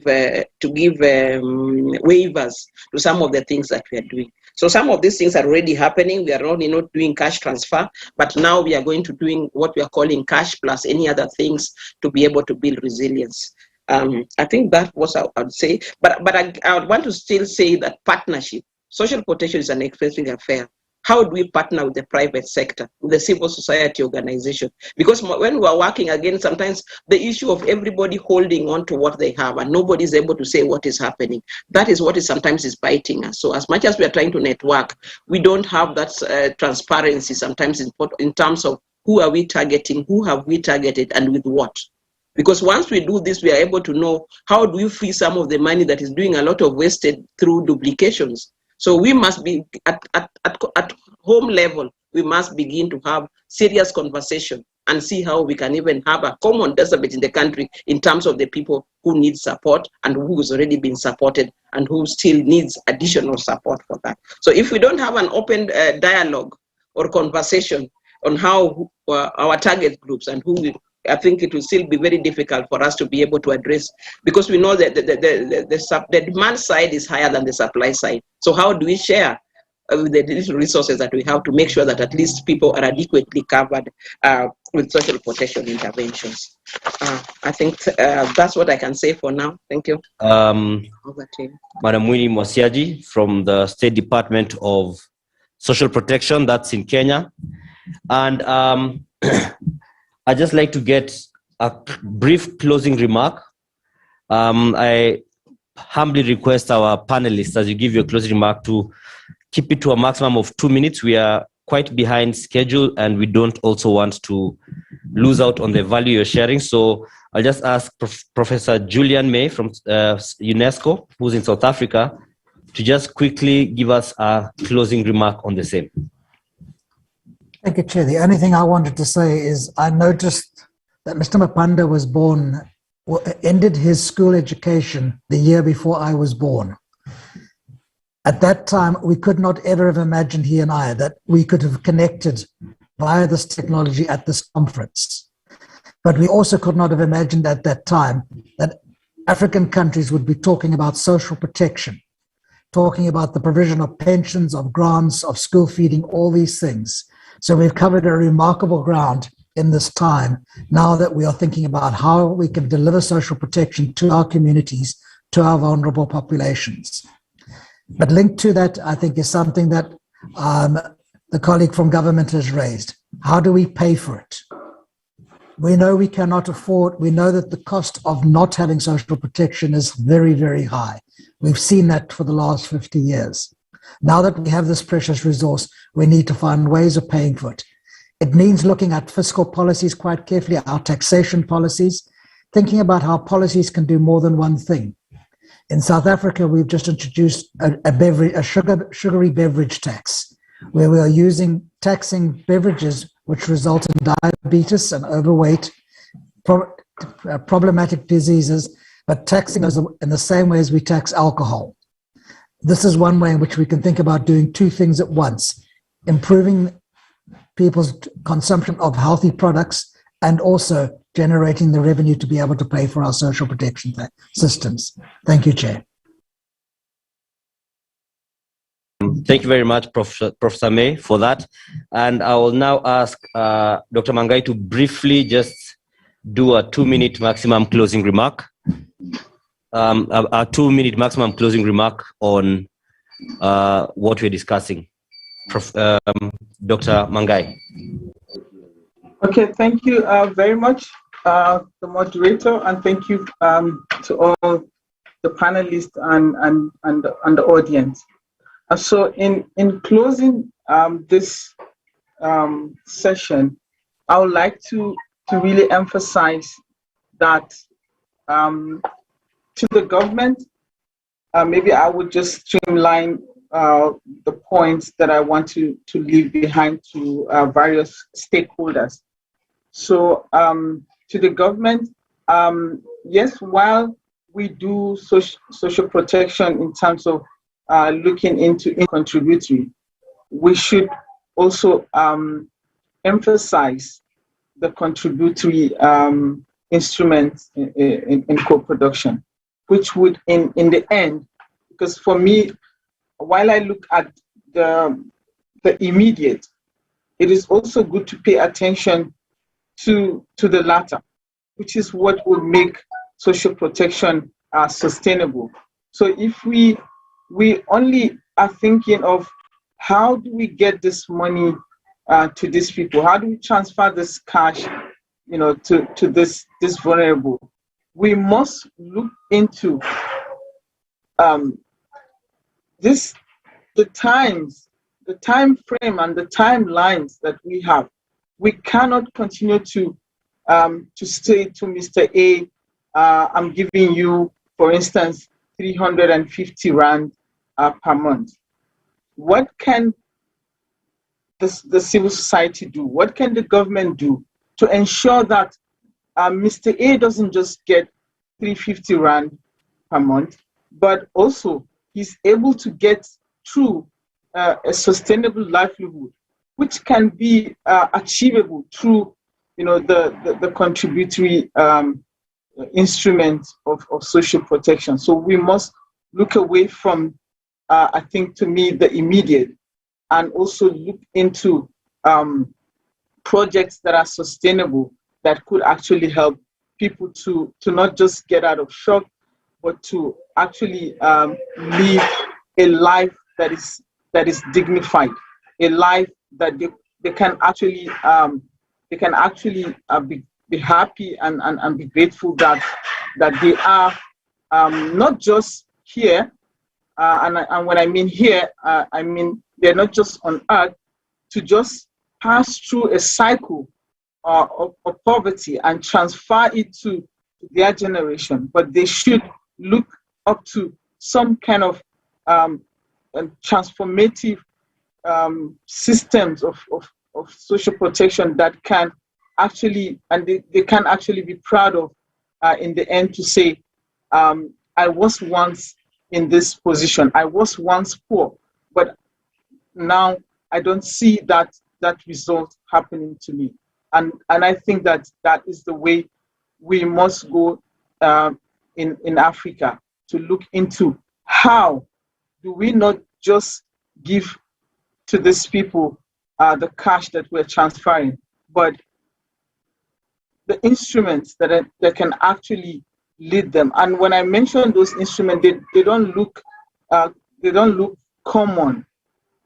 They don't look like they should be part of the discussion around social protection. But in the end, we'll find that they actually are the instruments that actually matters. So we should think through that. And this, I just leave you with the adage that says, you do not just keep giving someone a fish, but you teach them how to actually catch that fish, and then he can actually also be able to use that, or to sell it, or to do whatever he wants to do with it. So I hope that in the end, this should be our focus in Africa, and that after a decade from now, we won't be talking about social assistance, but we should be looking into other forms of sustainability and livelihood. Thank you very much. Dr. Mary Mangai, who's in South Africa. And I'd just like to get our final panelist, Richard Rory from the National Social Security Fund of Kenya, to, in a maximum of 2 minutes, just give us a closing remark so that we can draw closer to the close of this. Thank you. Thank you, Dan, and all the panelists. I want to pick on 2 points. One is the one that Professor Mangai has talked about, in that social protection is actually an investment. And in any investment, there has to be a return on investment. So rather than giving, we need to think about how do we ensure that whatever we are giving is going to jumpstart these families, these communities, these vulnerable persons, so that they are able to stand on their own. I believe that's very, very important. And that's why Winnie was talking about Cash Plus. And now talking about Cash Plus, we are talking about an innovative approach. What Kenya is doing, and we have just done in terms of contributory, which Dr. Mangai talked about, is that we are now using what you can call value-added strategic partnerships. Value-added strategic partnerships.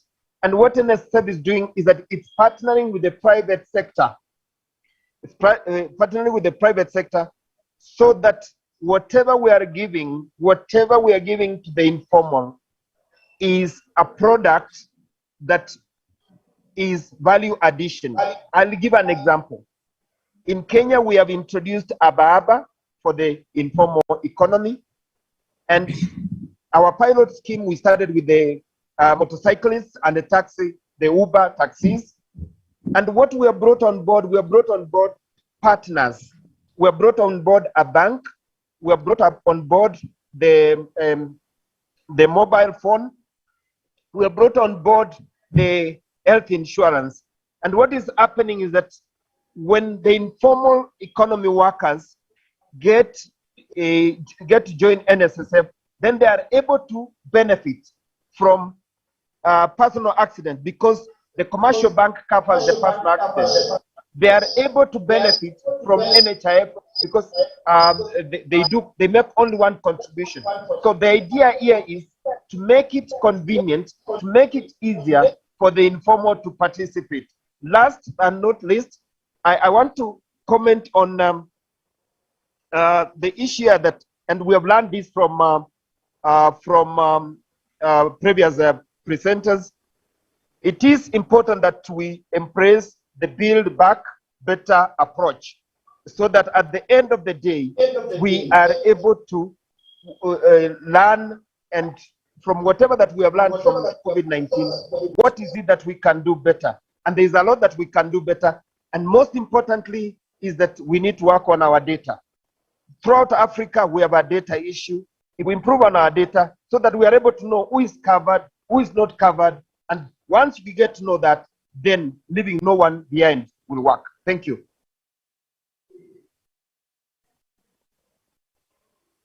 But Richard Rory from Kenya, as well as the other panelists, those who are online also are Winnie Mwasiaji from the State Department of Social Protection, the government of Kenya. We have Professor Julian May, who's at the UNESCO, operating from South Africa, Dr. Mary Mangai in South Africa as well, and we have Professor Omobowale Oni, who's in Ibadan in Nigeria. Thank you very much to them, as well as our panelists who are here in the Nairobi conference facility. We have Pauline Makwaka, who represents the Senior Women Citizens for Change. Thank you very much. We have Cecily Mwangi, who's the General Secretary of the Kenya Union of Hair and Beauty Workers, that's KUHABWO. And we have Joel Mainge, who's a representative of the persons with disability. Thank you very much for your vulnerability to share with us your situation and contributing to this conversation and contributing to a solution. You're welcome to return to your seats now. At this point, I want to call Anthony Kwache, who's the chairman of the Kenya National Alliance of Street Vendors and Informal Traders. to just give us his thoughts in 2 minutes as we, once again, like I said, draw to the close of this. Karibu.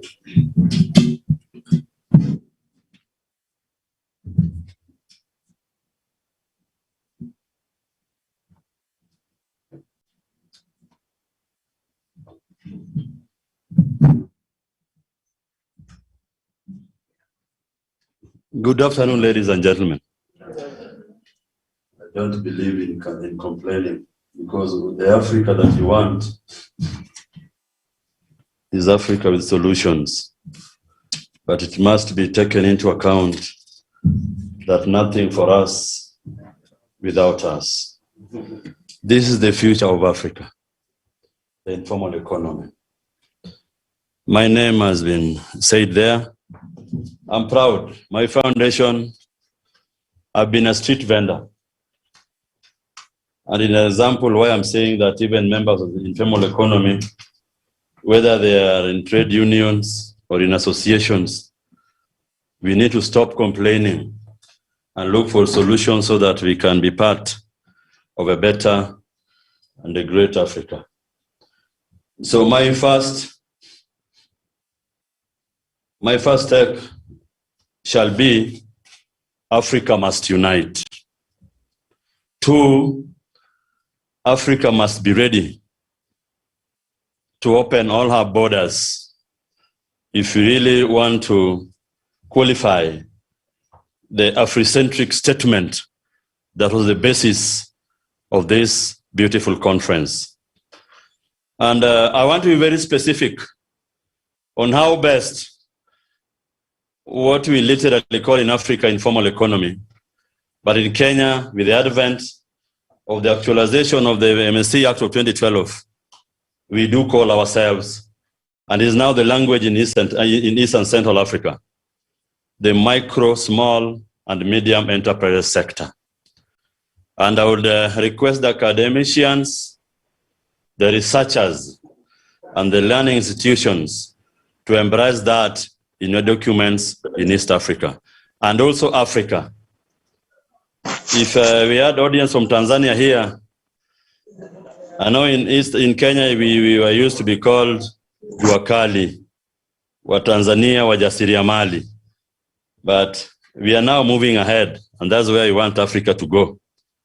This sector can be the solution to the social protection problems. By one, what we need, if you listen to all the panelists here, the bottom line is finances. My mentor, my lead researcher, Professor Winnie Mitula, said that we need to expand the job opportunities in Africa. And we also need to expand the tax bracket in Africa to ease the over-dependence on donor funding. Yes, we need them as we move forward. But when we expand the job opportunities in Africa, we'll enhance a bigger tax bracket. And with that, we can increase the percentage from what we have been told here by our CS yesterday of 20% going to the informal economy and also going to the rural economy. So what do we need to expand and guide what people are calling the informal economy towards the formalization? One, all the African governments must be ready to fast-track the provision that are favorable for the growth of what we are calling the informal economy. By doing one, guaranteeing them of permanent trade sites all over Africa. What happened in Kawawesi in Nairobi the other day? What has been happening in my home city? What has been happening in Kampala? What has been happening in Cotonou? What happened the other day in Lubumbashi should never happen in Africa. We need to create policies that when demolishing, you must be ready to show the people of this sector where you want to take them. The issue of talking about that social protection is entrenched in constitution. Social protection to the informal economy is not about NHIF or NSSF guaranteed work sites. That's the real social protection for the informal economy in Africa. And then we have a serious problem, not only in my mother country, even in the devolved units and the whole of Africa. Multi-taxing agencies. I can tell you there are times on cabbages. I'll take Kenya as a case study. In the Western region, even getting a cabbage is like milking a donkey or even milking a lion. If one of the biggest supermarkets, let it be K4, Naivas, when they get their cabbages from Nyahururu, the greater Western region, they don't pay any money in the toll stations that they cross over all the counties that they're going through. But my brother Mwangi here, if you get your private lorry, you will pay almost equivalent of half the cost of the cabbages before you reach in the Western region. You know what you can write about that. We need our governments, regional governments and national governments need to address this for the growth of this important sector. And then the issue of registering a business, we are talking about formalization. Look at the bottlenecks. You go to where, you go to there, you come back to the regional governments, you come back to the local government there. It is quite terrible. Just to register a small business, a serious one, you may end up even spending over 100,000 Kenyan shilling. I don't know, that's around $100. Yet they're saying they want to promote the growth of smaller enterprises. That one needs to be addressed. And we also, as Africa, we need to promote Buy Africa, Build Africa. Why promote Lafarge Cement from France, but put strict conditions for Dangote Cement Company in Africa? Are we being realistic to our fellow Africans? My brother, Maingi, talked about inclusion of the membership and their leadership in the formulation and implementation of policies in Africa. It is very important. Even were it not for Kenasvit, we couldn't have had persons who live with disability in this attending in person in this conference. It was even an oversight from the organizers of this event. That is a learning process. I said I don't believe in complaining, but we need to learn on the best way to go forward as Africa. Even when you talk about gender parity, gender is not about women. It is about all of us.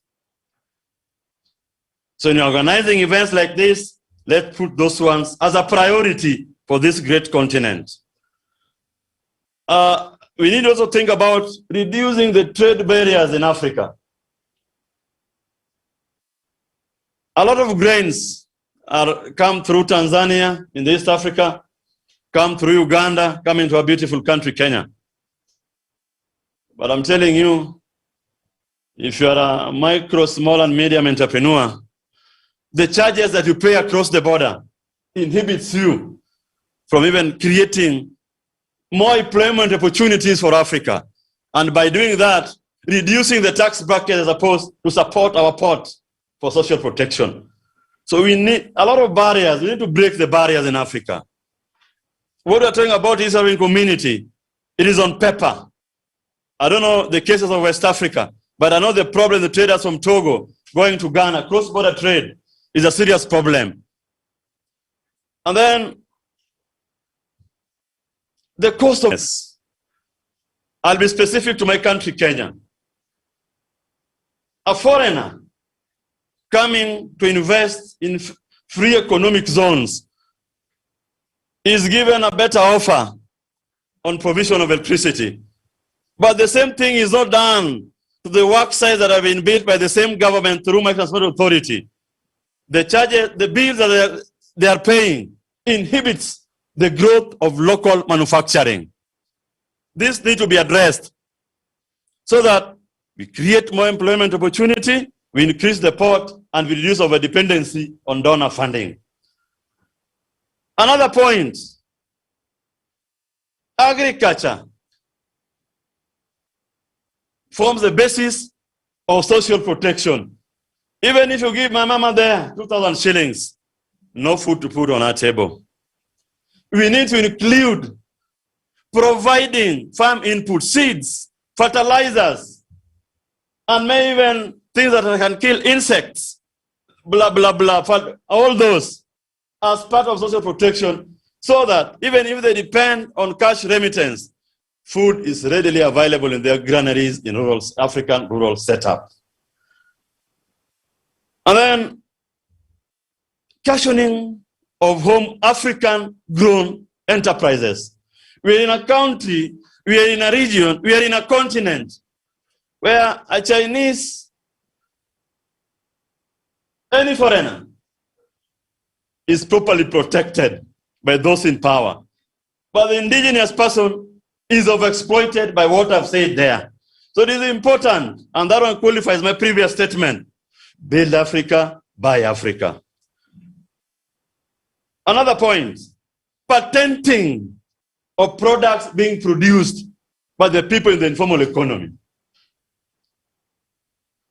Kiondo story, my fellow Kenyans know. It was ours, it is now a Japanese patented product. It was a product for our mothers in Kariako, in the villages of Greater Mount Kenya, and in Ukambani. We need, TIPI needs to come in and work closely with the homegrown industries to protect the patents of our products, and it should run all through Africa. And then, after all this, it is important to have a clear data. I think this has been a serious concern all over here from my sister for the ministry in charge of social protection. I'm happy the registration of the MSME sector in Kenya now is now under Micro and Small Authority, and the office of the registrar is now functional. It is important for government to put money there, and it should be replicated in the whole of Africa so that we have a clear data. When you want to develop a specific sector, how many are they? When you want to join them in the tax bracket, how many are we expecting? When you want to put up new infrastructures, how many are we going to accommodate? And it is also very important for Africa. For researchers, on this I'll appreciate Maseno University and Department of Institute of Development Studies, University of Nairobi, and Jomo Kenyatta University of Agriculture and Technology for working very closely with the informal economy sector in Kenya and other universities in Africa in guiding, in formulation of policies and making the people in the informal economy to understand. It is very important for them to work together, and also all the various departments of government in Africa that are working closely with the informal economy to harmonize all this so that we can take this great sector forward. I'm seeing my brother here telling me, but then when it comes to informal economy, they normally take a lot of time. But when it comes to others, they have all the time. These are stories that we need to talk about. Even you looking at me here, after your contract comes to an end, some of you are not here, they lost their jobs due to COVID. Where will you head to? COVID impact on informal economy. People died, people lost their businesses. Regional governments in Kenya took advantage to chase people away from their work sites. Who gave them those work sites? The same regional government officers. I did complain yesterday. I wish I could be talking this when my beloved CS was here, so that he listens and reports back to the cabinet of what this sector needs. And I'm requesting the organizer of this event, let this one be spoken. The rest may be too theoretical, they may be too academic, but these are the real homegrown solutions for Africa. Africa had their systems of managing themselves. Through barter trade, Africa thrived. Intra-Africa trade can make Africa rise again. Intra-Africa development and unity can make the issue of social protection to be a reality with not so much over-dependence on foreign aid. I had so much to say, but I'm telling everybody in the informal economy here, either representing a union, association, person with disability, let us not complain. Let us force our way and let us be felt. Time for complaining. We are the future of Africa. We have even professors in the informal economy. We have everybody seated here in our sector, all over Africa. Value us, include us, will change Africa. God bless Africa.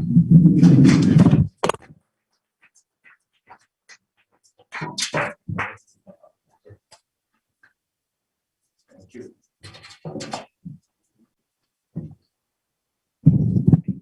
All right, thank you very much for your valuable contribution. You have said it is your time to be heard. You have been heard.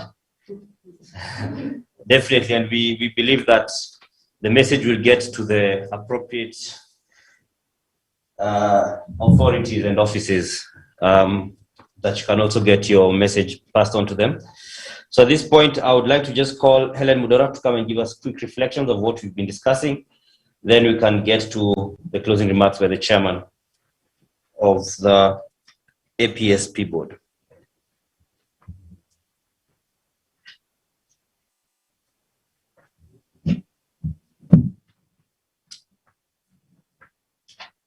Thank you very much, Dan. Our participants both in Nairobi and online. I would like to say that this has been a very, very, very resourceful conference from what has come from yesterday and today. I would like to thank APSP and PASGR for putting this together. I think in the last 2 years, I think in the social protection sector, I don't think there's been any convening, especially half physical, half online. Most of it has been online, of this nature where we are reflecting on post-COVID. How will social protection look after COVID? Therefore, if you look at the program, my summary is based on preliminary ideas for post-COVID-19 social protection agenda for Africa. And listening to this conference,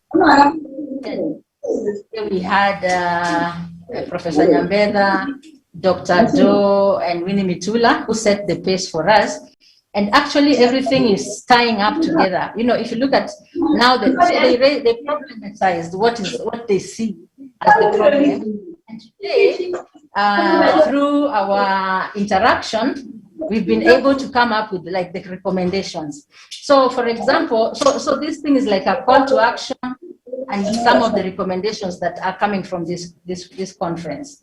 Yesterday, there was missing voices was identified. Like there's the missing voice of civil society, missing voice of beneficiaries, and other stakeholders in implementation of and the design of social protection programs.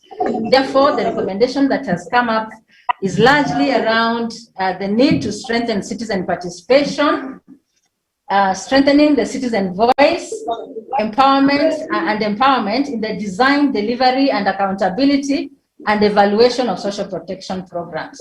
How do we strengthen the citizens and the beneficiaries to be part of the whole process, the design, the delivery, the accountability, and evaluation? Sensitization on existing social protection programs among citizens, communities through CBOs, religious organizations, media, and among others.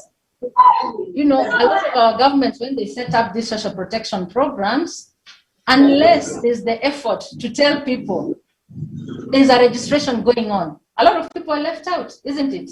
There are a lot of, you see people complaining, oh, my mother is over 70 and she's not on the program.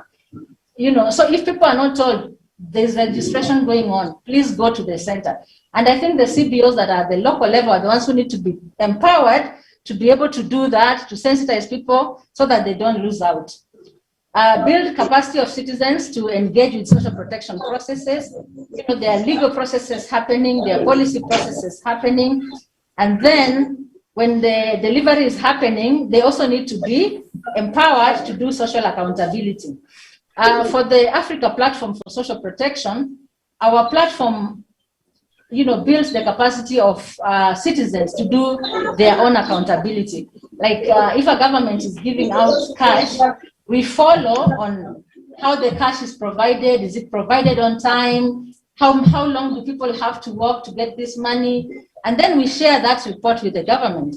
And I can tell you there's been a lot of improvement for most governments. From the time the pilot started up to now, you have to keep on engaging. So it's a process that has to continue. Sure. On inclusivity, and you remember yesterday, Dr. Doe had given us a framework, which we were working on today.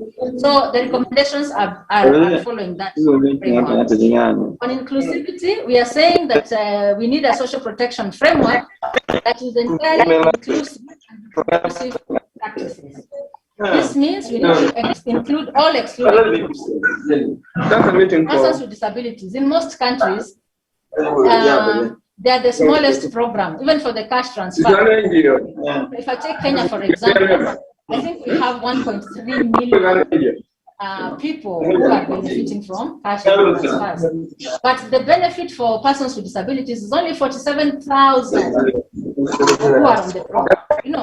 So what percentage is that? So we need to expand those which are small. We have unemployed youth, we have informal workers. So all these excluded groups need to be included.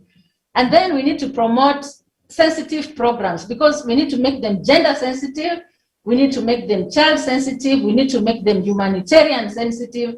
And among others, there's how you provide a social protection in a humanitarian setting is not the way you do it on a day-to-day basis. And like Winnie said, during COVID, it was different. And there are lessons that people have drawn from that. Promote effective implementation of universal health care to include everyone, plus strengthening the health system. COVID has shown, and I think Professor Mitula said yesterday that we are focusing more on cash transfers at the expense of health and social security. And so COVID has shown we need to pay attention to health. Because right now, those who have experienced COVID, you realize even that health insurance is not going to help you. Insurance companies backed out. You have to buy this medication off the counters. We are seeing every day fundraising right now, 2.5 million, those who are in hospital. So we need to pay attention to the healthcare and the healthcare systems. Include beneficiaries in design, delivery, accountability, and evaluation of SP programs. I think I've said that before. South Africa has an example of supporting out-of-school youth and under an apprenticeship program, so that it doesn't have necessarily to be saying for youth we are going to give money. And I know that like the current law in Kenya has faced problems because youth had been identified as one group of people who are vulnerable, but yet it is youth forms over 50% of the population. So how are you going to give youth cash? You can't, and they're in a working age. So you need to design programs for youth, whether it is work related or apprentice or something. And then even yesterday, Professor Mitula said we need labor-based interventions, getting people in the market. And I think that's what other people have said even during this morning. In terms of inclusivity, we're also looking at data disaggregation by age, by gender, by location, to reach the most vulnerable and properly plan and budget for social protection. If we have data which is not disaggregated, again, we are going to get into problems. We need to know how many men, how many women are accessing, how many people with disabilities, the locality, urban versus gender, urban versus rural, all those things are very important. On the technology and digital opportunity, we are saying promote enhanced use of technology in the delivery of social protection programs. However, bridge the urban-rural divide and also gender considerations. Then strengthen the use of ICTs for efficiency. For example, when we are paying premiums, I think Rory from the NSSF has said they have improved on that. Because, like in the informal sector, they say, I can't leave my workstation to go to Social Security to pay my premium. Those who are in the formal employment, you get your money deducted by your employer and the employer goes to pay. You don't have to work yourself there. Therefore, the use of ICT has become very instrumental. And then be alive to those who have challenges in using digital platforms, older persons, persons with disabilities. We need to protect them from exposure to security issues and fraud. And then building the information system, and particularly the registry, to cover all vulnerable people for ease of intervention.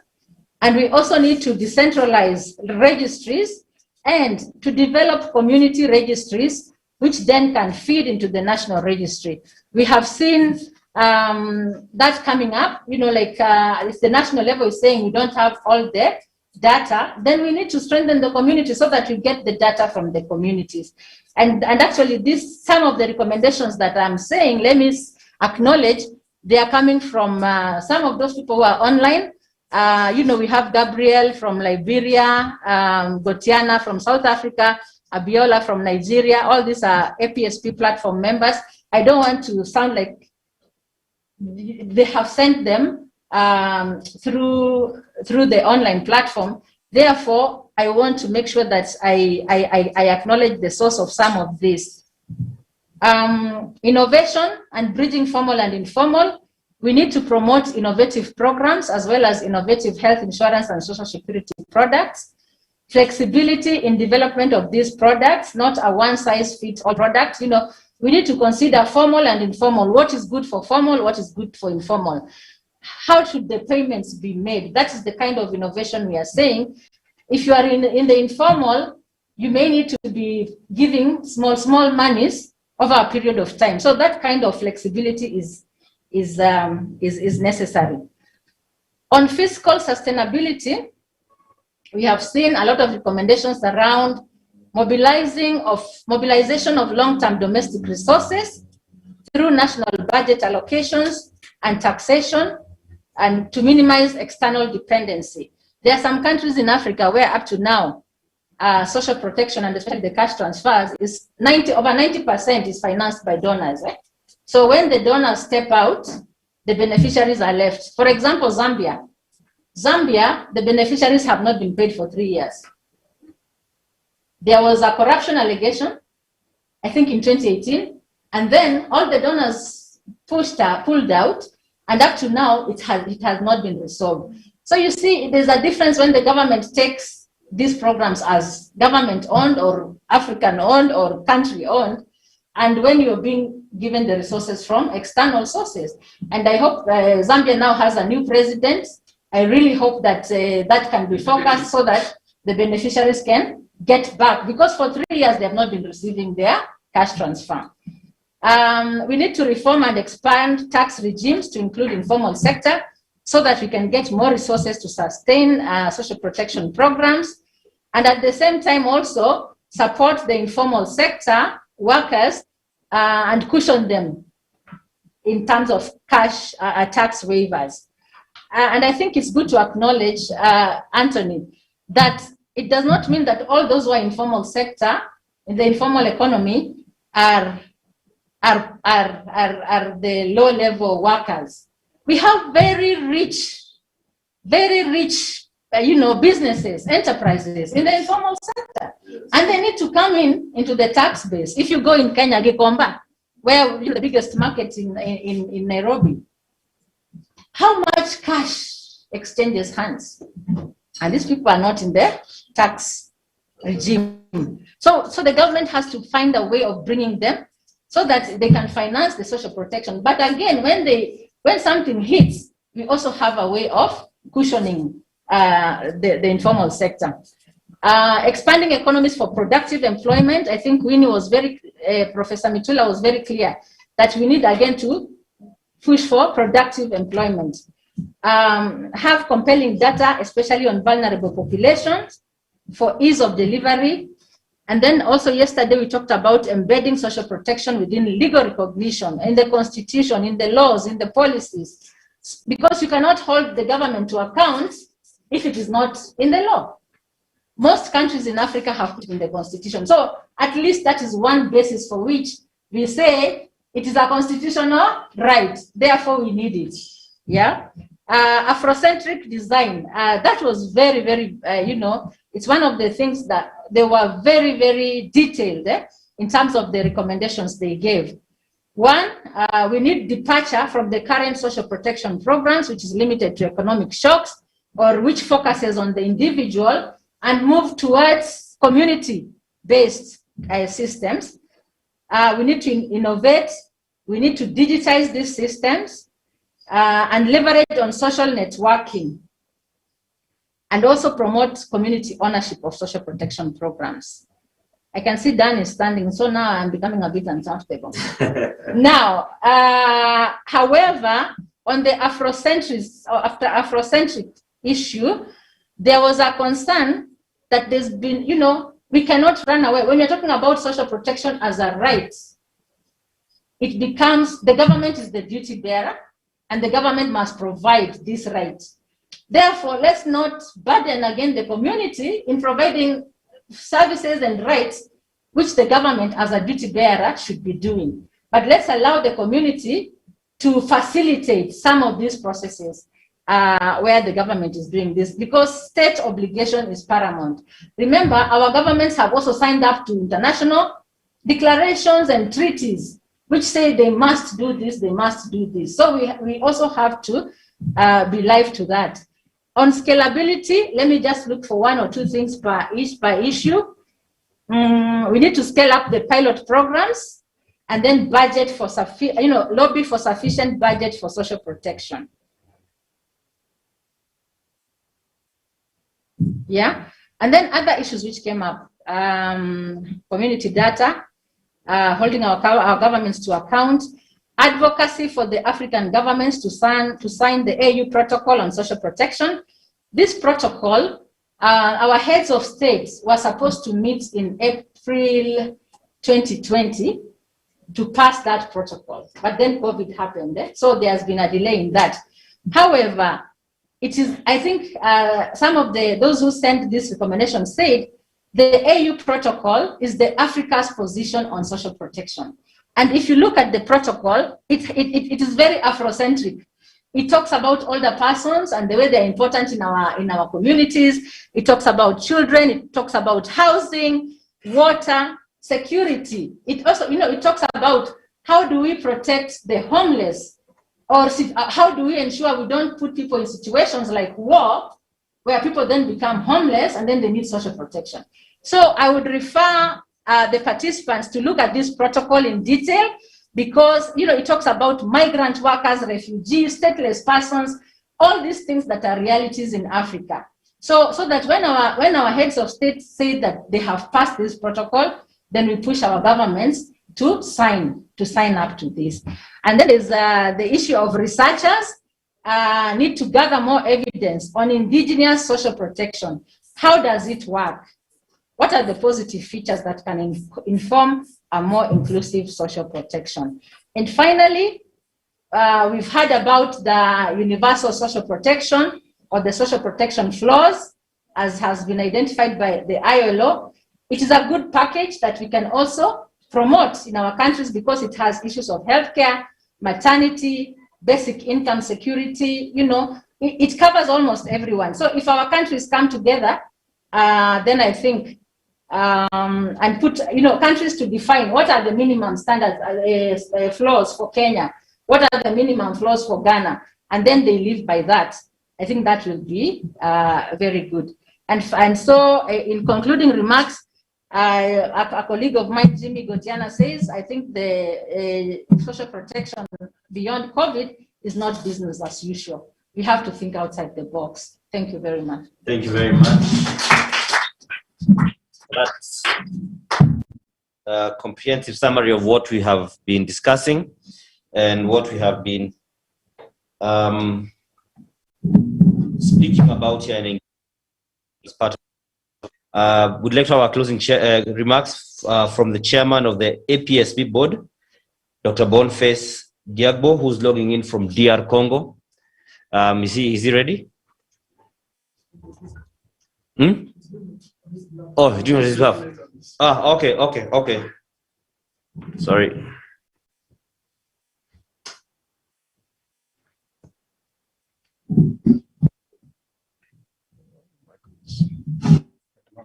Technology. It's good, but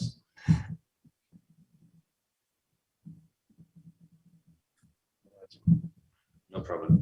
Then we shall have vote of thanks by Mama Pedal. Or is it Pedal?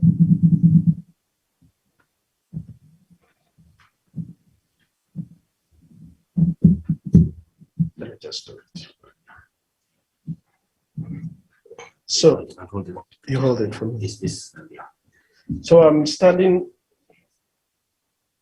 in for the chair of APSP, Dr. Boniface Yago. All protocols observed. Distinguished participants, ladies and gentlemen, good afternoon from DRC Congo. It's my greatest pleasure to give you closing remarks to this Pan-African conference on inclusive and just social protection in Africa. Over the last 2.5 days, the Inclusive and Just Social Protection Conference 2021 has brought together key actors in social protection across Africa. Recipients of social protection benefits, grassroots organizations, civil society organizations, labor organizations, as well as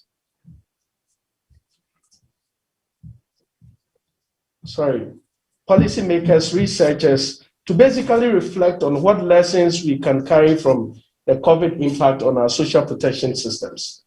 In a very unique way, this conference moderated its conversations around a theme that we have given innovative, inclusive, Afrocentric social protection, leveraging voices and representation in the era of the COVID-19 pandemic.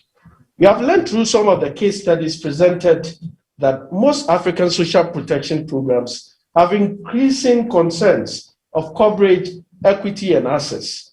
This is also evidence of a lack of inclusion and absence of critical voices in the design, delivery, accountability, monitoring, and evaluation of social protection programs.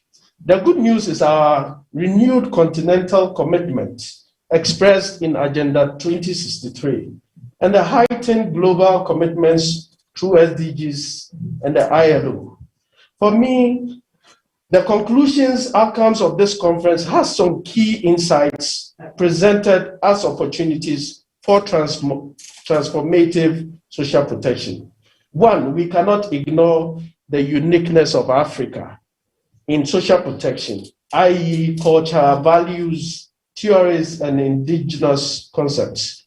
Two, we need to mobilize the critical voices, i.e. actors, resource, technology, indigenous knowledge, and politics together as we seek to design a hybrid learning, formal and informal social protection mechanisms. Now, let me borrow the words of Ed Pervikal. Never make a point without telling a story, and never tell a story without making a point.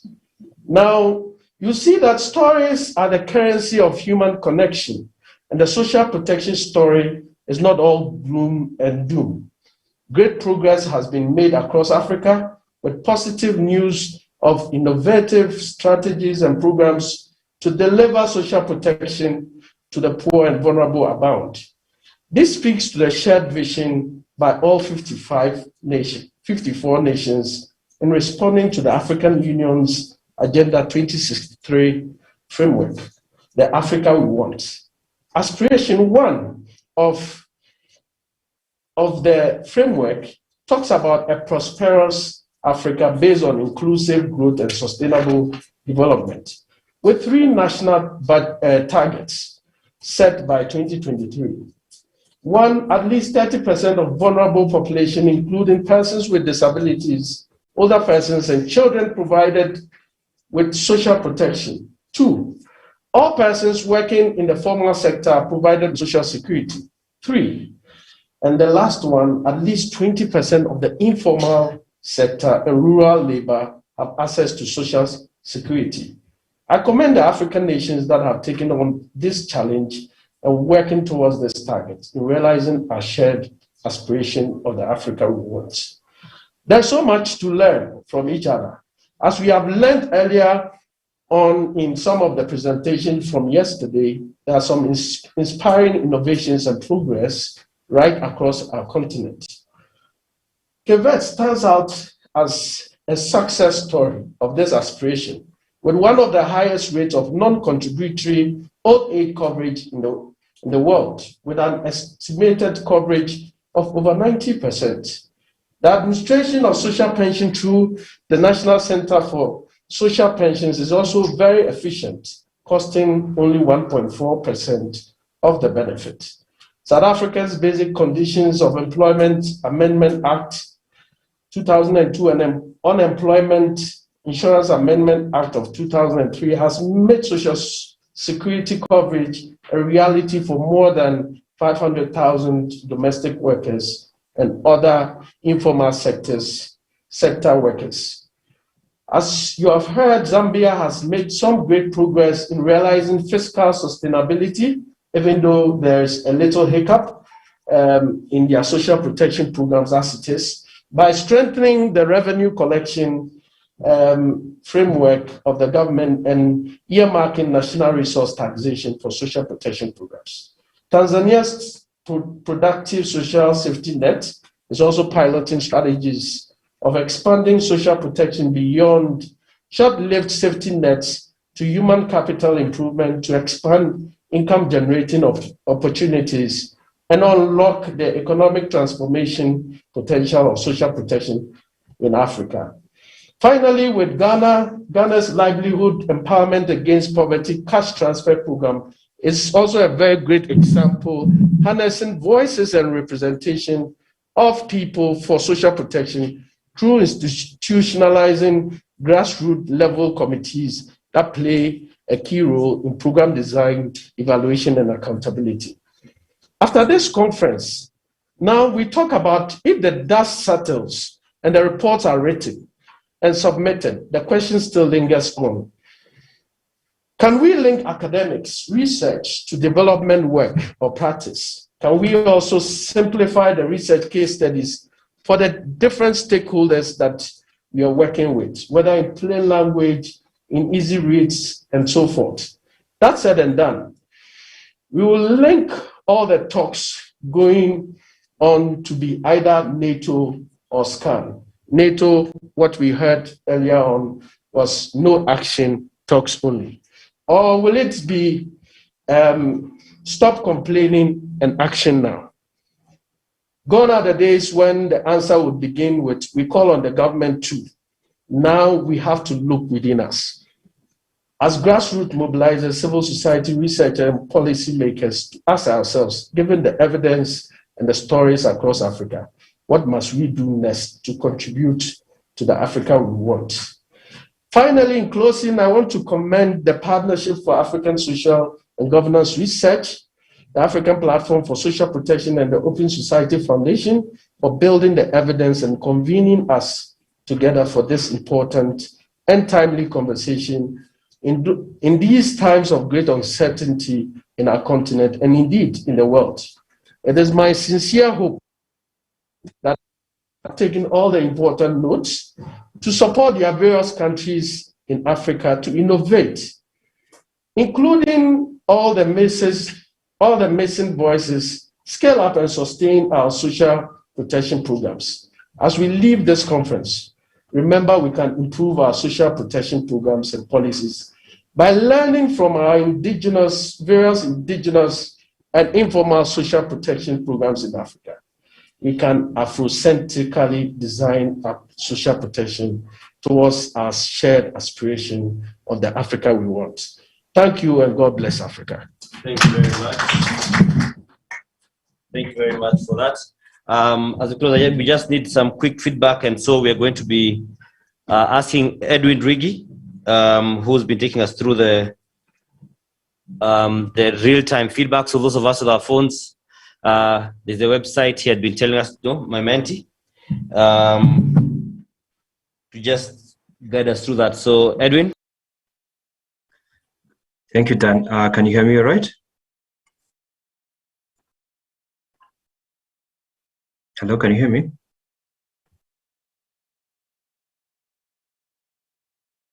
Dan.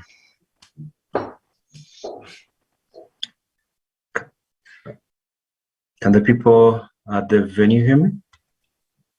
Yes, yes, we can hear you. Yes, We can yes, hear you. Perfect. So we're going to do, again, Menti. This is for both the online audience and the audience at the site. So for the audience at the site, go to www.menti.com and you can enter this code 4088812. Maybe I can wait for you to do that. In the meantime, I'll post the link to the same Menti, a direct link on the chats. Yeah. So for the people who are online, please follow the link to participate. For those who are at the venue, go to www.menti.com and enter this code. That's 4088812. Maybe Dan, you can help me out here. Tell me if the people at the venue are all set, then we can get started on this.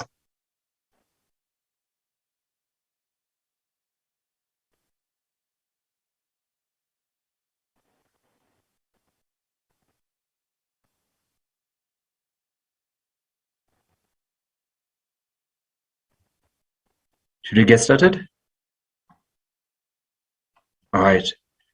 So when we first met yesterday, we invited participants to share their expectations for the conference, and quite a bit of you responded. So at this point, I would like to invite you to give us feedback on how well the conference met your expectations. And I'm going to disable the annotations. Give me a sec.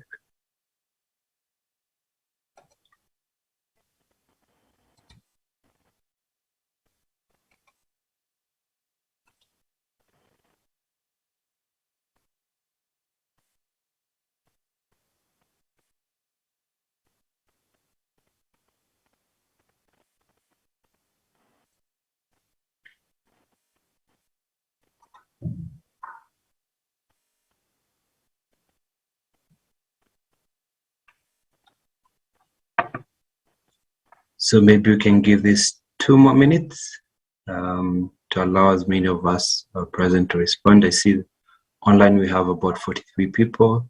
I believe at the venue we have about 30 or so.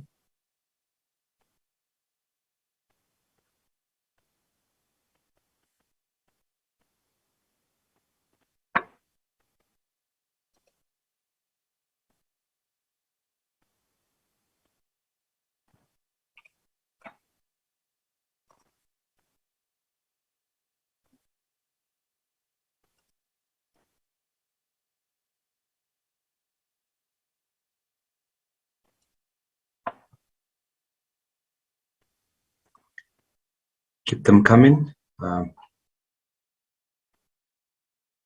Maybe in 1 more minute, we can move to the next slide.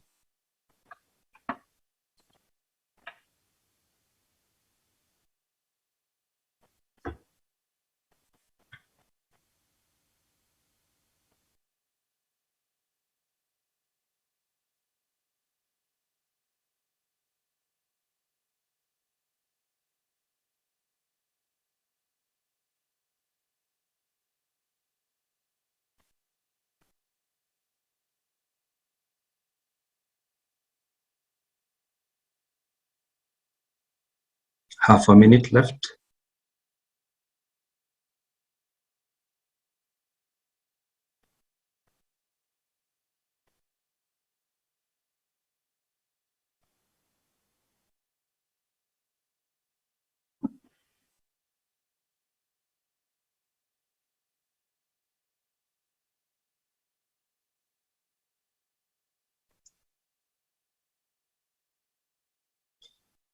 Excellent. Thank you all for sharing your feedback.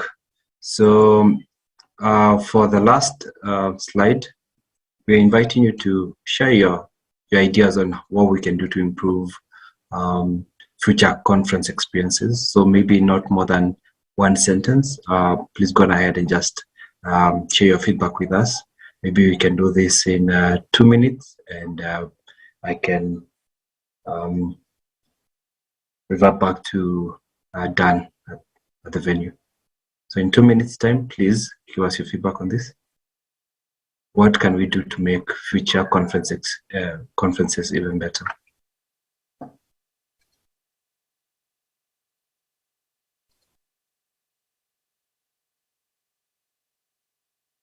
Great. See them coming. Perfect. Keep them coming.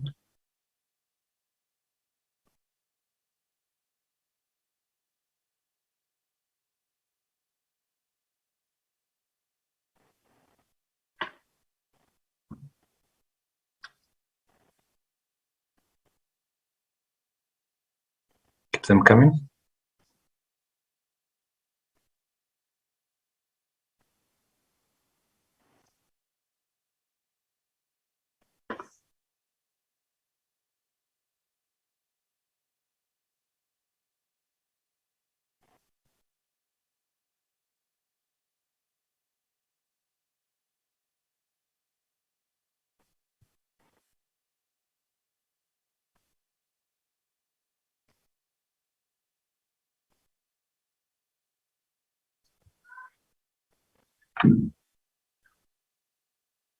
Keep them coming.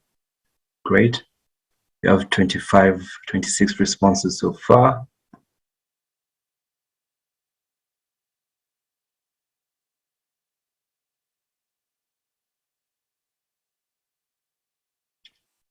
Really helpful feedback we're receiving.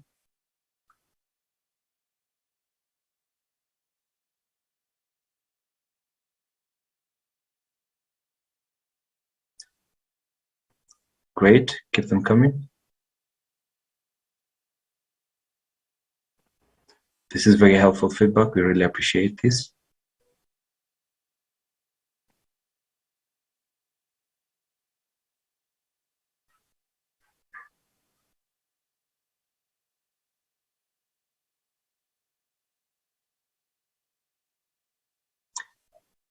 All right, so in 1 minute, maybe we can wind up.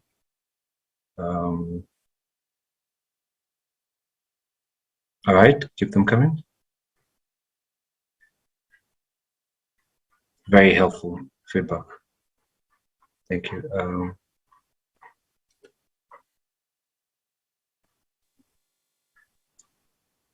We still want to share a comment. You can do that in 50 minutes time. 50 seconds, sorry. Now 43.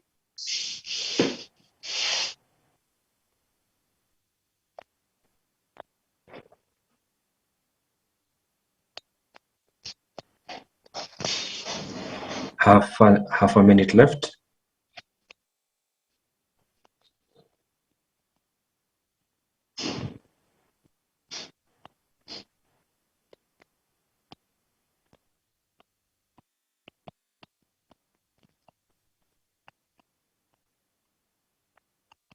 Great, great. Excellent. At this point, I just want to register my my gratitude for having to moderate this hybrid version of interaction, and I turn it back to you, Dan, at the venue. Thank you.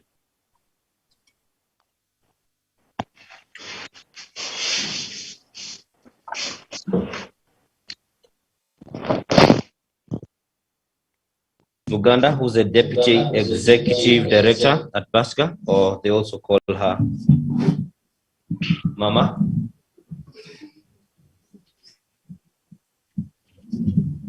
Mama Pedal.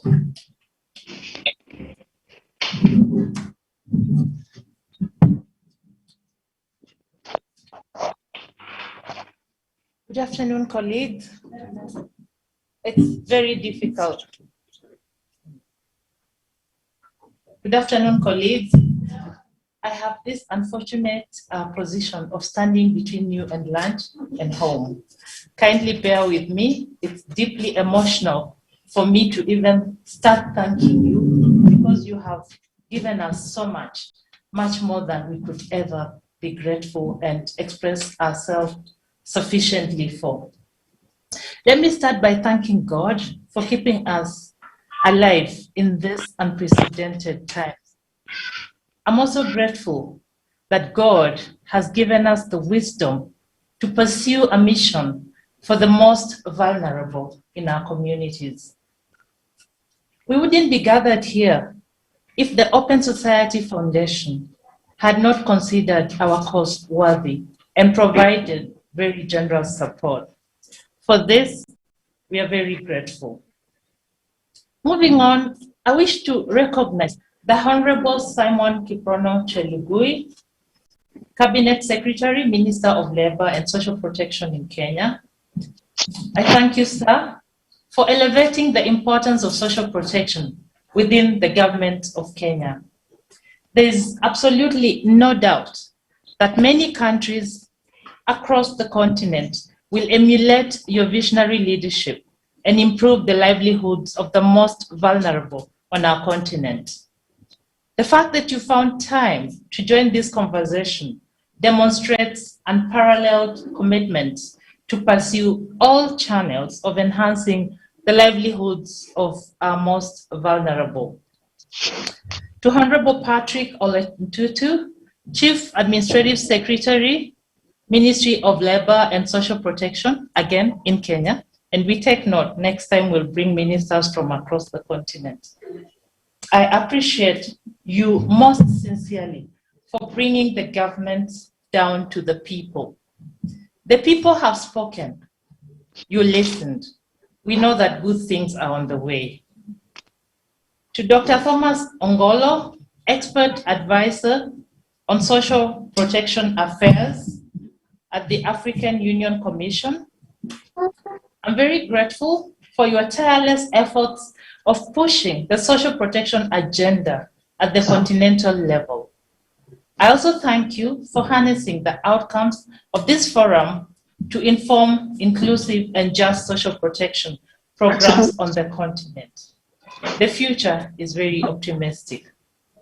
Honorable Josephat Wachira Kabinga, Chairperson, Kenya Parliamentary Committee on Labor and Social Welfare. I appreciate your commitment to connect with all of us. Indeed, nothing makes a leader greater than listening. And to Wanjiku, you have listened. Dr. Boniface Diabo, ably represented here, Chair, Africa Platform for Social Protection. I thank you for a very strong collaboration. We have thrived in the true African spirit of togetherness because of the Africa Platform for Social Protection that brings all voices together. I also wish to appreciate the support provided by Martin Buvi and Elizabeth Odera, without whom the work we are doing together may not have been accomplished, and we would not have achieved what we are witnessing here today. To our academic giants, Professor Winnie Mitula, Professor Eric Nyambetha, Dr. Flora Miamba, Dr. Daniel Doe, Professor Julian May, Professor Oni Omoboale, Dr. Mary Mangai, and our dear colleagues and stakeholders from across the board, Pauline Makwaka, Winnie Mwasiaji, Richard Rory, Joel Maingi, Cecily Mwangi, Anthony Kwache, and please consider yourself recognized if I missed you as a speaker or a panelist. Thank you for spending many months and days uncovering great insights on social protection. Thank you very much for sharing your lived experiences as well. You have opened our eyes to unlimited possibilities for interventions that work for our people. I also wish to recognize colleagues in our partnering institutions and to thank them for the hard work that went into the regional convenings. Professor Margaret Imbuga Chitiga and staff of the School of Public Management and Administration at the University of Pretoria, South Africa. Professor Olarenwaju Olaniyan and staff of the Center for Sustainable Development, University of Ibadan, Nigeria. Dr. Emily Maracho and staff of Africa Policy Center, Uganda Christian University, Uganda. We are very grateful. Professor Nasiso Matos, our chair, of the PASGR Board of Directors. I'm grateful for your strategic guidance. You have always challenged us to innovate and to respond to Africa challenges effectively. We are happy to raise to that call.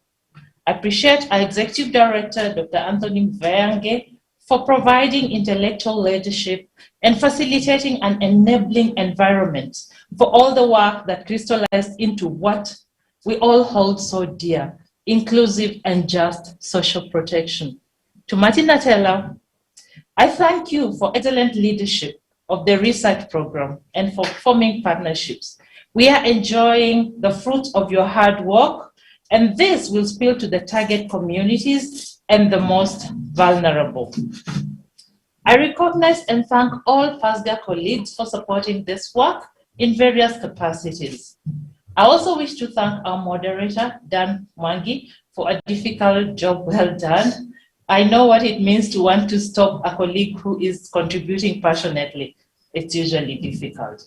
The interpreter, Regan Wanza, the rapporteur, Helen Dora, communication and broadcasting team, Anthony Odamo, Inje Feather, and Power. Collectively, your outstanding teamwork and capacity to troubleshoot challenges with technology, which were not few, came through for us. To the hotel, thank you for the wonderful service. We shall be back.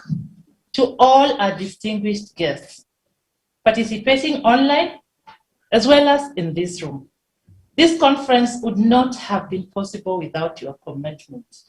I celebrate your compassion, values, and ideals that drive your commitment to this cause for the most vulnerable. Please give yourself a pat on the back. I'm looking at you, Kwacho. You're not giving yourself a pat on the back. You are awesome. Finally, let us all work together to keep this shared vision of leaving no one behind in social protection alive and ablaze. I thank you all.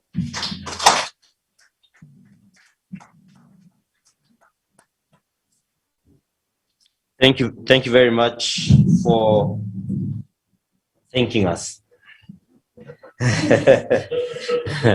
Thank you very much for that, and thank you to everybody who's been part of this from when we started to this point when we are finally coming to a close. I was just telling Mary that it's been a very content-filled engagement, so we'll allow you to go and let it sink in. It's a weekend ahead. So at this point, I'd like to invite everyone to stand up so that we could join in the national anthem. And Wamoyo is going to do us the honors as always. And she has done a great job alongside Lee.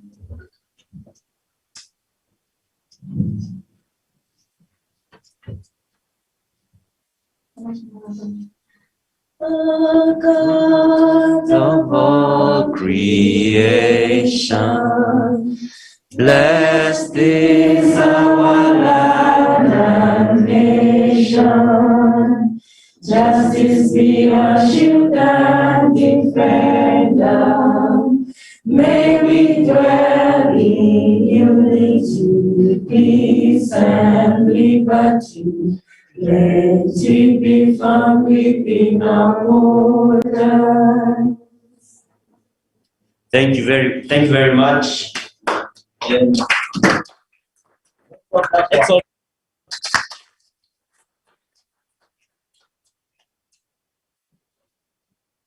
Okay, I was requested by a colleague from the office to share with you the pedal love, the one that makes me be called Mama Pedal. So let's all stand and do it.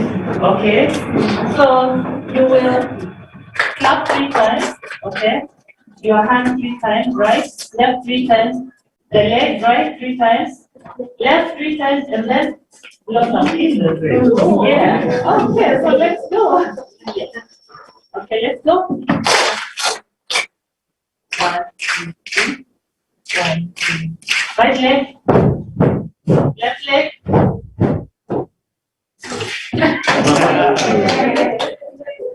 Thank you very much, Mama Pedro. So for those of us who've been joining us online, thank you very much for being with us. Those of us who are here in person, As you walk out, you should be given your lunch vouchers, then you could go and have lunch as you also digest the intellectual food that we've been fed over the past 2 days. And our dear Wamoyo and Lee should be playing for us some great music. Thank you very much for the engagement and God bless you.